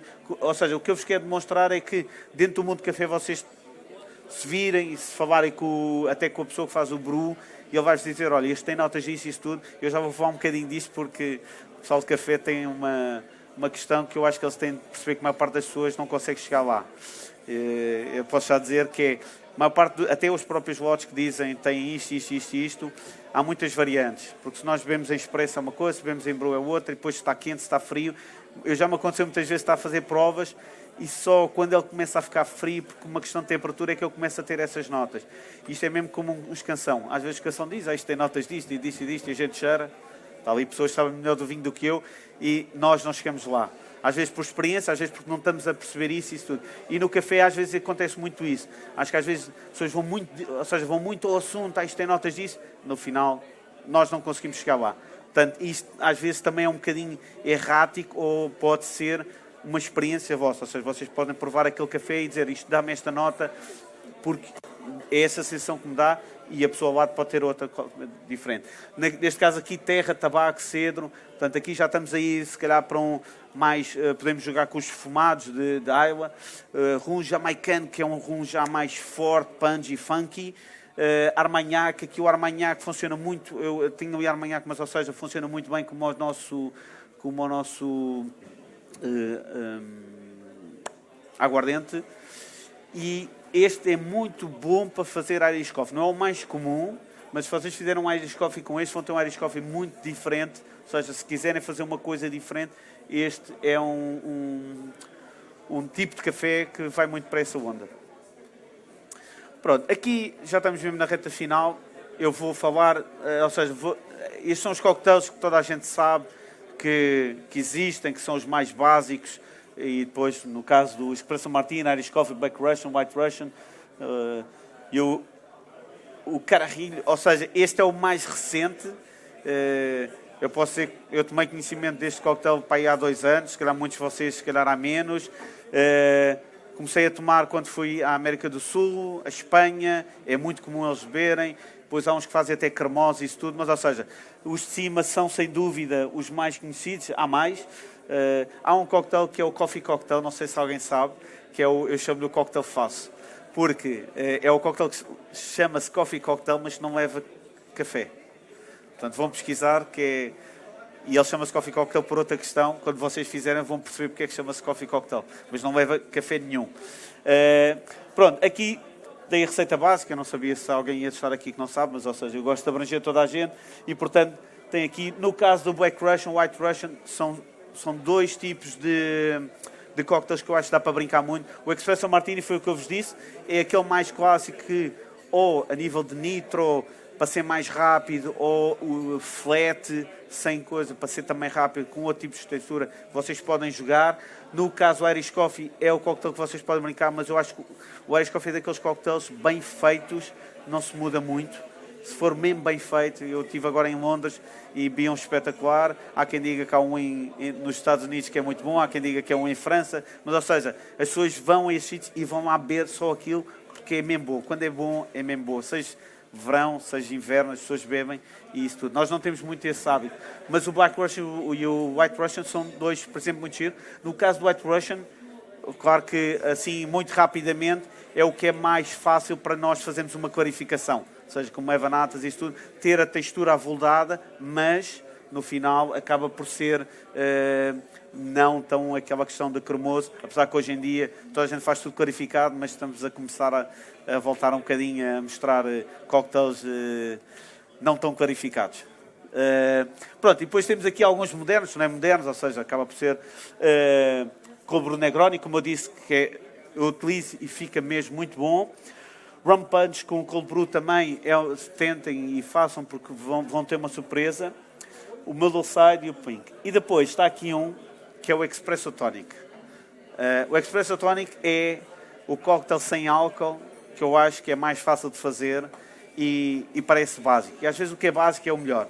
Se vocês fizerem, aqui podem fazer tanto um shot de espresso ou no caso terem cold brew, utilizarem cold brew. Eu garanto que se vocês fizerem isto agora, por exemplo, com o tempo que está hoje com gelo, vai ser espetacular. Melhor do que um café com gelo, ou seja, vão ter isto tudo. E depois tem uma vantagem. Eu há um bocadinho falei-vos que o café serve para ativar. E nós temos um problema na nossa sociedade que, por vezes, por razões de bom tempo, temos pessoas que vêm de fora que nós precisamos delas, são turistas, nós precisamos delas, mas começam a beber muito cedo. E às vezes entram no bar e já estão naquele, não sei se vocês sabem, nós temos 5 fases de estado, que acordamos, a seguir quando bebemos um copinho de vinho, a seguir quando já bebemos uns cocktails e a partir daí é sempre a desgraça, até coma. E, ou seja, esta terceira fase é a fase que nós temos que puxar ou para antes, ou então deixamos a pessoa ir para depois. E se deixamos aí a pessoa para depois, no mínimo temos que ter o dever cívico dela não ir para a rua sozinha e coisa, ou então que vá para casa direitinho. Nós não temos isso, mas, por exemplo, em Londres ou no UK, se a pessoa sair e for atropelada, o problema é do bar. E nós devíamos ter isso porque é uma responsabilidade que nós atrás do bar devíamos ter. Mas, ou seja, o que eu quero dizer é, se vocês têm uma pessoa que já está assim meia torta e isso tudo, vocês querem que ela volte. Não querem ativá-la muito, senão ainda temos ali alguém que vai dançar o tchá-tchá-tchá ou qualquer coisa. Mas, ou seja, temos é de tornar. E às vezes esse tipo, por exemplo, o Espresso Tónico, se vocês meterem um bocadinho de gin, café e tónica, se calhar 10 ml, só para dizer que tem álcool, e a pessoa beber aquilo, ela vai estar a ver, está-se a hidratar e está a ativar, ou seja, está a começar, não está a dormir nem nada disso. Portanto, para além de ser um bom sem álcool, é para mim também um cocktail bom, chegou agora ao mexicano, um bom bebida disto e para recuperar. Portanto, utilizem o café também nessa questão de fazer uma atividade, ou seja, quando virem que a pessoa está assim meio a dormir e isso tudo, vamos puxá-la para cima de outra maneira e fazer. E pronto. Obrigado, arigato, sayonara e pronto.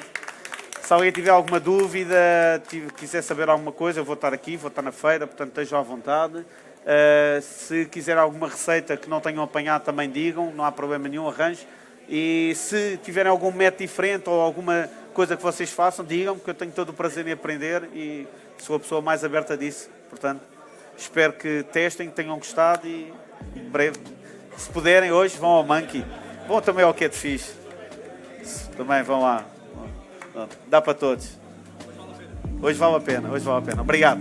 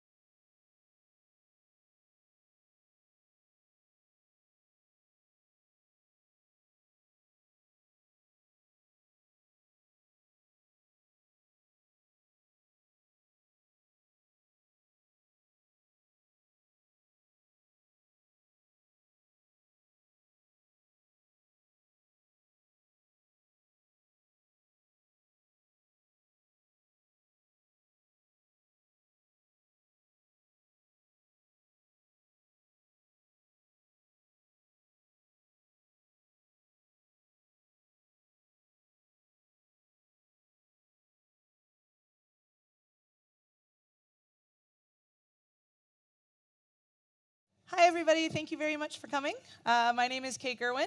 I am a bartender. I own a bar. That's my title. And people are like, oh, you're an entrepreneur, you're a mixologist. I'm a bartender. We're all bartenders. That's my favorite word. That's what I love to do. I'm proud to be a bartender. There's nothing else in this world I want to do besides be a bartender. When COVID hit and people were like, oh, are you going to pivot? Are you going to, find a new career? I was like, no. But also, I don't want to. Being a bartender is the greatest job in the world for me.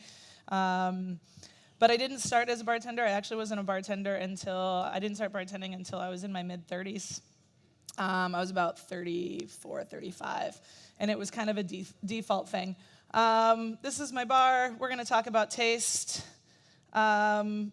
Those are just some random awards and stuff. I call it street cred. It's just fancy things, but I'm going to tell you why I'm really actually qualified to talk about this stuff. And it's because my first love was wine, and I was a sommelier. And I grew up in California, in Northern California, around the Napa Valley area, and I wanted to be a winemaker.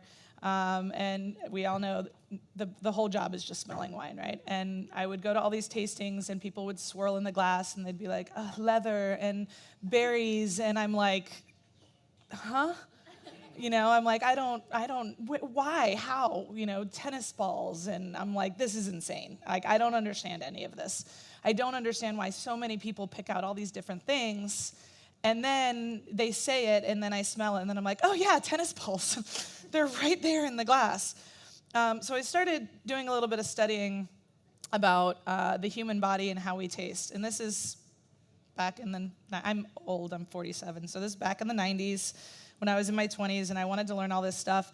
Fun fact, every medical science, every medical study that Harvard does, they publish on a free website. If you want to learn pretty much anything about the human body, and you go to their website, it's just their .org, you can pretty much look up anything. So I started learning a lot, and the weird thing about flavor, it's not weird. The thing about taste and flavor is that there's not a lot of medical science behind it. COVID kind of like moved that along a little bit, but doctors spend a lot of their time, on cancer, things that are saving lives. If you can't taste, you're still going to survive, right? You're going to eat, you're going to live. So they didn't spend a whole lot of time on the study of actual flavor science or taste science. So we just didn't really have a lot of information out there. That turned to me kind of learning some more things, and then I got hired at a couple culinary schools. So between wanting to be a winemaker and end up being a bartender, I taught at culinary schools, and I taught chefs how to taste. And that's kind of where I kind of started getting into this, is I would teach chefs about the way the body registers flavors so that they could become better tastemakers. By default, if you really want to know the funny story, I met a chef, I got married, we opened a restaurant, and I became a bartender because we had to do a cocktail menu. And I started making drinks, and people would come in, and I thought this was going to be this wine-centric, very famous, fancy restaurant, and people were like, man, these cocktails are really good. And we started winning awards for our cocktails, and people were like, you're really good at this. And I'm like, I'm a wine expert. I'm not a bartender. And then I went to my first Tales of the Cocktail 17 years ago, and I was like, these are my people. I didn't really fit in the wine world as well, and I was like, these are my people. This is what I want to do. So now I teach bartenders how to taste instead of chefs. That's a little bit about me. The rest of the stuff we don't care. So please talk to me as well. Be interactive. It makes me a lot more comfortable if it's not always me talking, and all of that stuff. So taste. What is taste? We ask this question all the time. The number one thing that I hear at pop-ups or bars or whatever is, how does it taste? What are we asking? When we say, how does it taste? What is taste? Everybody does it. Like, you guys all do it. It doesn't matter what you do for a living, you taste. What is taste? The flavor of the taste. Flavor, yes. But we say, what is taste? Are we using the right language when we talk about that? Because are we asking someone what it tastes like? Not even close. Right. We're asking what the flavor is, because flavor is a snapshot of lots of different things, and taste is really, really basic. So I tell people when we're thinking about the science behind this stuff, we have to take ourselves back as humans to caveman days, to being hunters and gatherers and all of these things, because that's essentially how we move through the world, is we use our 5 senses, right? We have 5 senses that we use to navigate this planet and basically keep ourselves safe, right? What are they? Sight? The answers are right there. So if you guys want to, so everything is just like, it's not a trick. I'm not going to confuse you. It's just boom right there. It just helps me because I don't. Also, side note, feel free to take pictures of slides. It's kind of weird and annoying if you want. And none of this is, I'm not going to teach you anything that's you don't probably already know. None of this is proprietary. Anybody who wants this slideshow, I encourage you to just give me your email, and I will email it out to you, and then you can do whatever you want with it. Okay, so essentially we have 5 things that we move through the world and evaluate for danger to keep ourselves alive, right? So we have what? Sight, which is what is the most important thing that we use on a daily basis to keep ourselves alive? Sight, right? Absolutely. We also have smell. And back then, it's really to alert us to fires or bears or, another human or all of those things. But as a caveman, we were using these things to evaluate our environment so we make sure we stay alive. You guys are all going to get plates. I'll talk about it in a minute. Just hold on to it, please. Taste, right? And that's what we do in our mouths. And to be honest, taste is the least important sense that we use to navigate this world. It's also the least advanced. Our sight is clearly very advanced, right? Hearing, you can hear all different octaves and all these things. Touch, right? You can tell the difference in temperature and texture and all of these things. Sound is incredibly important, and we use it every day. Taste, it's kind of just there. And the taste, like I said, it's not very advanced. Does anybody know, and again, answer is right here. Does anybody know what we taste? Sweet, sweet, sour, salt, bitter, umami. Now, there is current research going on that will prove, hopefully will prove, I believe it will prove, I totally agree with it, that we do taste more than the 5 basic tastes.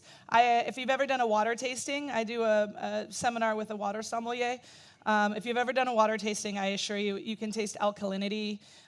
There's minerals and other things that you can taste because water has no smell. I truly believe there are more things than sweet, salt, sour, bitter, and umami, but there is no scientific data proving it. And to actually prove something scientifically takes a lot of money and a lot of research and a lot of time. And a lot of time, again, doctors are busy curing cancer for some reason, which I fully approve. By the way, I really want them to do that and not worry about this thing going on in our mouths. So what we should be asking people about cocktails is what's the flavor? But we're not going to change the world in this room, and we're always going to ask what it tastes like. But it's important that we understand that we're not actually asking what it tastes like, because if we were asking what it tastes like, we would basically be saying, is it salty? Is it sugary? Is it sweet? Is it rich? Right? And it's not what we're asking. We're actually asking is what the flavor of something is. And the flavor is a snapshot. And the way that I relate it in my tiny little brain, and I think about it on the day-to-day, is I think of it as a file cabinet in our brain, right? You have a file cabinet and you have all these files in it. And the first time you're a baby or you're a toddler and you taste a strawberry, your brain goes and it looks and it sees this round red thing, and your brain says red, round, looks like this. You put it in your mouth, right? You crunch on it. Does it have a sound? Does it have texture? Can you touch it? You smell the strawberry. You see the strawberry. And your brain takes all those 5 senses, all of the information that your brain takes from those 5 senses, and it puts it in a file cabinet, and it labels it strawberry, and it puts it in there, and it shuts the file. And we're done. And that's why when you're tasting wine, right, in liquid form and everything's the same color, it has a hard time for your brain to go through and pick out leather or chocolate, because there's no leather in front of you. There's no chocolate. You can't see it. You don't hear the texture, right? You don't understand. So your brain's looking, going, I don't know. I mean, now I have to evaluate between sweet, salt, sour, bitter, and umami, and maybe a little bit of temperature, maybe a little bit of texture, but all of those things are removed. And that's why we have a hard time with flavor, right? Because our brain is just kind of like, well, I don't know how to take a picture of this. It'll flip through the files. And here's the other thing. What is the most important factor out of these 5 guys of flavor? What's the most important factor, the 5 senses that we use when we're talking about taste? Is it taste? Smell, right? So we're not even actually using that much taste when we're looking for taste. 80% of what we register as the flavor of something is actually smell. And it's 100% really derived through the molecules. As we break up the food, right, we chew it, or the wine, and we swirl it. It's all of these volatiles that have been released into the air, and we breathe it in, and we breathe through our nose. And what happens is it goes up all the way, so you have an orthonasal and a retronasal passage. You actually breathe, you can smell through your mouth, too. You don't just smell through your nose. If you've ever been sick, and you're like, oh, I can't taste anything, it's because you can't smell, because your nose is clogged, and then you eat something, and you're like, oh, I taste it. It's because you have a passage in the back of your throat called the retronasal passage. And basically, it goes up to the olfactory receptor. So you have orthonasal and retronasal, and it's the same thing.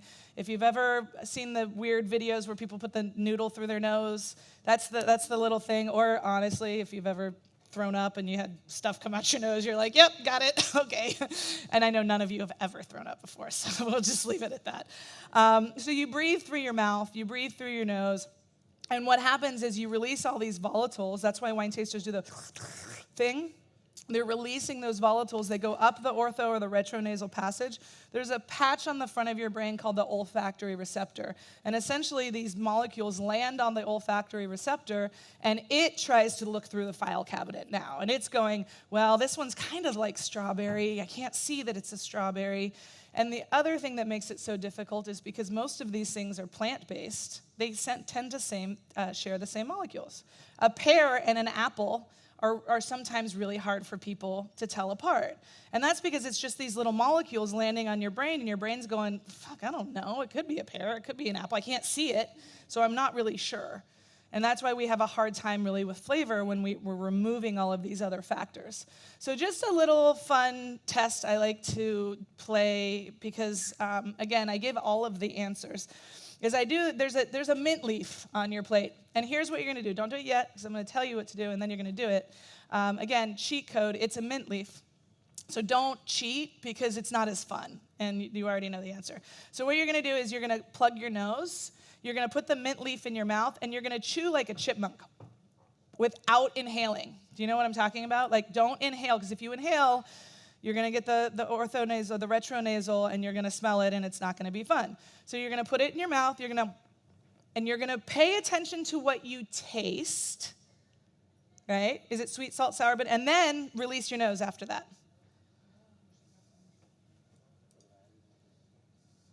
You can rip it in half, do whatever. And once you taste, go ahead and release your nose.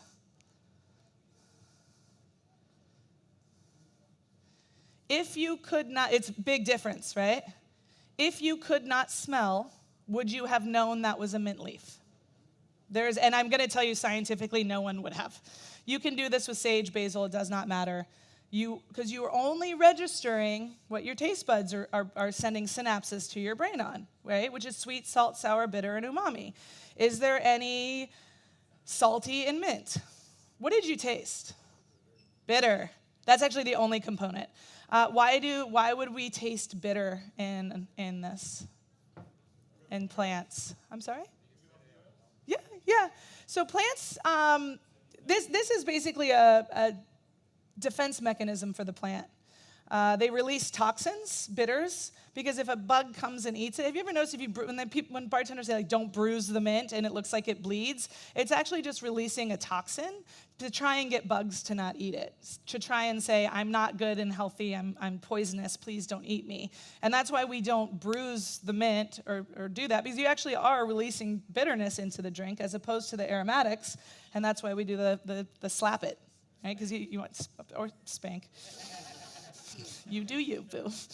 It's because we want to release those volatile aromatics. So it's really important when we're talking about cocktails and anything, food, that we remember that aroma is about 80% of what we're putting in the glass. So why is it important what are we looking for when we talk about balance?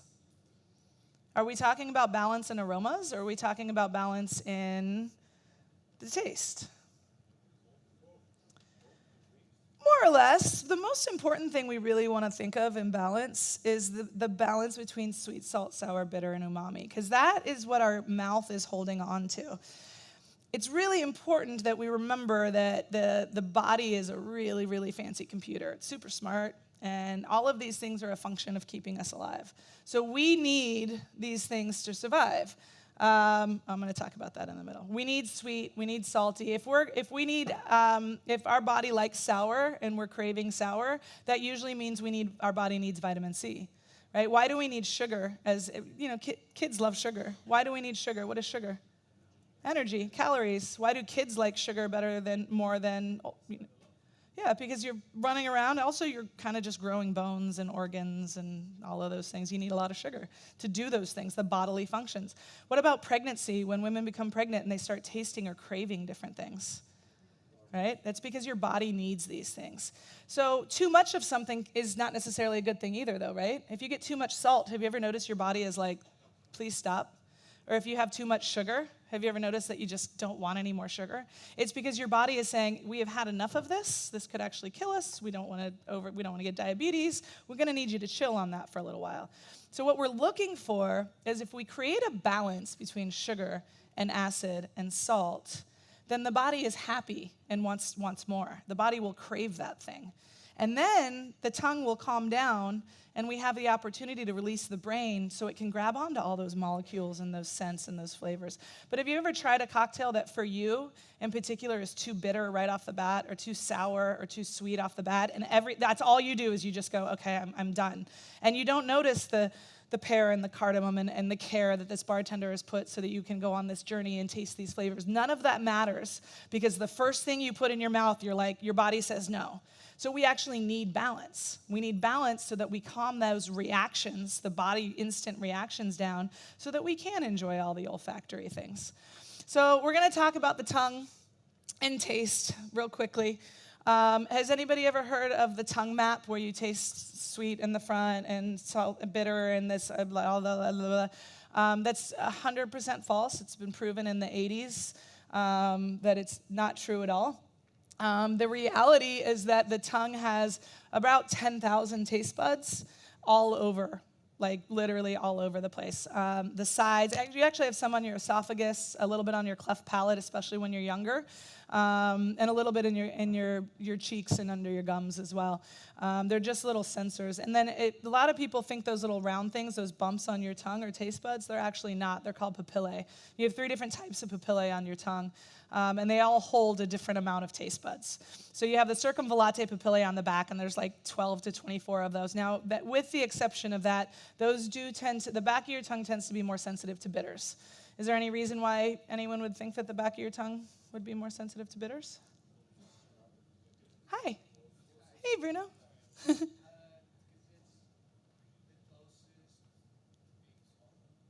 It's the last resort to not die of toxins, basically, because bitters are usually toxins in plants, right? Roots, things like that. Okay, let's talk about Fernet. You be careful. Why is Fernet a digestif? We know that Fernet and Amaros are a digestif, right? What does Amari mean? Bitter, right? What makes up all of these Amaris? Herbs, absolutely. It's roots, yeah. Why if we ingested a bunch of toxins and bitters and plants, why would that process the digestive system? Why would that start that stuff going?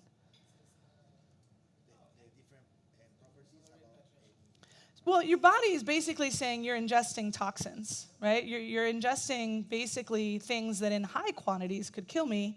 I should start processing these things and moving them along, because if more comes, we could have a whole lot of toxins in there, right? So digestifs are that. They're aiding the process of digestion, because you're putting essentially poison in your stomach, and your body is like, I should get rid of this, right? So it stimulates the appetite. Same thing with aperitif. Right? It's a difference in aperitif and a digestif is really just when you eat it. If it's after you have food in your stomach, it's digestive, it's going to help you digest. If you put any of those things in your body in the beginning as an aperitif, right, it's going to stimulate the appetite because now your body's like trying to process, but there's nothing there. So then you're like, shoot, I'm really hungry, right? I need to eat these things. So essentially, we're ingesting toxins, and our body's saying we should move these things along, right? Easy enough. Back to the tongue. So you have about 10,000 taste buds.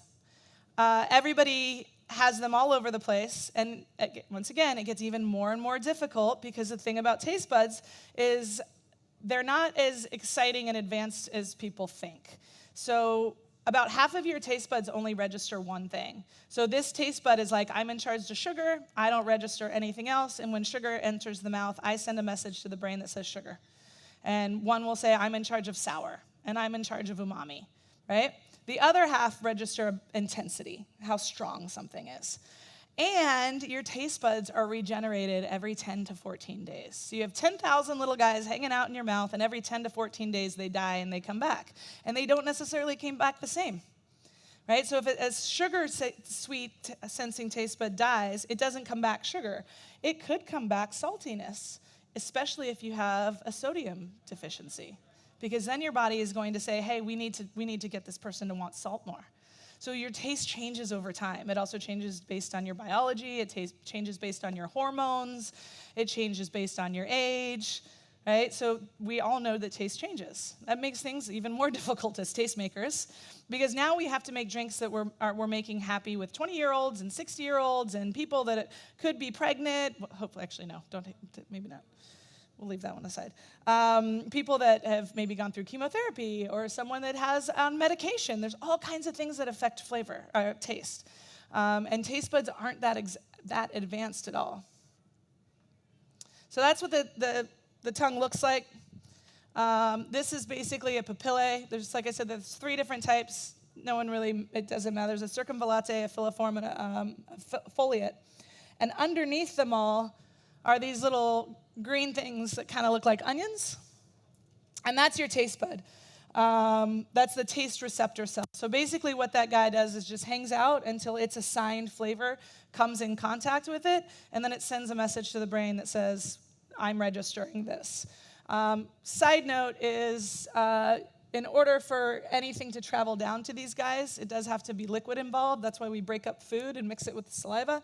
If you've ever seen the cinnamon thing where people put cinnamon on their tongue and they can't taste it or they choke or whatever, you can't taste things that don't have liquid involved. You can't taste anything dry. And if you don't believe me, pat your tongue really dry and put some cinnamon on it, and you won't be able to tell what it is until you mix it with water. Don't inhale because you'll choke, and it's really gross. All right, so real quick, you have a plate, and on that plate is not drugs. On that plate is a derivative of sweet, sour, salty, bitter, and umami, right? So you have all 5 components of those things. Again, I'm not going to read slides because I think it's super boring, and no one is here to listen to me read.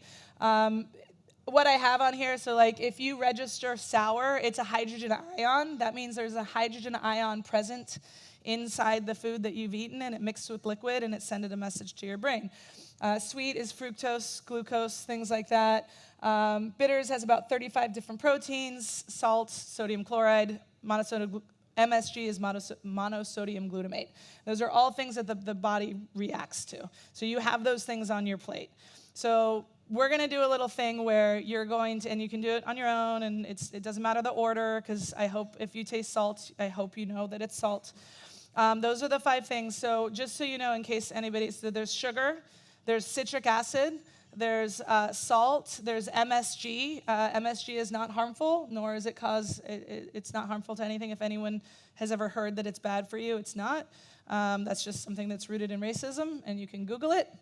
And then there's bitter, and just so anyone knows, if you're allergic to caffeine, what I use for this, an example, is ground up caffeine pills, because they're very, very bitter and they don't have a smell or anything. So if you don't like, it's just a little bit of caffeine. But if you don't drink or eat caffeine, don't put it in your mouth. So what you're going to do is you're going to individually put all those things in your mouth, but I want you to pay attention to what happens in your mouth, right? Because, for example, as bartenders, we're really familiar with sugar and acid, right? That's the kind of thing that, until people started using salts and saline solutions and things like that, and rich umami cocktails, all we really ever dealt with was sour and acid, the balance between those two. But now we're learning more, and we're realizing that we can create better cocktails with all of these things, and we can, and there's a reason scientifically why we can. So go ahead and taste them all individually. Pay attention to what happens in your mouth. And I'm going to talk for another couple seconds while you do that. We talk about wine tasting and pairing things, of contrasting and complementary things. So all of these things should behave differently on your tongue. Your body should react differently. When you put sugar on your tongue, it kind of just like hangs out, and it's very mouth coating, and it doesn't move through the palate quickly at all, right? It's just there, and it's like sweet, viscous. When you put the citric acid on your tongue, what happens? You pucker up, and then something happens here. You salivate, right? Like crazy. So let's think about that. If we have something like sugar that's rich in mouth coating, right? And you just give more sugar and more sugar and more sugar, eventually your body says, please stop, right? Like, I can't.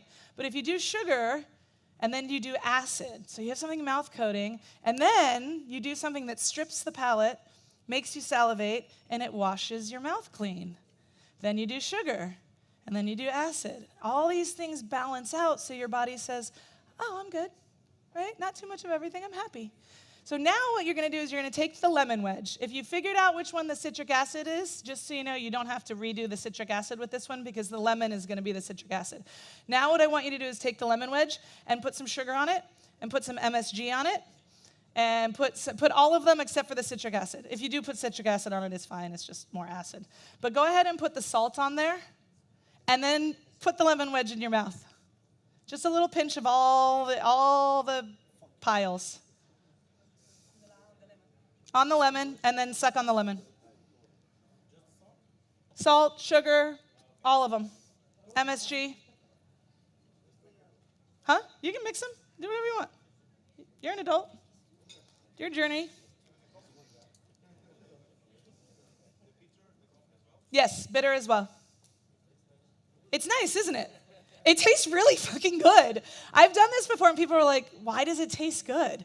Because your body is like, dope. We've just given ourselves the epic level of now, obviously, it's different, and when I do this at home with my bartenders that we're training, we'll actually make water solutions, and we'll get a graduated cylinder, and it's really fun if you get a bunch of people in a room and you start to measure what everybody thinks their perfect balance is, and then you go back later and someone's like, well, my perfect balance was 10 mils of sugar, and this other person's like, well, my perfect balance was 20 mils of sugar, and then you're like, oh my gosh, everybody has a different perfect balance. How in the world am I supposed to make good cocktails, right? Like, how am I supposed to make good drinks if everybody tastes differently? So here's the key to the whole class. If you're making drinks for just yourself, and you're only making drinks that you think taste good, you're missing the mark. You're missing a minimum of 30% of your clientele being happy. We don't make drinks for ourselves. We make drinks for people. And your job is to make drinks that are different and have diversity. And some of them will lie a little sour, and some of them will lie a little sweet. And sometimes you have some bitters, right? Some heavy bitter tasting cocktails. And then you talk to your guests, and you talk to them about what they like, and then you help them find a cocktail that you think would fit their flavor profile.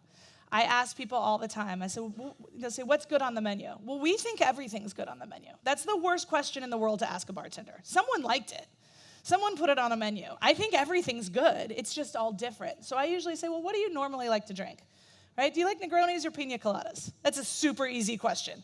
If someone says, I really like Negronis, I'm not going to give them a pina colada, right? I'm like, okay. I know you like spirit-forward drinks. I know that you appreciate bitters, right? And bitter-forward cocktails. I have some things on my menu that kind of lay in that area, so I'm gonna point you in this direction, right? And if you say I like margaritas, I'm like, great, you like sours. I understand that I can point you in this direction, and you're probably gonna find something that you like more. Instead of when someone says, what's good here, and you just go, well, everybody likes the, Irish coffee twisty thingy, and then they're like, well, I don't even like coffee or whiskey, and you're like, well, I don't know what to tell you anymore. Yeah, so that's just kind of the whole point, is that you have to have diversity on your menu. You have to have different things for different people, and you have to talk to your guests in order to get them what they like, because not everybody's going to like the same thing.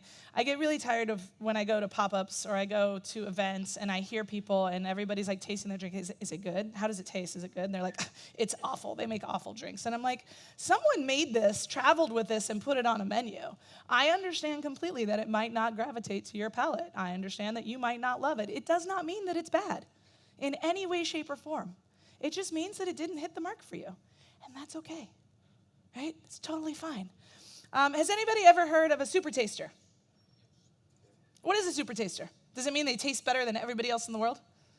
No, it doesn't at all. It's a really, really, really bad name for something that's just genetic. And that is the simple fact that you're more sensitive to bitters.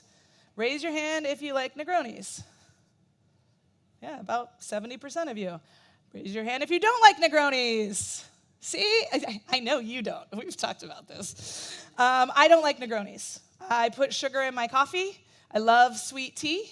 I have different Amaros that I don't enjoy over others. We'll leave it. Yeah, we all know. I am I'm very sensitive to bitters. That's it. It's just genetic. About 33% of the population are super tasters. They're just more sensitive to bitters. And it does tend to actually be women. Does anybody know why? It would be women? Absolutely. Because what is a bitter? Toxins, right? So if you're carrying babies, you should probably not eat a lot of plants that could, have toxins in them. Simple genetic stuff. So about 33% of all the people that walk into your bar are going to have a different flavor sensitization to bitter. So there's a piece of paper on your plate, and it's called a PTC test strip. It is an actual genetic test to determine if you are a super taster or not. What you're going to do is you're going to take it and you're going to put it on your tongue. If you immediately taste bitters and it tastes awful, congratulations, you're a super taster. If you don't taste anything at first, if you leave it on your tongue, eventually you'll taste bitters. But at first, if it just tastes like paper, you are not a super taster. And it is a true genetic test. They come in a little vial. You can buy them on Amazon. So put it in your mouth.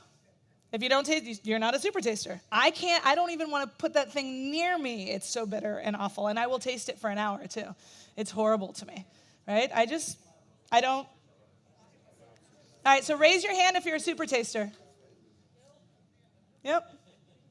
So, again, we're not here to make cocktails for ourselves. Obviously, you want things to taste good. We're here to make cocktails for the people.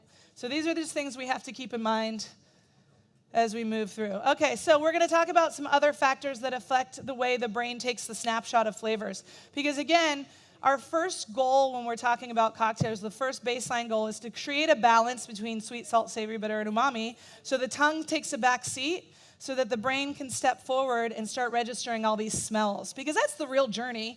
Have you ever had someone come in your bar and they go, oh, I had this one drink with this one bartender 17 years ago, and it was this and that, and it tasted like this, can you make it? And you're like, no, I have no idea. But they have that core memory locked in. They have a new file in the file cabinet. And our goal is that we all want to be a file in the damn file cabinet. We want to do that for people so they go to someone else and ask for my drink, right? That's the journey. That's the ego coming through. That's when we've reached the high mark, when we've opened up this new snapshot, this new file cabinet for people so they go, that was a new experience that my brain is locking onto, and I had a great time, and I want to keep it forever. But we can't do that without baseline of balance, right? Because otherwise they're like, oh, it's too sour, it's too this. All right, so factors that affect perception of flavor. I'm going to talk about age, gender, and hormones and culture in a little bit. I'm going to talk about some of the other ones. Hunger, smoking, and illness we'll talk about real quick right now because I can just knock it off the plate. Hunger, it's super simple. If you're hungry, everything tastes better. Literally. If you've ever been really full and you don't feel like eating, that's why.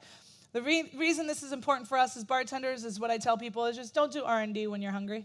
I have done that before. I have made some of the greatest cocktails in my life, gone back and tasted them later and been like, that's gross. I'm like, what did I do? Just don't do R&D when you're hungry. Make sure that you eat something first. Smoking. Smokers in the room? Unfortunately, you will have a little bit harder time creating flavors for a lot of people because smokers do have less sensitivity not only to taste but also smell. Smoking is killing the taste receptors, and also because the smoke goes into your nose and up your olfactory, those receptors are going to die too. Really cool thing about that, though, is if you quit smoking, in 10 to 14 days, you will start tasting better. And as someone who did quit smoking at one point in life, I remember eating McDonald's fries and thinking they're the best damn fries I ever had in my life. And it was about 2 weeks after I quit smoking, and it was because I could taste salt again and umami, and I was like, these are so good. My friends were like, no. Illness, essentially colds, flus, allergies, chemotherapy, diabetes, all affects those factors. Temperature, palate adaptation, and taste medium, I'll talk about in a minute. Pregnancy, I already talked about. You ever heard the thing where they say pregnant women crave pickles? Yep. Pickles have a lot of folic acid. Women need folic acid to grow babies. Your body is very smart. If you're craving something, it's probably because you need it. That's about it. Disease, diabetes, COVID, Parkinson's, also chemotherapy. All of those things affect flavor perception. My chef is actually diabetic. She oversalts everything. Every time she puts a new dish on the menu, everyone gets to taste it, so we can all tell her that it's too salty again, and then she can pull back on the salt as well. Medication can also affect the way people perceive flavors. Age, your palate changes as you grow. Simple enough. When you're a kid, everything sweet is wonderful, and you don't like vegetables because you don't need as many vitamins. And then all of a sudden, one day, Brussels sprouts taste good, and that's because your body is saying, I don't need as much sugar. I really need more of these vitamins. And as we grow and as we change, in general, there are I always say these things are loose, right? But your retronasal and smell is very acute in your 30s, things like that. Again, I will send everybody all of this information if you want it. You don't have to memorize it all. It's all of those things. It's just to remember that your clientele is going to be very diverse, and their flavor is going to be just as diverse as they are. Hormones. 35% of women are super tasters. Again, a lot of it is because of the sensitivity to bitters and toxins. Believe it or not, estrogen levels, menopause, periomenopause, menstrual cycles, all affects, yes, it's so fun being a woman, all affects the body and how we taste and what we crave and what we need. So all of these things are pretty important to remember. Again, there's no need to stereotype. There's no need to, well, this is a woman, she can't. I was in Jamaica once, and I ordered a drink, and a guy said, well, you're a woman, you probably don't want to drink that. It's scotch in it. And I was like, I like scotch. And he was like, yeah, but women don't like scotch. And I was like, okay. Please don't do that. Please don't ever do that. That's not the point of this. The point is just to understanding that there's a lot of different things and factors in the reason why we drink the things we do. This one I think is super, super important, and that's culture. Culture and learned taste preferences. If you've ever traveled a lot and you go to different places and all the food tastes different or weird or strange, or you don't like this or you don't like that, it's not that it's weird or different or strange. It's just that that's the things they had readily available, right? So I did a show on Netflix, and it was a competition show, and one of my very best friends was one of the competitors, and they kept saying to him that he didn't understand the use of acid in his cocktails, that he was making drinks that were to this and to that and blah, blah, blah. And that competitor happened to be from Japan, born and raised. You know what they don't have a lot of in Japan? Citrus, right? So he's very sensitive to citrus. He used a lot of different acids. That's also something you should learn about, is different acids in his cocktails, right? There's tartaric acid, there's malic. Tartaric acid is in grapes. There's malic acid in apples. There's citric acid in lemons and limes. There's carbonic acid in anything that's carbonated. There's acetic acid, anything that has vinegar in it. There's tons of different, why am I spacing? Absorbic acid, that's vitamin C. Orange juice, that's why oranges are shitty in cocktails. And lemons are better, is because citric acid, thank you, is really strong, right? And absorbic acid is a little bit softer. And oranges have a lot of absorbic acid, right? So those different acids will help you in order to balance all your different sugars. It's also another way I've used to talk to people about drinks. Do you like grapefruit juice, or do you like, grape juice? Right? If someone likes grape juice over grapefruit juice, they're probably not going to like a lot of acid. They're going to like something that has more of a tartaric acid. Where would we find tartaric acid? Vermouth, grape-based, fortifieds, right? That's acid. Why is a martini still balanced when it doesn't have any citrus in it? Because it has a vermouth, and vermouth has tartaric acid, right? Cool. Essentially, culture is super important in determining someone's flavor. It does not mean that something is imbalanced or wrong or different. It just means that that's what they're used to, and their flavor thresholds are probably a little bit different. As someone that travels the world and does a lot of guest shifts, I tell everybody every time I do a guest shift that these are all guidelines for recipes, that we're going to try and make it as balanced as it can be for your guests. And I always ask the bartenders to taste my drinks first and let me know how they think about the balance. And I always, like, when I'm in Thailand, they're like, oh my gosh, this needs more sugar. Great, cool, let's up the sugar, right? This needs more acid. Absolutely, no problem, because I've definitely gone to different markets and realized that what an American thinks is sweet is definitely different from the rest of the world, obviously. Palate adaptation. You guys can learn how to taste in that slide. The thing I like about palate adaptation and I talk about is essentially it's like the alarm in your brain getting turned off. So if you ever notice you walk into a room and you smell smoke, right? And you smell smoke, and an hour later you don't smell smoke, and there's like a fire burning, right? And like an hour later you don't notice the fire burning. And that's because, again, we're evaluating our environment for danger. So your brain goes, smoke, smoke, smoke, smoke, smoke, there's a fire, there's a fire, there's a fire. And you're like, yeah, I see the fire. I'm not in danger of dying. I need you to stop telling me that every 5 minutes. And then your brain goes, okay, I told her, and she didn't pay attention, so I'm going to turn that alarm off because I'm going to drive her insane. I also need to open myself up to see if I smell anything else. Well, what if a bear walks in the room and I need to alarm her that there's a different smell? So what your body does after you keep tasting something and smelling something and tasting something and smelling something, your body will go, let's turn it down a little bit. Let's turn the alarm on that down. Essentially, if you're making a cocktail and you're like, pear, pear, pear, and then you go to taste it again, you're like, I don't know where the pear went. Go eat something else, take a break, put a cracker in your mouth, go back, oh, the pear's there. Palate adaptation. If you wear perfume, you notice the perfume's not there, and then someone hugs you and they're like, oh, you smell great, and you're like, oh, do I? It's because your brain has turned it off. Oh, we're almost there. Temperature, viscosity, and flavor. Essentially, the real cheat sheet to this is the colder something is, the less you taste it, which is actually the less you smell it. And that's if we think about like science class when we're talking about solids, liquids, and gases. The solids are molecules that are really close. Liquids get a little further out, and gases are all over the place. Right? So the colder, like think about ice, the colder, the more solid something is, the less of those volatiles are being released, the less our nose and our nasal cavity can trap them and get them onto the olfactory receptor. So the colder something is, that's why new martini drinkers are like, shake it, I want it really shaken. It's really probably because they're not used to gin or they're not used to alcohol and they want it really cold, which is just going to numb the flavor. So the colder a drink is, the less you taste it, and that's why drinks change as they warm up.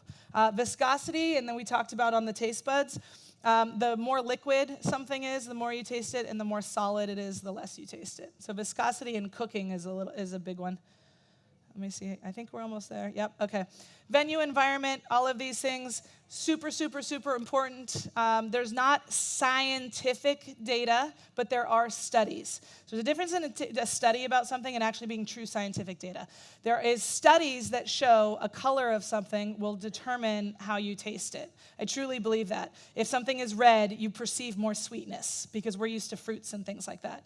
Scientifically, they haven't really done a lot of research and studies, but there's people that have done this. So the plate, the glassware, the garnish, all of these things, the venue, the temperature, the lighting, the music, the pace, it all contributes to the way we perceive flavor. So every time we evaluate a bar, it has to do with all of those things because, again, remember, the brain is just taking a snapshot. It's just taking a picture of everything going on and putting it in the file cabinet. So all of those things absolutely have a factor in how we determine flavor. Applying taste science to the design of your menu. I hope you these are just like key takeaways. It's a PowerPoint. I hope that you understand all of these key takeaways. I also think you probably all realize that nothing I've actually said is something you probably didn't know. It's just not something that we really talk about. You all know how to taste. You all know how to smell. But do you really pay attention to the nuances of the differences of those things? Whenever I judge cocktails and cocktail competitions, I plug my nose. And people at first were like, why is she doing that? That's so rude. And I'm like, no, I'm really trying to turn off some of the other factors so I can determine the balance in some of the other things. I'm just trying to remove some of the elements that will confuse my brain so I can know if this is balanced. And I'm not confused by the color red if it's too sweet or the smell of strawberries, which again will perceive sweetness. So Sequencing is important. I always recommend light to heavy on your cocktail menu. It's easier for guests to kind of determine and find their way through a menu if you're not there to guide them. Sparkling, low ABV, all of those things. Please remember dilution is a flavor tool. Dilution in water is really important in opening things up. I encourage you to start messing around with MSG. I use an MSG solution in the bar. I think soon enough people will use it just like saline. It is delicious. It is wonderful stuff to put in cocktails, and it will waken everything up and make it taste wonderful. Guest inclusivity is kind of the end game of all of this. You really want to make sure all your guests are happy, not just cocktail nerds, not anyone else, everybody. These are just some key takeaways. Again, I will gladly email. What I'll do is I'll leave my computer up here. Come up, write your email address. I'll send an email out to everybody. Science earns loyalty, venues shape the drinks. It's all the same thing. I hope you all understand all that. It is pretty much just what we're talking about. Before I ask if anybody has any questions, I only have 2 minutes left. I want to thank Onus for being here. I would not be here in Portugal if it wasn't for Onus. Onus is a Portuguese glassware company. 2 years ago. Again, sight, vision is really important in our cocktails. And I got really fucking frustrated with every Collins glass looking the same. Everything we do, we got martinis and V's and these and blah, blah, blah. But every Collins glass was like straight side or basically had a ridge. And I also hate when we put the spear in the middle and it takes all the color out. I wanted to do something that displaced the color so that we could see all these different layers of colors that we put in drinks. And I entered a glassware competition called Glassology, and I designed this glass for Onus. And it's called the Glitch because it looks all glitched out. And it won the competition. And now Onus has brought me out here. And I didn't have to talk about glassware design, but they invited me to do a seminar so I can talk to you guys about whatever I want to, which is flavor. But I will tell you, it was just a little bit of time working with them, and I absolutely adore them. I've been out to their plant 3 times now. They're an incredible company. They're great. We have a rocks glass now. Can I say? There might be some more coming. We'll just leave it at that. There's more coming. And it's been really fun. And they're a smart company because they know that they should let bartenders design glasses, because we're the ones that are really, really putting the time and effort into it. So I encourage you to support them as they support us, because I will tell you they're a great company. And the last thing, and then you can ask me questions, you can give me your email, is that Tom Dyer is the seminar after this one. He is not only a good friend of mine, probably one of the best, in my opinion, best flair bartenders in the world. He is the king of one bottle, one tin. I have had the honor of teaching at Flair Cap in Portugal with him a few times. If you don't know what one bottle, one tin is, bartender, you see the juggling and all of these other things. He's the king of one bottle, one tin, and that is like what we all should at least know some basic knowledge in. It is the basis of bartending, is working flair. He is the master. He lives here in Lisbon, and he's a great person. So I encourage you to stay for his seminar as well. So, and I'm done. If you have questions, because I want to make room for Tom, I'll go in the back or I'll be around. If you would like my slideshow, you can either, if you want to hit me up on Instagram and send me your email, I'll leave my email open right here. I'll just put an email open. You can just type your email into the body, and I'll cut, copy, and paste, and I'll email whoever wants it the slideshow. No problem whatsoever. Cool? I hope you had fun. Thank you.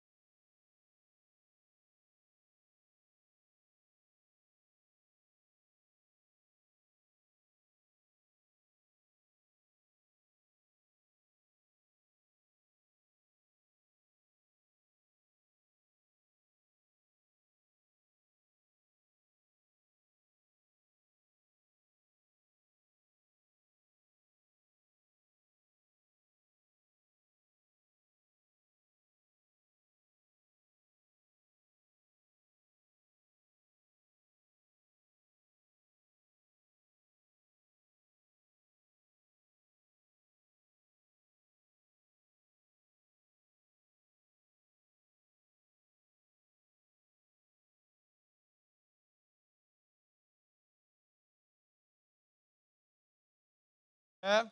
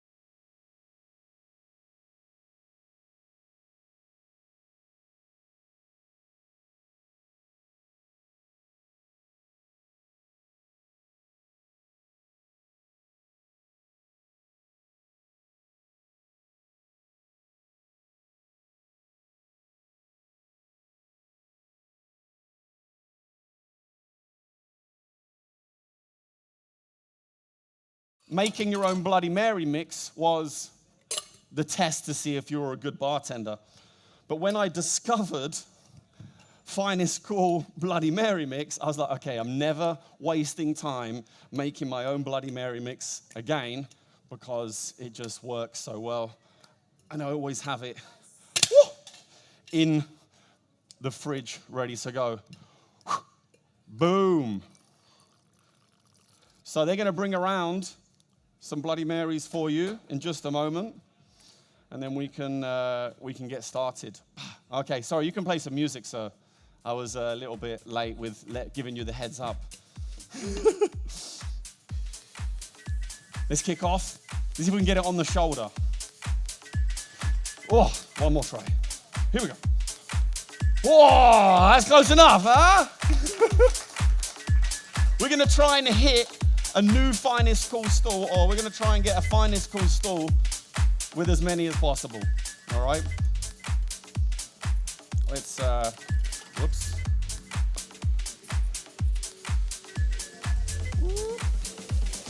Let's get a bit more Bloody Mary mix in there.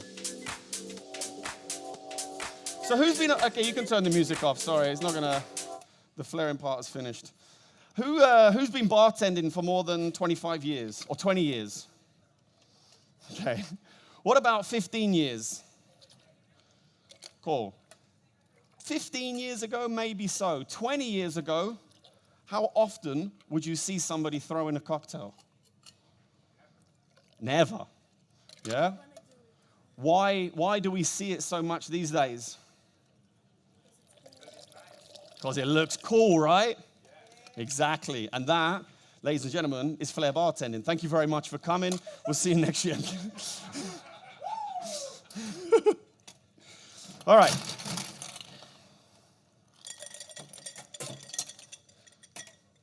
Nearly there. Whoops.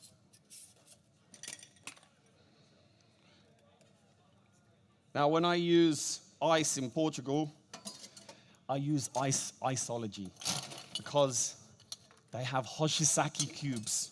Hoshisaki is the best ice machines in the world. Boom. Who wants the full Bloody Mary with the glitch glass? You want it, love? Oh, I'm going to give it to George. There we go, George. Thank you very much. Have you got your Bloody Marys yet? Can we get the Bloody Marys for everybody else? It's coming? It's coming. All right. So let's get cracking.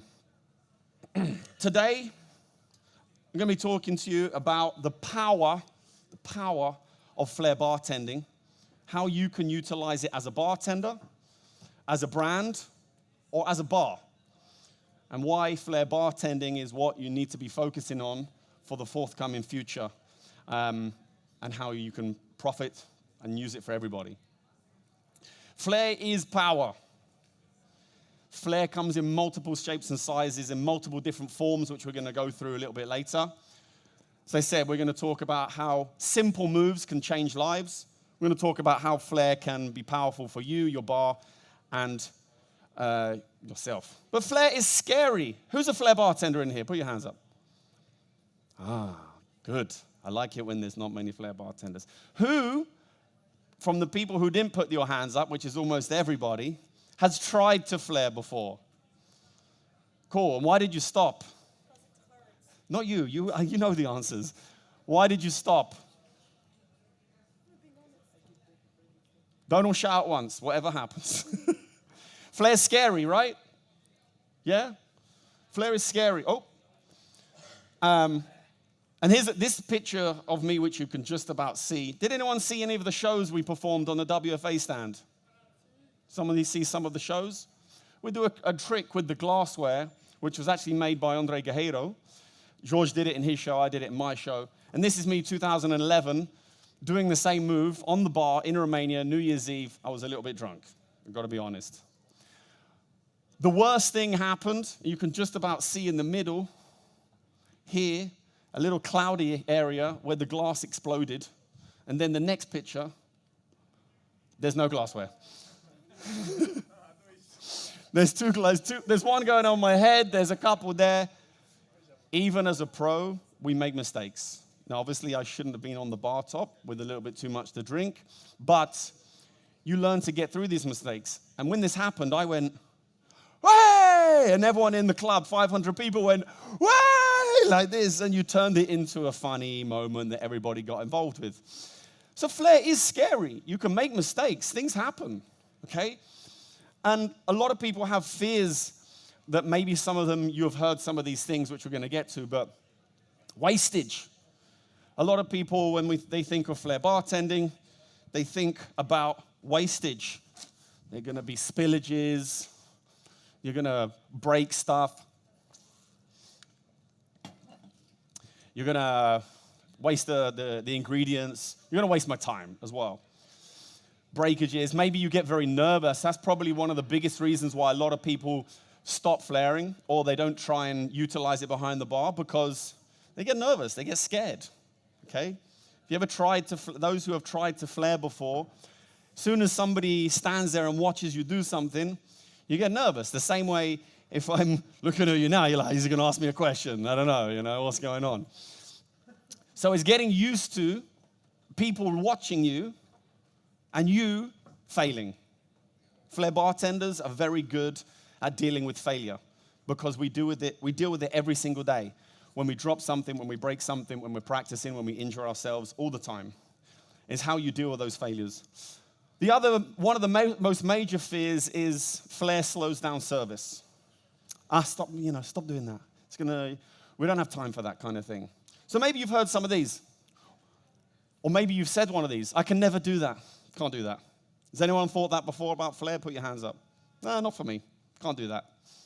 Okay. What about, can you just stop messing about and make my drink, please? Right? This one I see on social media quite often. And they're like, just stop messing about. Or this one, this is the best one. Flair bartenders are bartenders that can't make drinks. Who's heard this before? Maybe some of you have said it, I don't know, right? It's not true, but it's also true. The same way there's some mixologists who can make good drinks and there's some who cannot make drinks. The same way there's bartenders that can make drinks and they cannot make drinks. You've got to see in every aspect of every aspect of bartender, there are people who are good at it and there are people who are not good at it, let's say. Or this is the best one. I just wanted a beer, actually.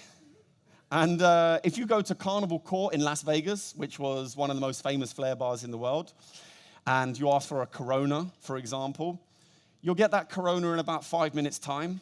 After the Corona has gone in the air, and then the lime has bounced off the TV, and then the cup has gone over here, and then the Corona's on the shoulder, and then they spin it around, and then, ta-da, there's your Corona.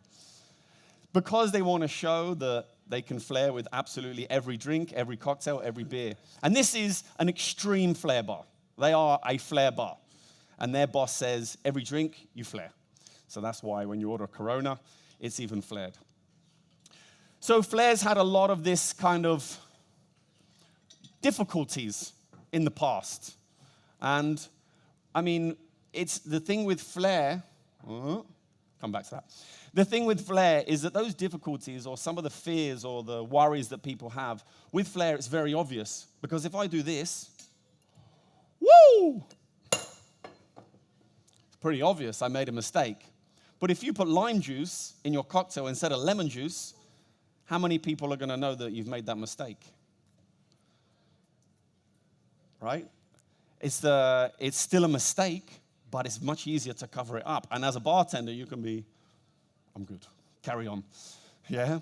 With this one, you have to learn how to cover it up. You have to learn how to deal with it. I'm going to need it. Cheers. So, big question. What is flair bartending? Show. What else? Entertainment. What else? Bartending. Hospitality. Good and bad stuff. What do you think flair bartending is? Fun. Art. Who said that? Yeah, good answer. What about sports? Yeah, competitions. They train 6 to 8 hours a day. Their practice regimes are pretty hectic. But if we're going to look at what flair bartending actually is, and we're going to break down the words, if you look at the word flair in the dictionary, it means to do something with style and originality. Bartending means, literally it says, to work serving drinks in a bar. So if you put flair bartending together, it basically means to work serving drinks in a bar with style and originality. There's nothing in there which determines that you have to juggle bottles, that it's showmanship, that it's art or anything. It's just bartending with flair. The same way that you can walk with flair. I can't walk with flair. I can walk like an idiot. Okay. The same way you can cook with flair, or clean windows with flair, or talk with flair, or do anything with some level of flair. Bartending, in the simplest form, I'm going to tell you a quick story to kind of prove this point, I suppose. Many years ago, I went to a pub in London called Waxy O'Connor's. Massive pub. They've got a huge tree in the middle, and it's like a den, but it's massive, all these little rooms. And we were downstairs, and there was a bar about as long as this stage. And in a pub, English pub, they serve pints, they serve vodka tonics on optics, okay? And they serve glasses of wine. There wasn't any cocktails. There was one bartender working on this bar. He probably had 10 people waiting for drinks all the time. But he was on it with his bartending. He had pints happening over here. He had pints going over here. It almost felt like he was using his foot at one point. You know, he had a vodka going over here and a pint there, and then he was wine over here, but taking out the cork. It was, no bottles were being thrown. Nothing was being juggled or caught or released from his hands. But it was the epitome of what is flair bartending. He was a barman, essentially, working in a pub, serving drinks with style and originality. And the 10 people there, they weren't waiting, they were watching. They were watching, impressed by how this guy was just, I get goosebumps when I talk about it, how this guy was just on it. And that, for me, when I saw that, that was 3 or 4 years into my flair bartending career. And I was blown away by this guy. And I said to him, have you ever tried flair bartending? He's like, no, that's not for me. I'm like, well, for me, you're a flair bartender, but you know. So flair bartending in the simplest form, style and originality. But what a lot of people think flair is, so when we say flair bartending and you see the WFA Flair Forum and we put on all these shows, the immediate thought that comes into a lot of people's heads is show, as you said. It is a show. Tricks, always about tricks. Magic tricks, big tricks, small tricks, little tricks, cardboard box. No, I'm kidding. Competition. Competition has been leading the flair bartending community for many, many years, and it is the extreme. Or just simply bottles in the air. Whoa, wow, bah, which it is as well. But as I said, there's so much more to it than that. Now we're going to start at the very beginning with craft flair. Now craft flair is a type of flair which has just been come around since 2012, and it was coined, a term coined by a guy called David Sangwell, and it was made famous by one guy, Yevgeny Shashin, who basically put a video out online doing a lot of tin-on-tin tricks really, really fast, and then craft flair became this big thing. And I want to prepare a cocktail using craft flair And I'm gonna, I've put the clicker down and I don't know where I've put it. There it is. I'm gonna prepare the cherry sour. So I wanted to perform a drink which was shake and strain, all right? So I'm gonna use my tin-on-tin shakers. And I wanted to do something simple, but also showcase the two different types of finest cool that I'm gonna put in there to show you how I can perform a couple of stalls with these bottles as well. Can I have a little bit of music, please? Actually, don't worry, cancel the music. I'm gonna talk you through it. I'm gonna talk you through. So, craft flair, generally, you don't perform any throwing moves, although I just threw a glass behind my back. It's automatic now. I can't not do it. Normally, the moves are small and subtle, and you don't really do much with the bottles themselves. So when we're using 2 bottles of finest cool, for example, we're going to do something very simple like this.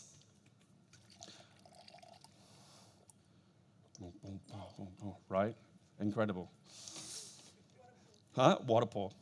Then a little bit of Maraschino sour cherry liqueur as well.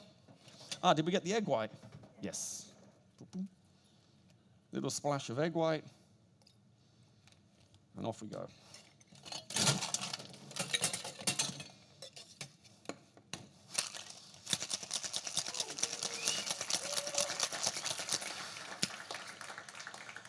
Look, this always made me laugh. Like when it comes to shaking cocktails, especially in mixology competitions, it's always the moment where people smile and clap. So I appreciate it. Thank you. Woo! There we go. Super simple. You can bring out the shots for these as well, by the way. Sorry. Just to let you know. Oh, the cherry's fallen down. Boom. A cherry sour. Who wants the cherry sour made with craft flair? Marco, can you grab me three books, please? Yeah, sorry. Yep. Cool. There you go, sir. You're welcome. There's another one coming. There's some cherry sours on the way for you guys. So that was craft flair. All of those moves I can teach you in half an hour. You got to remember all of them, but I can teach you all of those moves in half an hour. They are all very easily accessible moves. Craft flair is easy, accessible flair, which doesn't involve, as I said, a lot of juggling, throwing, catching. You don't need much skill. You just need to know the physics behind it and the movements, and you'll be able to pick it up incredibly quickly and incredibly easy. Craft flair can be found in 5-star hotel bars, mixology bars, nightclubs, shows, performances, absolutely everywhere. Craft flair is the most versatile type of flair that there is. And it's the one where if you wanted to get into flair or try something, this is where I would start. And with the World Flair Association, we have a leveling system where the yellow level is the first level and it's all craft flair moves. It's a great way to get yourself in the flair journey. The next one up from that is craft flair's big brother, which is working flair. So craft flair essentially is a part of working flair, because working flair is at its essence flair whilst you're working. Pretty simple, right? But if we're talking about the types of moves that we see with working flair, we're going to be talking about moves which are generally half full with liquid. This one's a little bit less because I poured some out. But when we're talking about like the World Flair Association, which is the governing body for flair bartending, they'll say, look at that, labels forward. That was good, wasn't it? Wrong way.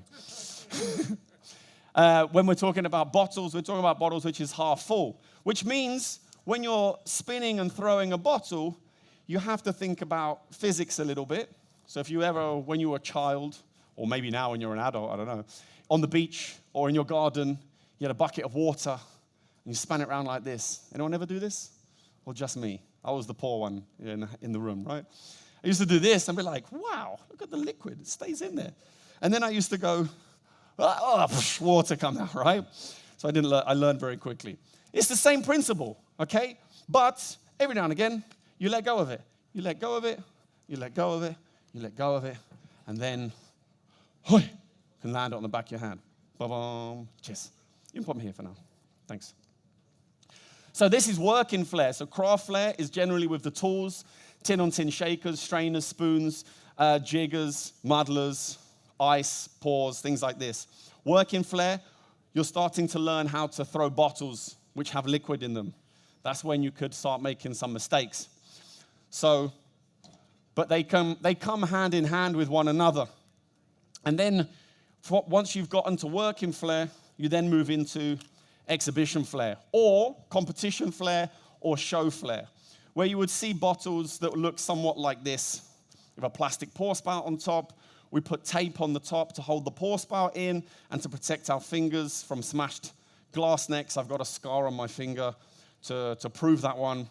And you want specific bottles. And if you have a slightly different bottle shape to this, and you go to a competition and you don't have your bottles, it will affect your moves, because everything is so precise when you start performing on a high level. And competition flair is the type of flair which is performed by less than 1%, really, of flair bartenders. It is the very extravagant moves like this that we see and utilize for, shows. We can perform rolls, we can perform taps. This is a nest. This one is a snatch. Then we've got a lampshade, because looks like a lampshade. Yeah. Then we've got a flash, which is both objects in there at the same time. We've got a switch, where the items switch place. An exchange, where your one item switches place and the other one you pass it. We have wraparounds or waterfalls, gunsling forward, gunsling backwards. Finger rolls, which are finger rolls. Right? Old school finger rolls, stools, the list goes on. And this is me geeking out about flair bartending. This is competition, show flair. Think about it like this. Has everyone heard of Milan Fashion Week before? Yeah? When they come out onto the catwalk and they're wearing like a dustbin, or they got a cat around their neck, or whatever it may be, I don't know. But it's clothes which you wouldn't necessarily see somebody walking down the street wearing, not normally. Depends where you go, perhaps. That is the extreme of fashion. Competition flair, competitions and show, is our Milan Fashion Week. Every time we go to a competition. It is the extreme of what is possible. You wouldn't see that flair behind a working bar. Like, there's no way I'm going to be performing 3 finest cool stalls behind the bar when you've ordered yourself a mango martini from me. And I'm like, woo! Okay? It's not going to happen. But you might see me just before, a simple stall, like so. So there's these different levels of flair bartending which we need to understand, and which I think most people, when they think of flair, they think of this one, because it's the most impressive.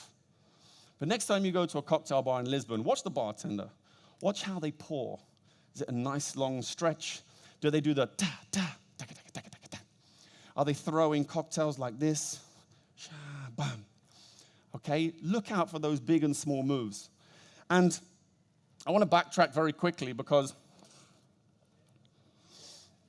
I said at the beginning, we're going to talk about how flair can be powerful.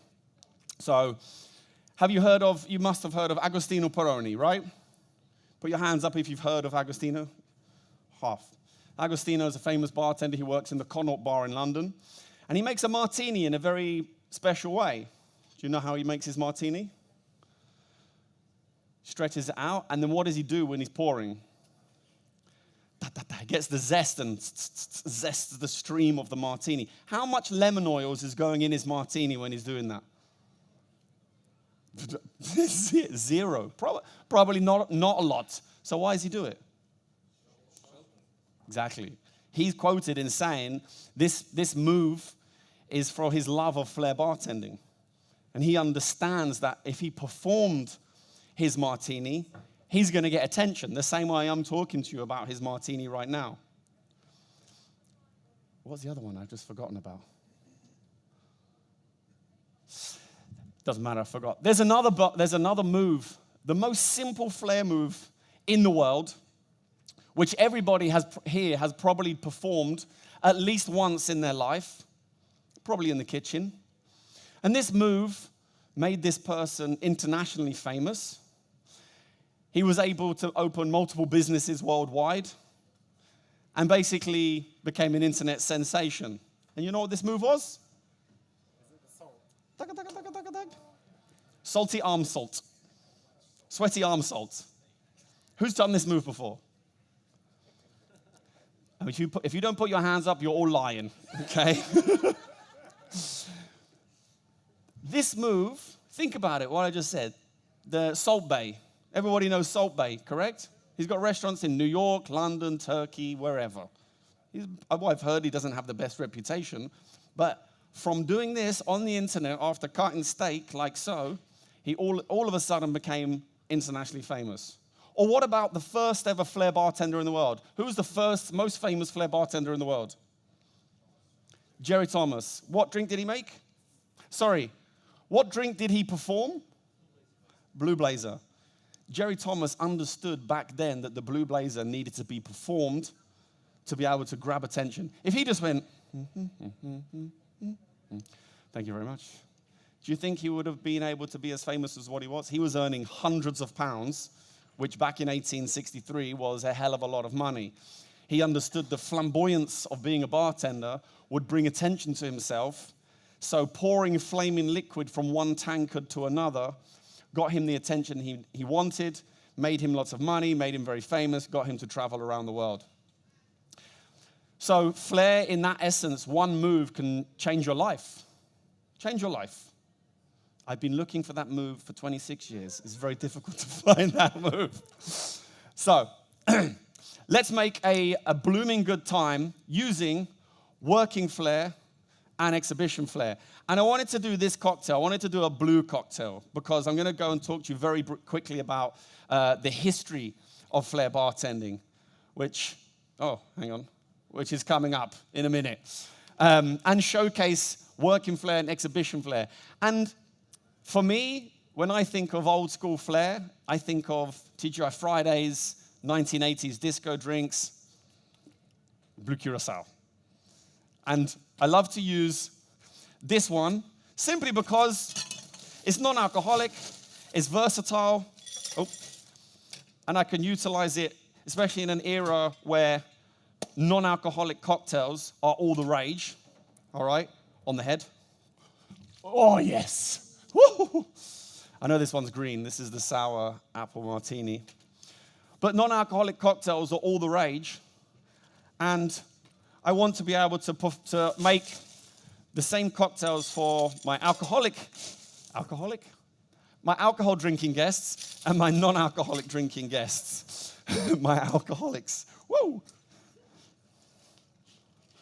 So it's versatile in that respect. And of course, I can perform a finest cool stool with it as well. I need a spoon.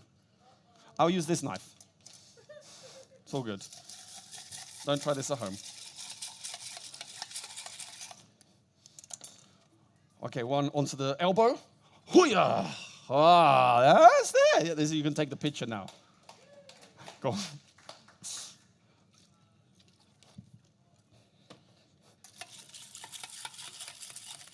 Cool.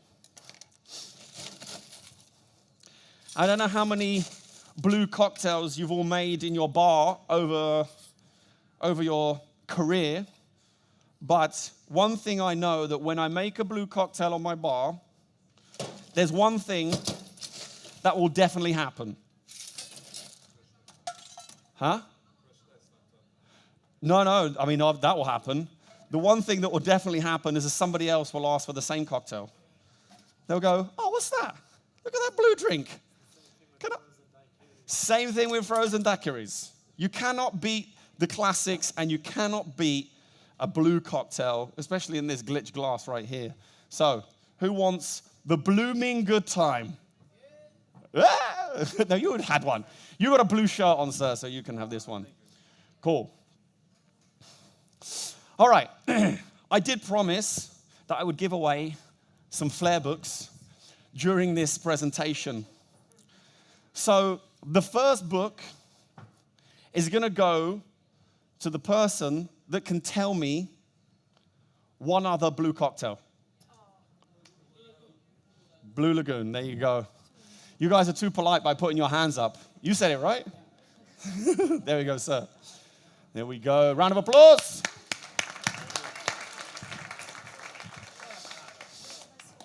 How am I doing for time back there? They don't care. So we've gone through what flair bartending is. We've talked about the simple moves and how powerful they are and can change lives. Salt Bae, Jerry Thomas, Agostino Peroni. And what we've learned, hopefully, up until this point, is flair bartending is not just about tricks and woo! And let's go crazy and mental and do massive moves. When we're talking about flair behind the bar, which is what we're focusing on mostly here, it's about communication. It's about energy. And that energy can be, woo, or it can be, or it can be, hey, or it can be whatever you want it to be, depending on the type of flair that you, thanks, cheers. Thank you very much. Cheers. Wow, that's blooming good. Anyway, the type of flair can determine the sort of energy that you are portraying in your venue, in your establishment, in your events party, in your brand, whatever it may be. It's about entertainment. It's about providing an experience for your guests. Because how many bars have you ever seen when you go to a cocktail bar are behind closed doors? Probably none, right? The bar is always on show. This, when I'm training people and I'm talking to you now, I say stop thinking about it as a bar and think about it as your stage. Think about it as your theater. This is your performance area when you're working behind your bar. This is your space, right? And if you start to think about your station as a stage, as a performance area, then you'll start to perform your cocktails, and then you'll start to think more like Jerry Thomas, Agostino Peroni, and all these other famous bartenders that perform their drinks. So the experience that you deliver to your guests is absolutely everything. Because now you can go to the supermarket, you can go to Pingo Doce, Auchan, and you can probably get a cocktail in a can, espresso martini, cosmopolitan, whatever it may be, in a can, right? Yeah? And those cocktails generally taste pretty good. So when they're coming to your bar, the guests are demanding more from you and your establishment. Just providing them with a nice tasting cocktail is not enough. They want a nice comfy chair, they want good music, good lighting, and they want a bartender that says, hello, good evening, sir, how are you? Good evening, madam, with a smile on their face, makes them feel special, and then goes, boo, and makes a nice pour. That adds to their experience, and that's going to help you stand out over everything else. And that is when they get their cameras out and they start filming the same way on our stand up there. Everybody, as soon as they come to the stand, the first thing they do, they get their cameras out and they start filming. And that is what, ladies and gentlemen, is what we call free marketing. Free, organic, word-of-mouth marketing. The strongest type of marketing for your bars, for your brand, for your venue. Awareness marketing. And then they're going to film that, they're going to post it, they're going to tag it, they're going to location tag, and, well, you know the rest.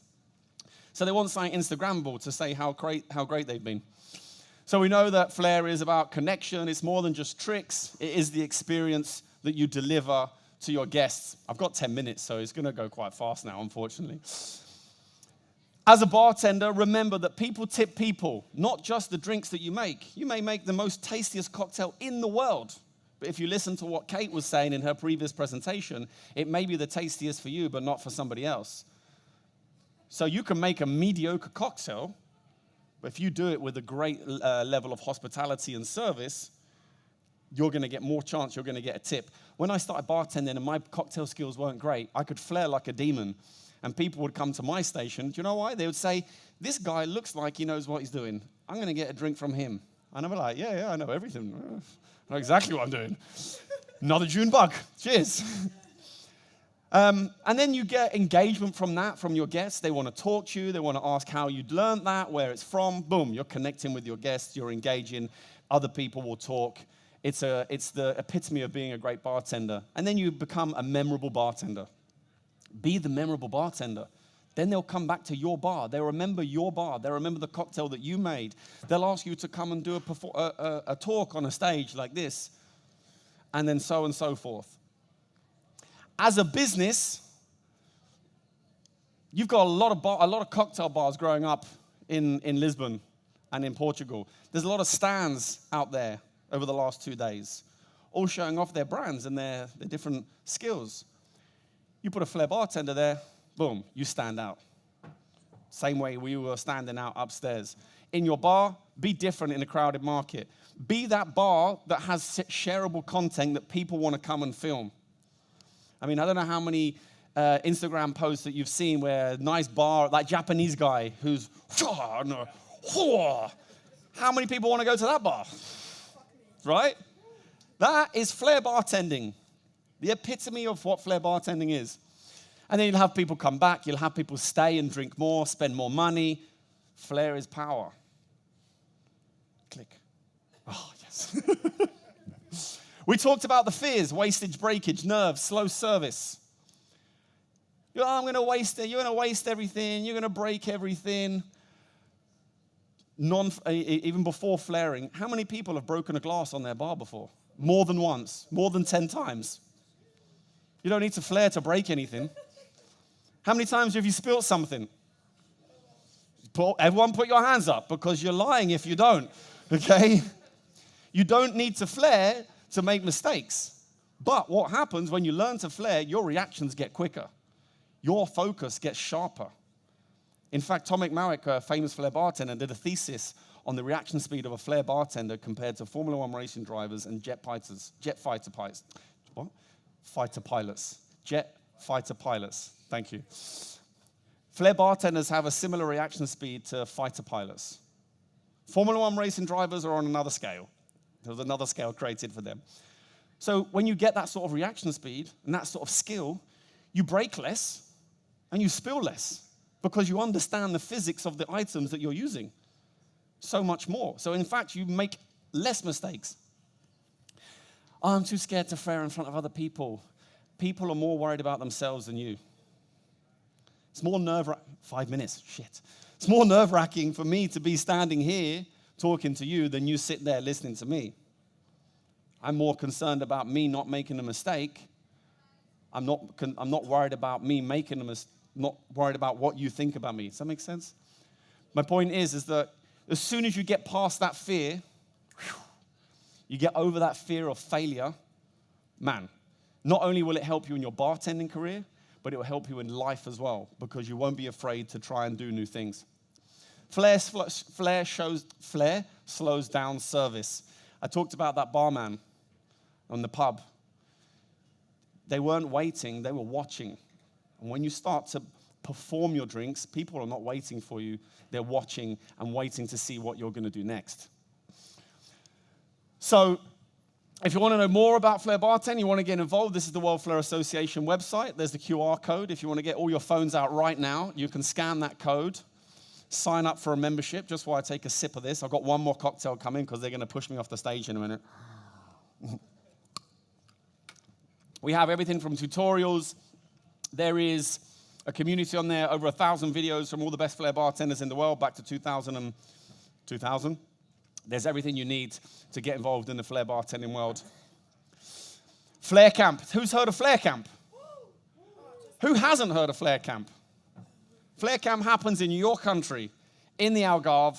The 15th edition is happening this October, 19 to 25, where we're going to be teaching you everything about different flair tricks, craft flair, working flair, exhibition flair. There's parties, events. George Coelho's going to be there. Oh, you're not going to be there, are you? He's not going to be there. But if you want to get involved, a deep dive in and meet the community of flair, which is the best community in bartending, I have to say. It's biased, but it's true. This is the place to do it. Flaircamp.com, you can find out more and get involved there. We will also teach some things about the World Flair Association. But always remember, flair is a bonus, to your bartending. I learned this the hard way. I had somebody come up to me and say, stop throwing bottles and learn to make a cocktail. So I did that first. Then I started to go back to being a flair bartender and connect them together. So before I make this last drink, I've got 2 more books to give away, and they're going to kick me off.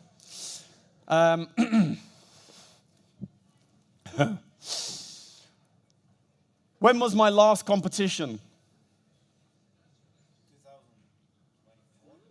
No. Which one?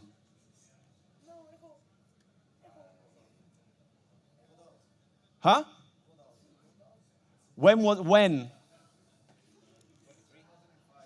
No. Difficult question. All right. No, you've got a book. When is the dates of Flair Camp? What dates?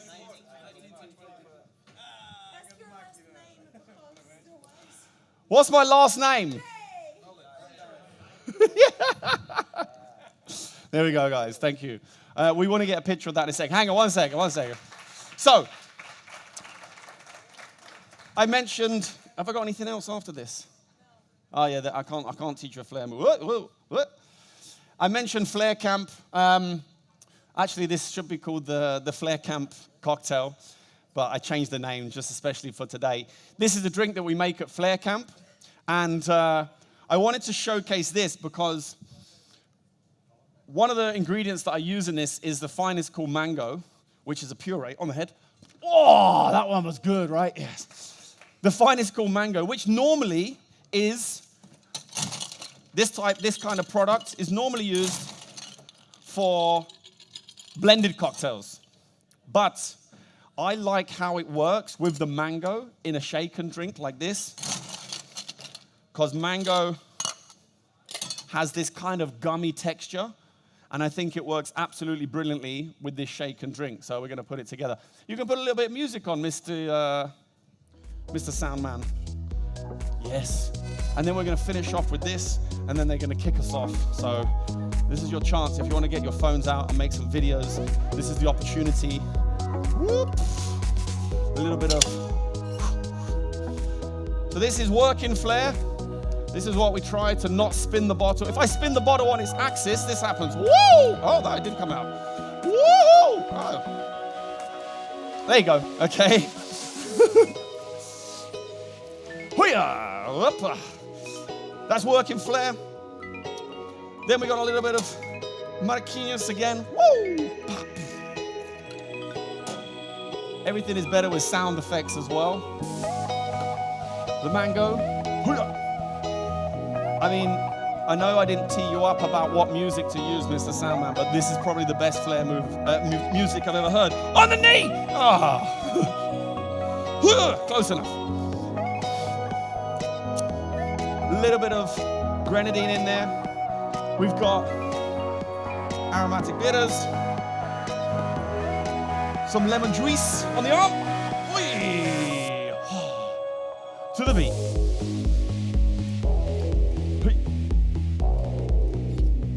I think I've got all the ingredients in, did I?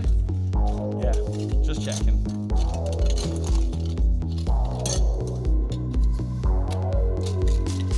Remember, it's clap and smile at this point.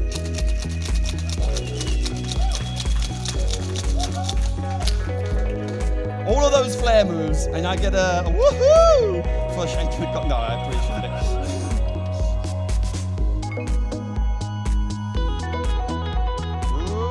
Boom.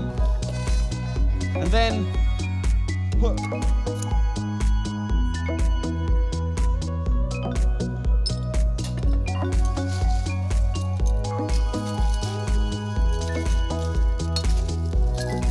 I didn't bring a straw for this. Oh, whoopsie.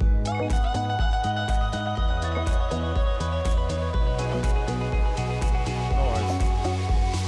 You can turn the music off, sir. Boom. I will give that away, but I don't have a straw, so it's just going to stay there for now, and a cherry on top. Boop. That is the Flair Camp Tiki, which we're calling the Cherry Mango Tiki today. And How many minutes I got left? 0, right? It's end. Happening. Ending now. Try this flare move, which I can't teach you because they're kicking us out.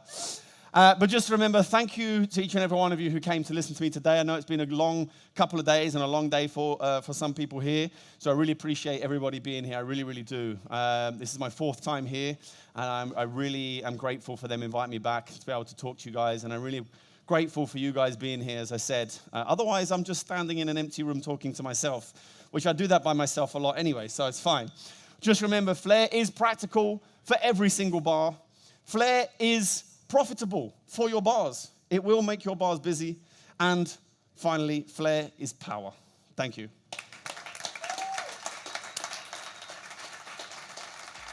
Cheers.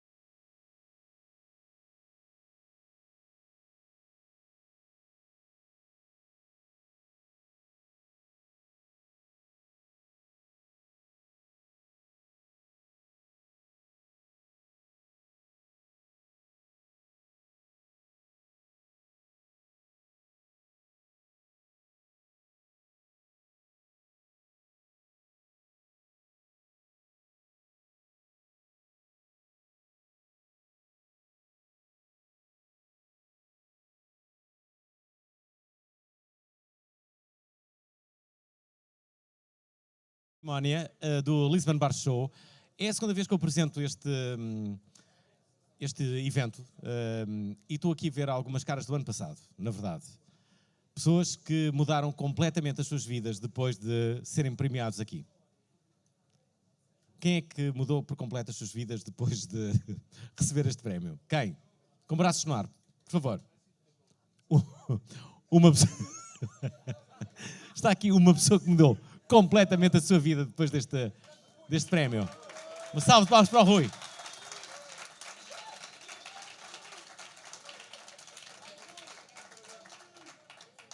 Muitos parabéns, Rui.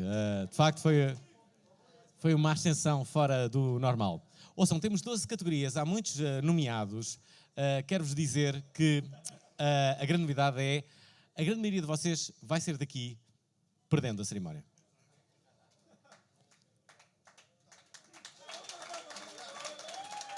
Gosto disso, era isso que eu queria. Pá, gostei desta salva de palmas assim a crescer, tipo... Gostei, sabem? Se calhar... Muito bem. Sendo assim, nós fizemos uma coisa que não deveríamos ter feito, que é não testamos o sistema. Ora, quando não se testa o sistema, às vezes, eventualmente, poderá o sistema não colaborar connosco. Vamos tentar perceber se vai ou não o sistema colaborar connosco. Vamos para a primeira categoria. A primeira categoria é o produto do ano.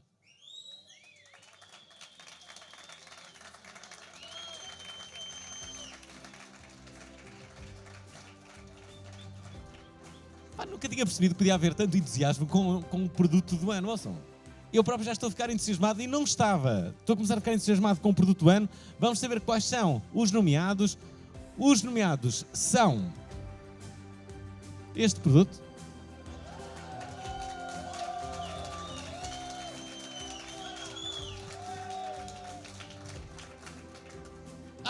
Cá está, Mescal Coque. Ou Coche. Mescal Coche. Eu acho que era melhor Mescal Coque, não era?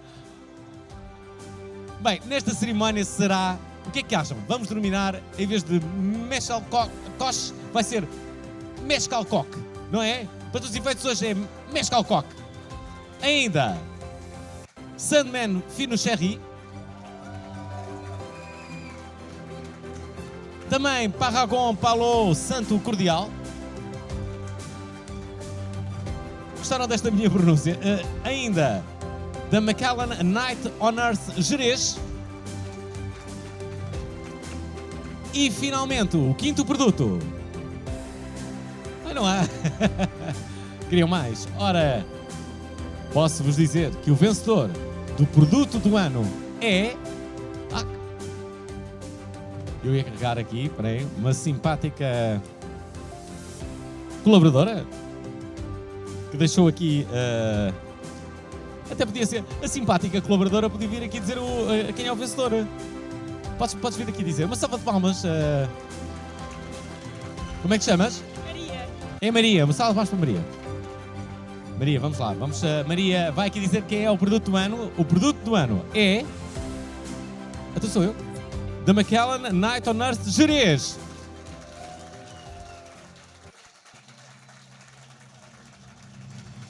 Será que está aqui alguém a representar? Não sei se há aqui alguém a representar. Está ali uma pessoa. Será que é esta pessoa?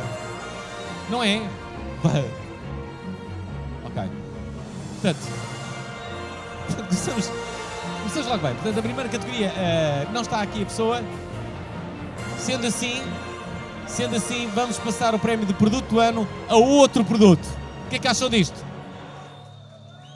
Não precisa. Não. Mas era incrível que assim fosse, não era? Não estava cá, perdia. Era outro, siga. Era outro produto. Bom, sendo assim, já que estão tão entusiasmados, vamos para a próxima categoria. Isto não está a sair daqui, porquê? Espera lá. Calma. Olha. O que é que eu vos disse?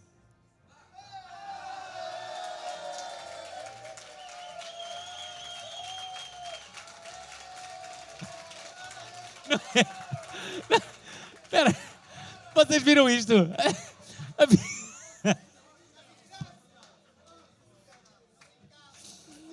Pessoal, Atenção, vamos experimentar uma coisa totalmente inovadora, que é, eu vou apresentar esta cerimónia escondido aqui. O que é que acham disto? Portanto, eu estou aqui, para todos os efeitos, faço fixe. Pá, não sei se consigo depois disto continuar a apresentar. Ok, tudo bem, eu vou conseguir. Portanto, Martin Millers, como é que nós nos esquecíamos disto? Para produto do ano.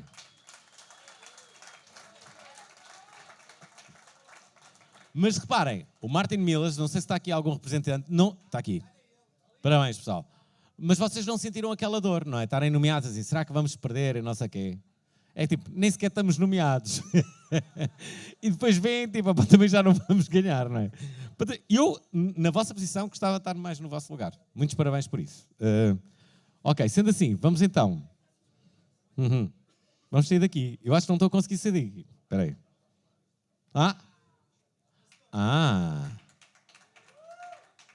Ok.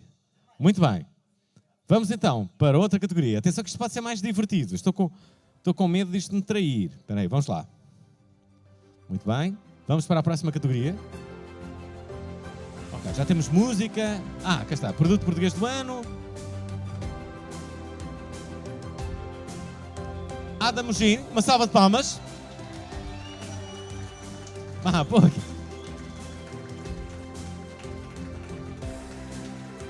Aí está, Nox Bar Solutions by Price. Uhul!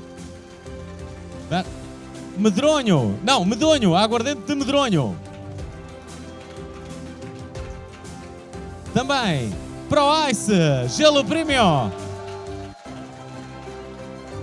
E finalmente, Exceptional Gin.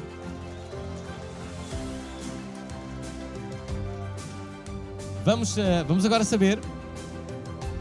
Não é a Maria, como é que chamas? Sofia.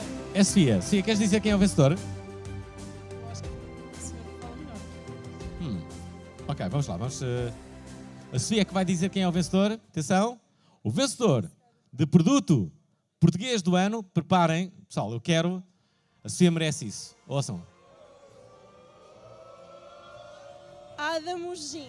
Adam Jean! Uhul!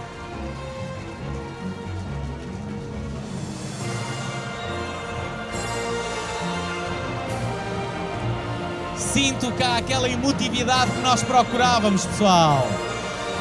Vamos lá, eles vêm aqui ao palco falar. Queremos declarações entusiásticas sobre este prémio. Aí vêm os nossos grandes heróis, os vencedores de hoje, aqui que vão receber, na verdade, o primeiro troféu da noite. Há pouco não tivemos aqui ninguém para o produto do ano. Eles trazem uma prenda para o apresentador. Reparem, aí está.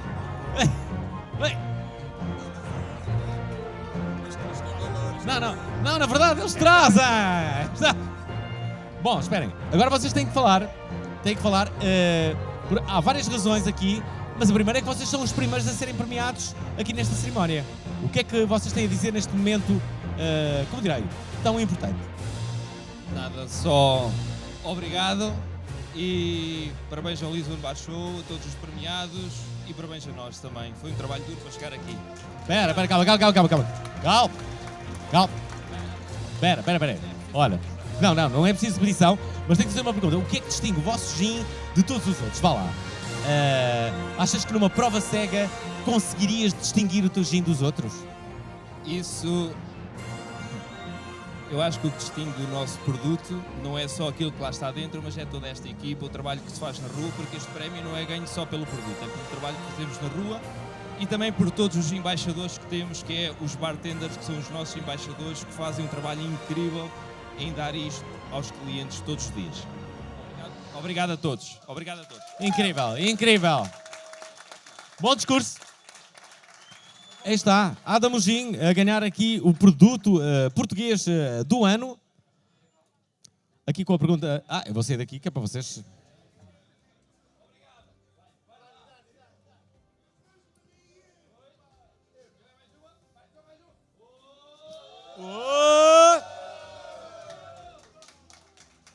Muito bem.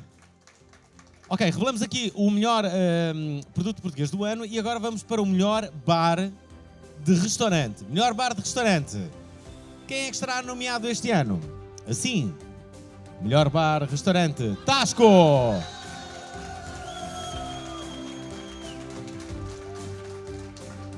Bar Alimentar.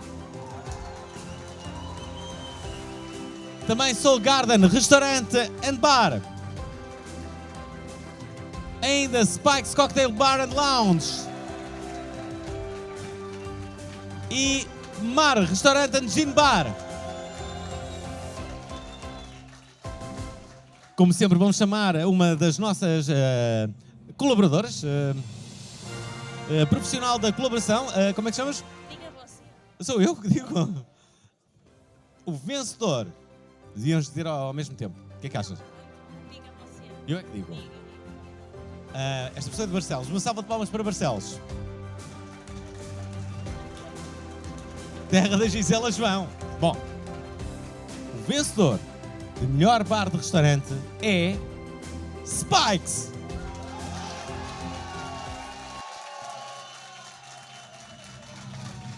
Aí vem a pessoa do Spike's.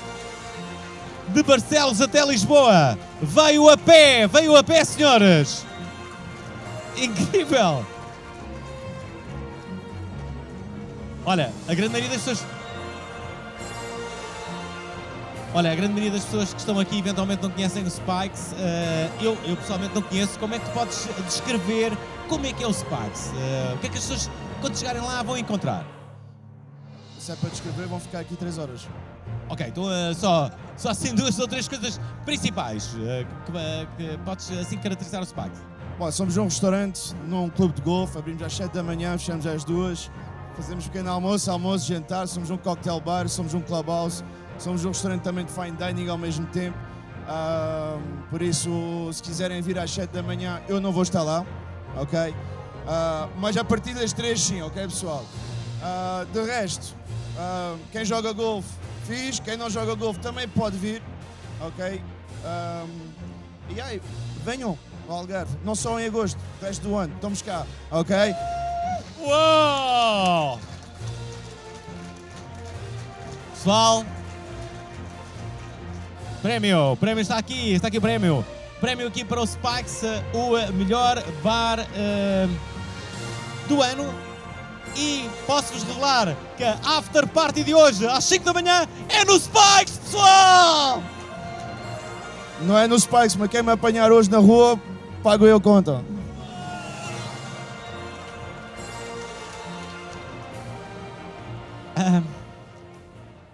Acabamos de ser informados que o dono do Spike's vai daqui para o hotel, onde irá dormir dentro de meia hora.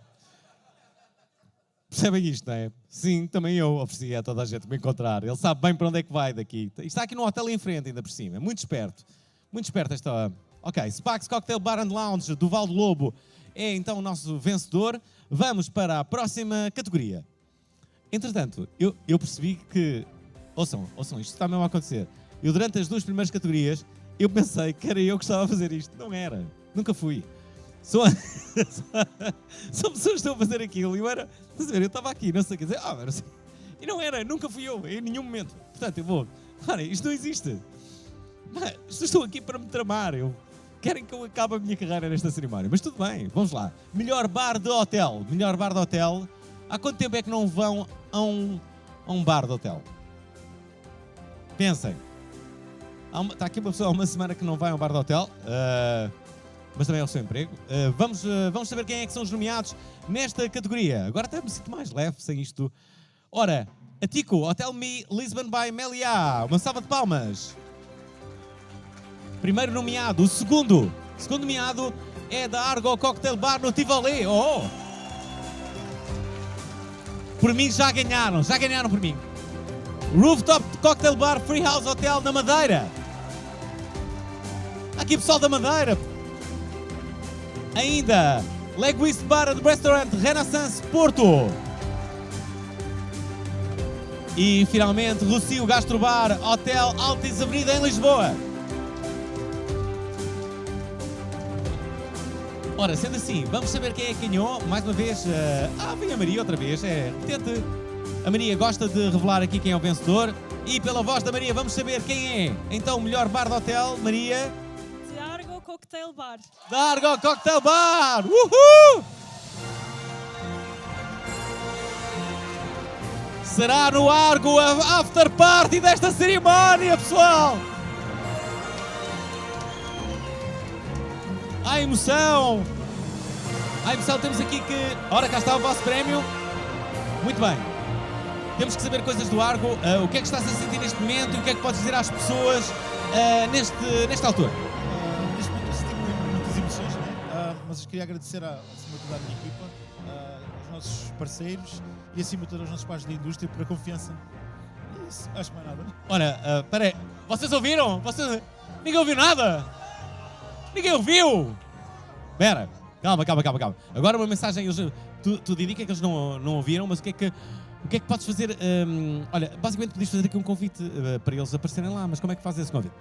É assim, nós convidamos todos vós a aparecerem no Argo, virem provar o nosso novo menu de cocktails. Quando? Hoje? Pode ser hoje? Pode ser hoje ou amanhã, quando quiser. Não, vamos hoje, pessoal. O que é que acham? Espera aí, são 7h30. A partir das 21 estamos... Aquilo está aberto? Está aberto, sim senhora. E paga o Kevin. Olha, uma característica fundamental do teu bar. Acima de tudo, o Argo é um bar de experiência. É um bar de hotel, mas nós não nos identificamos num certo sentido que nós temos uma porta aberta para a rua. É um bar de experiência, mas que tipo de experiências é que temos? Tipo... Experiências líquidas, é tudo em volta da hospitalidade e de explicar todos os ingredientes que nós usamos e por aí fora. Sim. É um bar com um final feliz? É sempre com um final feliz, espero eu de que. Eu senti nos vossos cérebros, senti na vossa mente. E o que eu senti não foi bom, sabem? Uma salva de palmas para o nosso bar do ano, pessoal! Da Argo Cocktail Bar no Tivoli. É onde vai ser oficialmente a nossa after party, hoje a partir das 9. Lá estarei para vos receber. Não, vai ser no Spikes.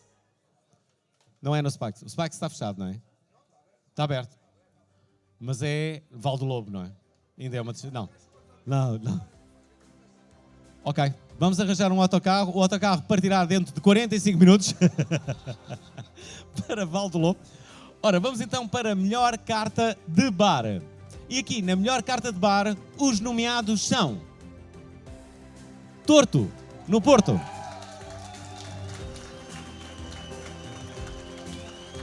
Também Red Frog, em Lisboa. Ainda, Inverso Cocktail Bar, em Faro. Toca da Raposa, Lisboa. E, finalmente, da Argo Cocktail Bar, no Tivoli. Bem, à partida da Argo Cocktail Bar não vai ganhar porque já ganhou, não é? Não faz sentido. A não ser que aconteça aquilo que normalmente acontece nos Oscars de Hollywood, que é quando um filme começa a ganhar, é realizador, é ator principal, também pode acontecer isso. Mas eu não sei quem é que vai ganhar. Mas quem sabe é a nossa próxima colaboradora. Como é que te chamas? Matilde. A Matilde. Matilde, diz o vencedor? Claro. Estás com convicção? Claro. Costumas ir a bares? Claro. Ok. E O vencedor é... Red Frog. Red Frog! Uhul! O Red Frog aqui a ganhar. Aqui vem. Eu conheço estas pessoas. Aliás, ainda o ano passado cá estiveram. Já receberam... Isto é como... Não. Inacreditável. Vocês aqui outra vez. Uma dupla absolutamente vencedora. Cá estão vocês a receber o vosso prémio. O que é há a dizer? Há quantos anos é que existe o Red Frog? O Red Frog já recebeu muitos prémios. Quantos prémios é que já receberam? Mas nunca um prémio tão importante quanto este. Este prémio é o prémio mais importante. Estamos todos juntos. Bonito. Estás muito sentimental. Olha, espera. Diz-me... O Paulo está fofinho. O Paulo está fofinho. Não, fizemos 11 anos este ano. Estamos muito contentes com o nosso trabalho. Estamos muito contentes por ver este evento com esta família gigante. Cada vez mais está a acontecer uma coisa muito gira no nosso país e na nossa cidade. Estamos a começar a ver as pessoas a dedicarem-se, a convidarem pessoas de lá fora a vir a conhecer a nossa hospitalidade. E essa é a parte que nos dá gozo e de prazer ver, que é, começamos a ver pessoas no nosso país que não vêm só ao nosso convite. E isso para nós é um prazer enorme, porque é sinal que a nossa indústria está a crescer. Muito bem, uma última pergunta. Vocês têm podem aplaudir, sim, vá lá.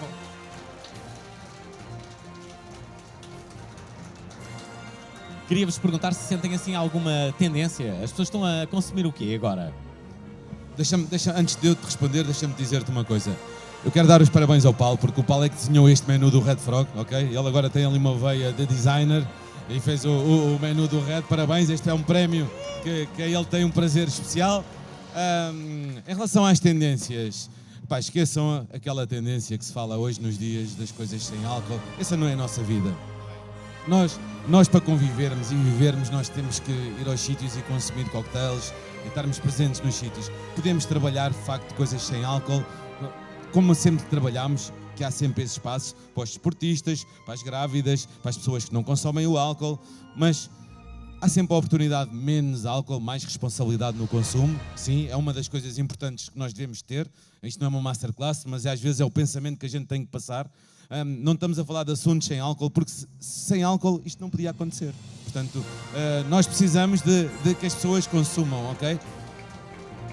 É agora que as pessoas começam a gritar: álcool! Álcool! Bom, ainda bem que me fizeram. Obrigado aos dois. Muitos parabéns. Cá está uma dupla que já começa a ser uma presença recorrente nestes prémios. O Red Frog aqui a ganhar o melhor bar do ano. E vamos para a próxima categoria, que é, por trás de um melhor bar há sempre uma melhor equipa. Esta categoria demonstra justamente isso. E assim, melhor equipa de bar. Os nomeados são Monkey Mesh, que acabam de sair, Lisboa. Também o Torto, do Porto, também já foi nomeado. Ainda The Royal Cocktail Club, no Porto. Marlindo, 1959 Porto. E Red Frog Lisboa. Se fosse pelos aplausos, ganhava alguém do Porto. Mas não sei se isso vai acontecer, não é? Vamos saber quem é que vai ganhar. É a nossa colaboradora de Barcelos. Monkey Mesh. Monkey Mesh!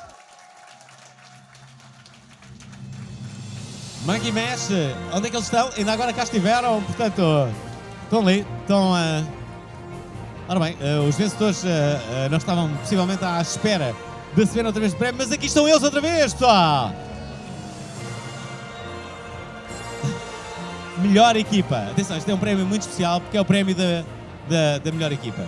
E agora o vosso discurso era só vocês a agradecerem a vocês próprios, a dizer, não, nosso bar somos nós. Não, é agora. Então, não estávamos ali, nem tínhamos decidido bem o que era. Nós temos que agradecer às nossas equipas, que infelizmente eles não estão cá, para nós hoje fazemos a festa no final do dia. Estamos a preparar as coisas todas para fazermos quase a festa final de hoje. E temos muita pena deles não estarem aqui connosco, mas para estarmos a dar tudo o que nós conseguimos fazer e mostrar aquilo que temos e proporcionar as oportunidades dos guests nos nossos bares. Infelizmente eles não conseguem estar aqui. Vão estar contentes certamente quando chegarmos com este prémio lá, porque é um prazer enorme ganharmos o prémio de equipa, especialmente no Monkey, que temos uma equipa jovem, mas com uma energia muito gira. Digo-vos que há muito tempo eu não tinha um coletivo tão engraçado como este ano. Vou deixar o Paulo agora falar um bocadinho, que ele está sempre mais próximo deles do que eu, ok? Eu lido com eles todos os dias e isto é muito merecido. Muito merecido. É deles o prémio, totalmente deles. Espera aí. Deixa. Uma última pergunta a ambos. Num tempo tão instável, como é que se motiva uma equipa? O que é mais importante para motivar uma equipa? Isso é difícil. Primeiro, dar bons valores. Segundo, às vezes não ser o bonzinho, mas no final é que toda a gente seja feliz. Ou seja, no final eles todos consigam ter uma vida privada muito boa, porque isso depois, a nível do cliente, ou seja, quando eles estão a atender o cliente, vão dar tudo. Portanto, é fazer uma estrutura para que eles depois possam ser os melhores a fazer a hospitalidade. O que é que tu dizias? Eu acho que é muito importante uma coisa que nós, na nossa estrutura, fazemos, que é passamos um bocadinho de valores, um bocadinho de ética, que às vezes as pessoas esquecem-se um bocadinho dessa parte, e isso acaba por ser uma parte muito engraçada, que é, estes miúdos têm, com a geração que acabam por ter essa parte, e isso para nós valorizamos muito, que é o respeito, é o querer, é a atitude, e isso para nós dá-nos muito, ok? E essa é a forma que nós temos muitas das vezes de conseguir premiá-los, dar-lhes a oportunidade, e isto que sirva de exemplo para muitos, porque temos que ser sérios, honestos e respeitar os outros. Esse é um caminho importante que nós devemos fazer, ok? Gostei. A after party vai ser no Red Frog, pessoal! Não é? No Monkey Mash. No Monkey Mash. Bom, o Monkey Mash recebe aqui o prémio de melhor equipa. É um prémio importante. Nada se faz sem uma grande equipa. Temos aqui duas pessoas justamente a revelarem qual o segredo. E agora, a próxima categoria é a de melhor bar. E aqui, nesta categoria, os melhores bares são Catfish, Lisboa. Também o Torto, do Porto. Ainda Monkey Mash, Lisboa. Também Inverso, Faro. E Apotecário Speakeasy, no Porto. Aqui vem a Maria. Maria vai aqui revelar quem é o melhor bar. Maria, costumas ir a bares? Costumo. Que tal? Gosto. Está bem. Estás na idade. Ora. Não conheço. Este Conheces? Não. O que ganhou? Não conheces? Não conheço. Oh! Então espera, se ela não conhece, é porque não é destes que nós estamos a falar, pessoal. Vamos ver. Qual é que será, Maria? É o Torto Bar. É o Torto! Uhul!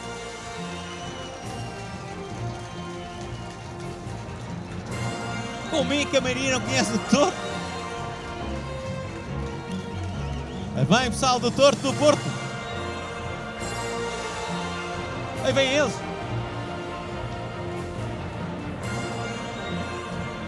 Vamos lá, pessoal. Cá estão. Aí está.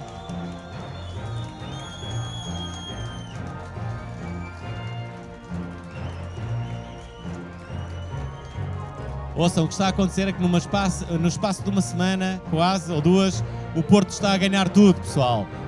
É bares, é futebol, é tudo, pessoal. Espera aí. Quem é que fala? Alguém tem que falar sobre o Torto. Vamos lá.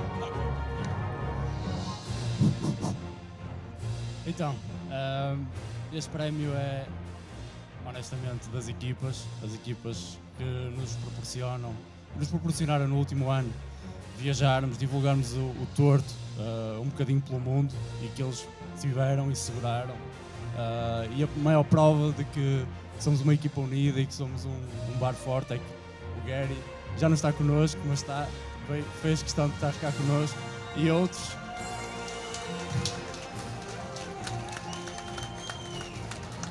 E tenho muito orgulho nas pessoas que formamos todos os dias, nos profissionais que eles tornaram, que são o pilar da casa, as equipas, e o prémio é nosso. Obrigado.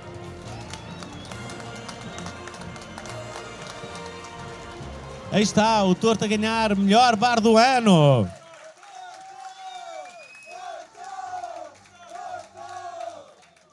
E eles estão a gritar Porto ou estão a gritar Torto? Eu ainda não percebi. É Torto, mas com o cântico do Porto, eu estou a ver. Estamos a perceber. Ora, Torto é o melhor bar do ano. Já ano passado ganharam aqui um prémio. Foi também do melhor bar do ano. Por acaso não sei. Foi. Melhor equipa de bar. Ok. Melhor equipa de bar. Depois transformou-se no melhor bar do ano. É natural. Vamos à próxima categoria. É a categoria de melhor embaixador de marca. Será que estão aqui embaixadores de marca e embaixatrizes? Estão aqui? Alguém? Ok. Eu gostava muito de ser embaixador de uma marca. Vamos ver se eu consigo hoje. Ora, os nomeados são Eduardo Tavares da Sograf, Miguel Lapa, Conhaque Luís 13. Miguel Lapa não foi tão aplaudido. Ainda Ana Morgado da Bacardi Martini. Também João Pacheco, Xija, Mariquinhas. E ainda o Rui Pereira, da Price.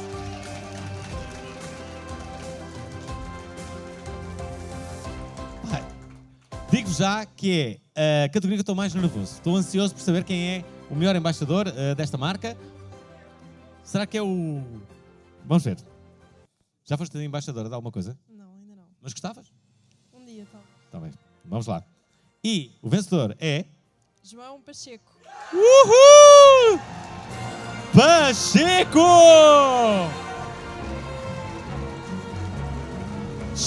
Pacheco a ganhar aqui!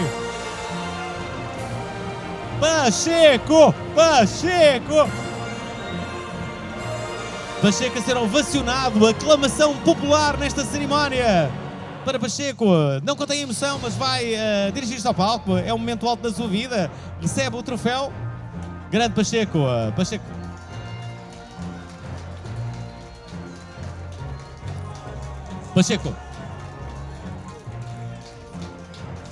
Atenção, vamos ouvir aqui o Pacheco falar como é que tu entendes esta aclamação popular que houve aqui hoje. É um momento muito emocionante. Epá, eu tenho a dizer o seguinte, eu fiquei muito contente de estar nomeado no meio de tanta gente grande desta indústria do bar. Óbvio que estava à espera de poder ganhar, porque estou com um produto português, a ginginha, toda a gente conhece em shot, e nestes últimos tempos eu tenho feito esforçar-me ao máximo para pôr a ginja no topo. Epá, obrigado a quem votou, obrigado a quem estava nomeado comigo. Epá, obrigado, estou mesmo contente, obrigado. Pacheco, é verdade ou é mito que a ginginha não dá qualquer tipo de ressaca? Não dá nenhuma. Com elas e sem elas não há ressaca nenhuma. Incrível. Quem o diz é João Pacheco, o nosso vencedor. Uma salva de palmas. Aqui a asseverar-nos que não dá ressaca a ginginha. É possível que seja mito isto, estas declarações. Vamos saber. Ouçam, estamos quase a acabar esta cerimónia. Está a correr bastante bem. O público, como sempre, está entusiasmado e é bom. Vamos para o melhor bartender português internacional. Bartender português internacional. Os nomeados para melhor bartender português internacional são João Sancheira, Stoke and Stroker, em Dóia. Ainda a Sara Leonor, no Bar Novo, em Paris. Também a Margarida Barcelos, da Cambridge Public House. Paulo Azevedo, Bacchanal em Mayfair, em Londres. E finalmente o João Eusébio, no 359 Cocktail Concept, em Málaga. E agora, aqui vem a nossa colaboradora da Barcelos. Não é de Barcelos? Então, quem é? Este senhor, não sei se é do Porto. Vamos ver. João Sancheira. João Sancheira!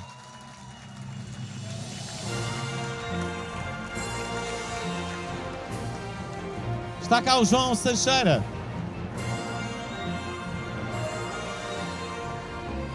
Eu pensei que não... não és tu o João Sancheira. Epá, mas era incrível tu fingires que era o João Sancheira. Tinha que engordar para aí é? Ok, tu és um grande amigo do João? Fui colaborador dele durante quase 2 anos. Semanais. Então e ele agora está lá há quanto tempo? 1 ano e alguns meses.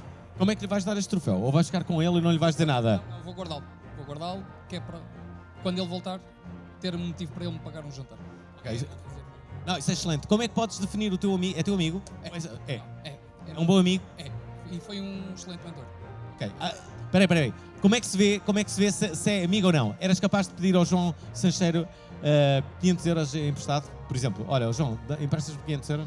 Eu era gajo, mas acho que ele não me dava. Ok. Então, mas espera. Calma, pessoal. Como é que defines o João Sancheira? Ele depois vai ouvir isto. Como é que defines o João, o nosso... Ele não está cá, pessoal. Ele não está cá. Super ambicioso, super trabalhador e super criativo. Ok, super ambicioso, super trabalhador, super criativo. É o nosso vencedor, o melhor bartender internacional. Agora em direto. Não, está aqui o João Sancheira em direto. Espera aí.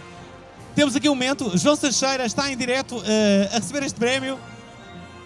Desligou. Liga outra vez. Vamos falar com... Pessoal, vamos aqui testar um momento em direto. Vamos fazer desta cerimónia uma cerimónia verdadeiramente internacional, que é o que esta cerimónia merece. Vamos falar com o João Sancheira em direto. Está daí.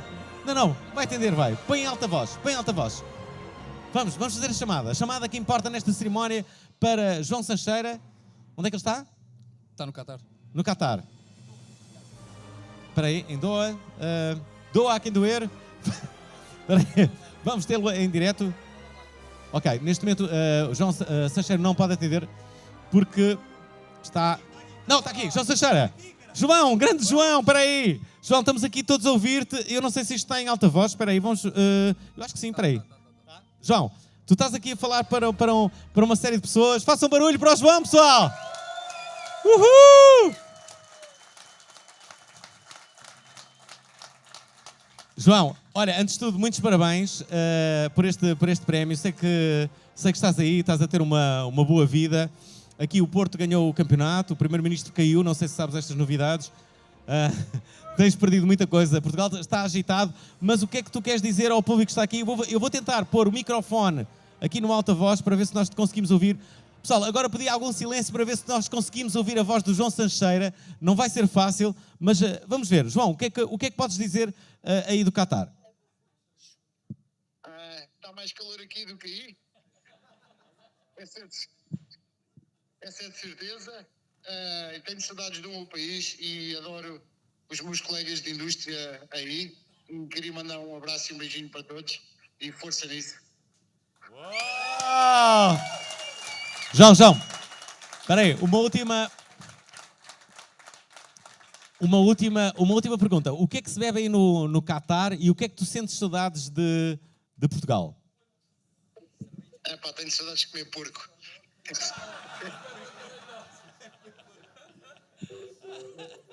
E o que é que se bebe no Qatar, João? O que é que se bebe mais? Aqui os locais bebem muito café, mas a indústria dos bares está a subir e cada vez vê-se mais produto de qualidade. E basicamente bebe-se muito Espresso Martini, por exemplo, e Pornstar Martini, são muito famosos aqui. Muito bem. João, sabes quem é que ganhou o campeonato aqui de futebol em Portugal? Acho que foi o Porto, não? Foi o Porto, foi. Uma salva de palmas aqui para o João. João, um abraço aqui do pessoal todo. Uhul!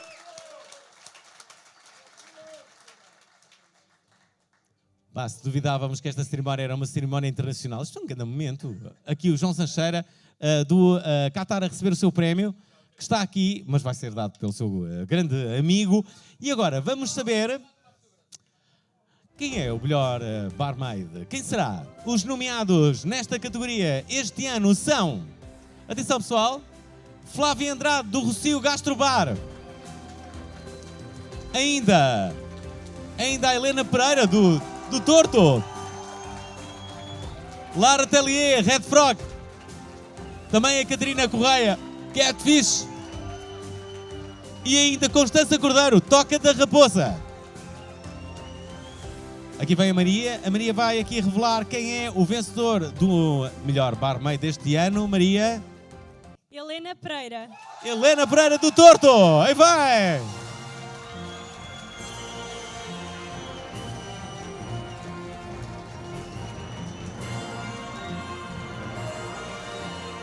Aí vai Helena Pereira. Helena Pereira a ser efusivamente cumprimentada pelos seus colegas. E se bem me recordo, é a primeira mulher que sobe ao palco esta tarde, pessoal. Uma salva de palmas à Helena, ainda mais.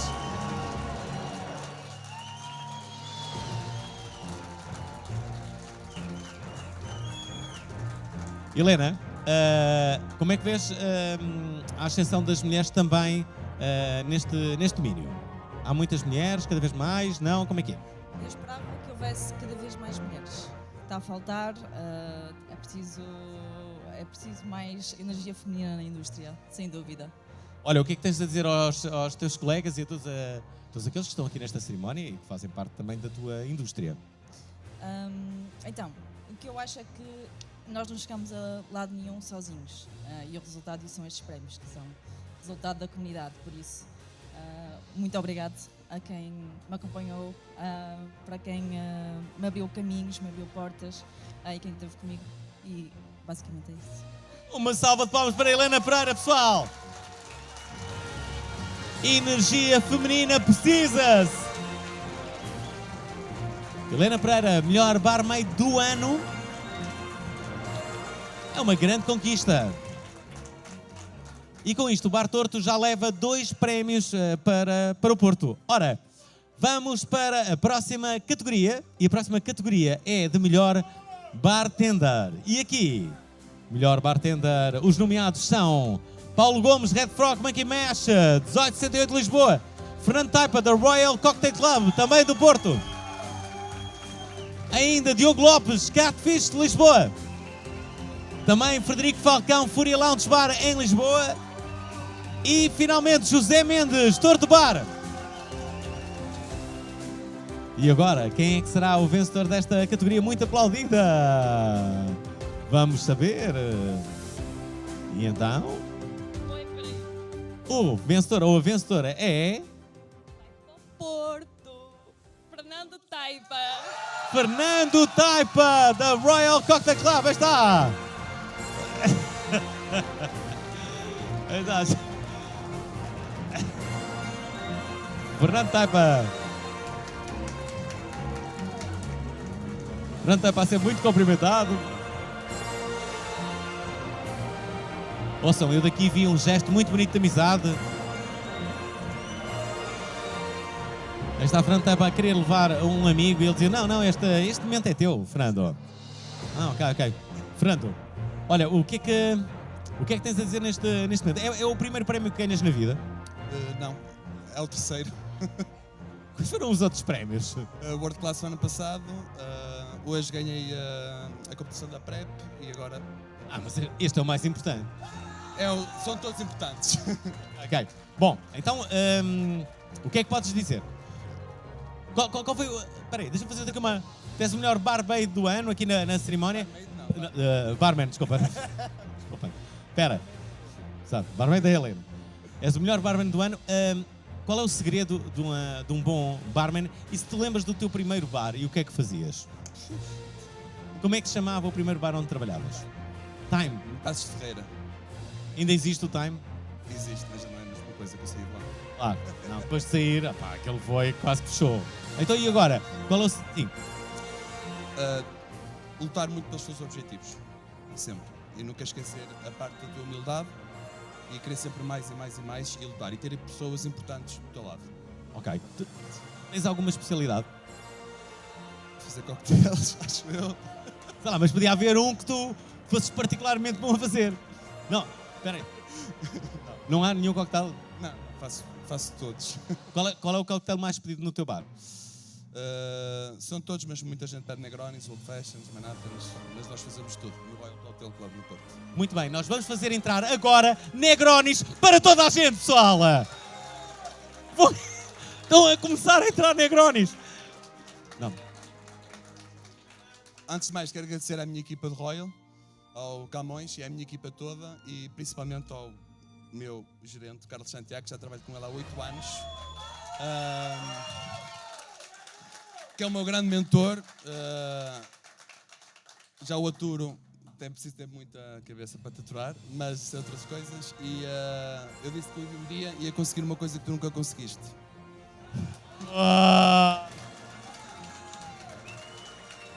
Ouçam, declarações do nosso vencedor para o seu gerente. Um dia eu vou conseguir uma coisa que tu não conseguiste e agradeceu em todos estes agradecimentos ao Camões, pessoal. Agradeceu ao Camões. Uma salva de palmas para ele, pessoal. É o meu patrão. O teu patrão é o Camões. Uma salva de palmas para ele. Ele vai tirar aqui uma fotografia melhor barman do ano. Estamos a chegar ao final. O Fernando Taipa é o nosso 11º vencedor. Eu quero pedir-lhe que não saia justamente do palco. Ele efusivamente abraça só ao Camões. O seu... Não é, isto é o Tiago, ok, não é o Camões.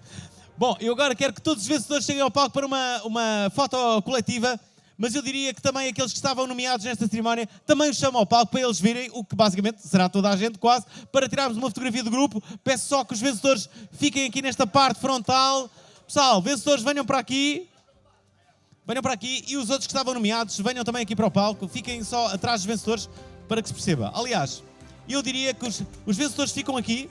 Pessoal, vencedores ficam aqui e os outros que estão nomeados podem ficar atrás. Acho que é melhor assim. Os vencedores aqui, Muito bem, vamos ter aqui uma fotografia para estarmos aqui todos incluídos.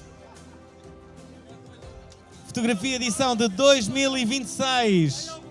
Uhul! Atenção, vai haver um brinde final e tudo. Este ano houve aqui uma melhora significativa. Quero agradecer a todos que vieram a esta cerimónia. Obrigado, pessoal. Obrigado. Até 2027. Atenção. Juntem-se todos. Vamos para a fotografia de grupo. Vá lá, pessoal. Vamos aqui para a fotografia. Aí vai.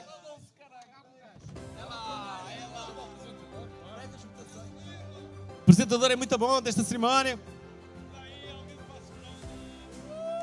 Uhul.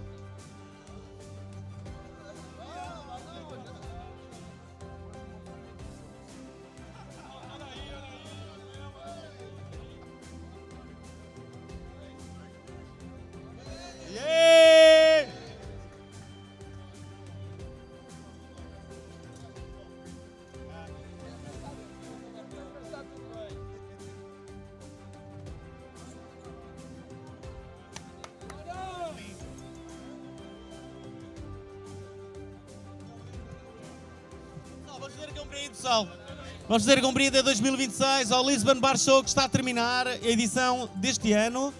Um brinde a todos os vencedores e a todos os nomeados e à nossa união, pessoal. Uhul!